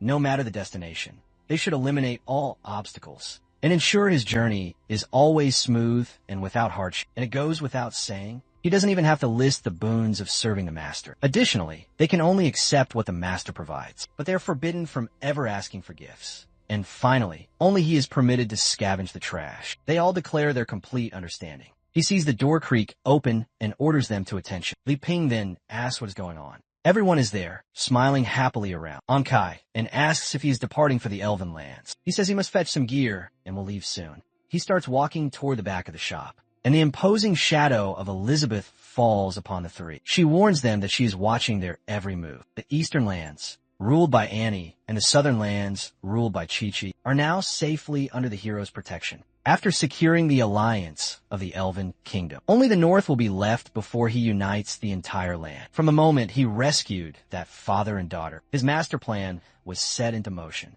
although he has concealed his true intentions well. Now, she finally understands he's been planning to rule this world. What she needs to know is if she is also a pawn in his game. Everyone is terrified, wondering why the Demon Queen is just standing there glaring, and wonder if Elizabeth has deemed them unworthy. They all look to Ankai for some kind of help. He approaches, declaring he will handle the situation. He begins to pull a mysterious object from behind him, claiming he knows how to deal with this fearsome woman. Everyone holds their breath, wondering if a legendary clash is about to unfold before them. But Ankai just pulls out a toy and starts shaking it. Attempting to act cute, he was about to say something about a good boy when a powerful force suddenly slammed into him. The poor familiar gets kicked and flattened against the wall. Elizabeth states that realizing all this already infuriates her, and that pathetic dog still dares to act foolish. Everyone quickly agrees that the familiar was clearly mistaken, and that they would never do something so foolish. Elizabeth warns that if they truly wish to follow them, they must understand that their very lives will be on the line, and they will not always be there to rescue them. Everyone vows they understand the Demon Queen's grave warning. Just then, Li Ping returns with a chainsaw, declaring he is ready. It is obviously another powerful spirit weapon, with a small spirit girl clinging to the hand. She asks if they are ready and what he has forged this time. He explains that since Alpha has returned to his sword form, he needed a new tool for chopping down trees. Not to mention that the pocket dimension magic she made for him is extremely useful. In reality, she has always possessed that latent power. It is just that now, with her power returned, she is able to synergize with the things he creates. Suddenly, Alpha is shocked and asks if it is truly her. He appears to be able to perceive the spirit on his leg. Annie can also perceive these spiritual beings and notes that this one looks far more powerful than Alpha. He says it's irrelevant because Li Ping can only perceive it. Therefore, that is his greatest advantage. Li Ping is excited to visit the Elven Kingdom and gather some new plants for his personal garden. He says it's finally time to depart, and Elizabeth asks which 2 followers he is taking along. He turns and says the goal of this journey is to persuade the elves. Chi-Chi declares she is the superior option, as she has been there many times and knows their leader. Annie, on the other hand, argues that the special eyes she has awakened will be far more useful. Alpha shoves them both aside and tells them to surrender, because there are only 2 available slots. As the hero's one and only weapon, he must accompany the boy on every single journey. But Li Ping tells him to wait just 1 second for a diplomatic mission. It is best not to bring a sword, as it may seem hostile. Annie is thrilled, and Chi-Chi knows her opportunity is gone. Elizabeth says to stop wasting time, as they must leave now. With that, they all begin to depart, and Li Ping tells Alpha to guard the workshop in his absence. But the poor sword wonders why he feels this painful emotion again. Once more, he has been left all alone, even after he was finally made whole. Suddenly, he gets a telepathic message asking Alpha to respond. He is bewildered, wondering who could possibly be calling him. It is the sly little familiar who wanted to be kicked on purpose, as always, because he enjoys the Queen's punishment. In an instant, Alpha decides to train with Ankai to become stronger than before. Annie declares it is time for them to begin their patrol. I had thought it was just Annie, but in reality, it is the 2 of them, plus him and the Queen. Li Ping seems drawn to the giant tree, but Elizabeth already senses that something is deeply wrong. She finds it unnatural that such a massive tree shows no life. Li Ping points, saying something of that size must be sacred. Elizabeth channels her power, stating they must change their attire. Chi-Chi is enveloped in a flash of light. Li Ping turns to check out her brand new outfit. Thankfully, she had already finished changing her clothes. Elizabeth states they can't wear gear created by Li Ping. Otherwise, this entire mission would be pointless. Our hero, bewildered, says all right and tells them all to proceed. They then venture deeper into the strange forest. But as always, they're being observed by the local flora. The clown already knows of the hero's imminent arrival. He has already captured the Alliance's main delegate, and now Chi-Chi has appeared on his doorstep. To him, if this is the case, it would seem the final war with the Black Guild is nigh. Furthermore, he must analyze the 3 people with the Saintess. He seems to notice something and wonders if there's a clue in the minds of the 2. The father and daughter are having their memories extracted. A plant is attached to them and begins to project everything that they have witnessed, the memories they shared with Li Ping and with Elizabeth. But then something startles him to his core. He sees that the woman is the real Elizabeth and is terrified. He wonders why she is here of all places. It has been 500 years. It's bizarre that she would return. What is even stranger is that she is not the same prideful woman that she was in the past. The clown orders to kill them all, but to leave that man alive. Blanchette hears this and vows that she will obey. Now, the heroes advance easily through the twisted forest, defeating every single creature in their path. Chi-Chi reaches the 5-element plant's territory and says, it is odd that the creature has not shown itself. Annie is amazed that her friend is so knowledgeable and is inspired to assist the hero even more. Li Ping says, She seems so powerful. She should be in the Holy Guild. At that moment, she's about to admit that she is the saint, but before she is able to finish, something quickly flies toward them. They were about to be struck down by an arrow, but Chi-Chi sliced it cleanly out of the air. Someone is observing a figure flying high above. It is Annie, with her special eye, who says foes are hiding, but that there is no need to be concerned. However, Chi-Chi unleashes the first technique from Li Ping's tome. The powerful aura she releases makes contact with Blanchette, who is shocked the girl shattered her stealth so effortlessly. But she unleashes a volley of seeds, claiming it is futile. Annie summons her guardian bear to shield the party, but the seeds that impact the earth erupt into massive vines. Chi-Chi states this is to be expected, but the sheer scale is far greater than it should be. Suddenly, Li Ping asks if she recalls the dungeon they explored months ago. She says yes, and asks why he is mentioning it now. All around him is a whirlwind of destruction with debris and energy slashes. He says that in the past, he would have been terrified, but now he no longer needs to pretend to be brave. That is because in truth, he has Elizabeth at his side and knows she will protect him, especially now that he has brought Annie and Chi-Chi. He truly has no reason to ever fear danger. Elizabeth asks if he is attempting to show off, thinking that now that he has decided to rule the world, he no longer must pretend to be a simple man, and that is why he is acting so self-assured. The girls are effortlessly destroying the monster plants. He says he is not boasting. He is just truly happy to have her with him. What he truly hopes is that they can all be friends forever. At that moment, the poor guy is devoured by a giant plant. He starts to be digested and cries out for help, but the plant just continues to swallow him completely whole. Chi-Chi turns around, her face pale with shock, and Annie screams, asking how this could have happened, while Elizabeth wonders if he was confessing his feelings. Suddenly, every single plant begins to be obliterated, and a plume of smoke starts to rise from the ground. Annie notes that Li Ping has completely vanished, and Chi-Chi says they should just capture and interrogate that woman. But in that moment, Blanchette declares her mission to capture him is a success. So now, it is time for her to self-destruct. With that, all the plants begin to glow and the forest explodes. Slowly, a figure descends through the smoke. It is Blanchette, who says sacrificing her plants is better than facing the Saintess. However, Annie had managed to shield the two of them. She says that now, things are going to get harder, since the two most powerful fighters are now injured. Blanchette thinks that the other one's presence has vanished. So now, only humanity's most powerful swordsman is left. She plants even more seeds into the scarred earth, saying she must end this battle immediately. Behind the other creatures, a new plant begins to sprout with unnatural speed, and 6 more appear in a circle around them, once more beginning their destructive sequence. The forest is obliterated for a second time, and this time, Chi-Chi summons her sacred sword's barrier. But something else has caught her attention. A colossal plant was taking aim directly at them, and from afar, the massive explosion can be seen. Blanchette says it wasn't quite as easy as she had hoped, but now, the situation is resolved. Then she freezes. Elizabeth was standing right behind her, and says that she will now begin her explanation. Blanchette attempts to turn around, demanding to know how the woman survived the blast. But Elizabeth says she has no need for words, since she lived only for her master. Blanchette knew that being caught by that hand was worse than death, and she quickly triggers something on her wrist, unleashing a self-destruct sequence of arrows from inside her. Her body falls, and Elizabeth notes that was her best option, but she already knows there might be some connection to the Black Guild in this place. She continues on, but it appears she is being observed. She scoffs. It's pathetic that no one respects her after only 500 years. On the ground, in a different location, a tiny plant is beginning to sprout. It grows in the forest and spits out Li Ping, who is covered in a thick layer of slime. The poor hero is confused until he finally looks up. The little plant is blushing and has a strange beard. Our hero tells this odd creature to stay away from him, but the monster approaches while he cries for Elizabeth's aid. Bizarrely, the monster suddenly collapses to the ground. He's confused and slowly lowers his arms to investigate. The plant seems to be eating something that fell to the dirt. That is when he sees that the object he brought with him is falling out of his magical pocket.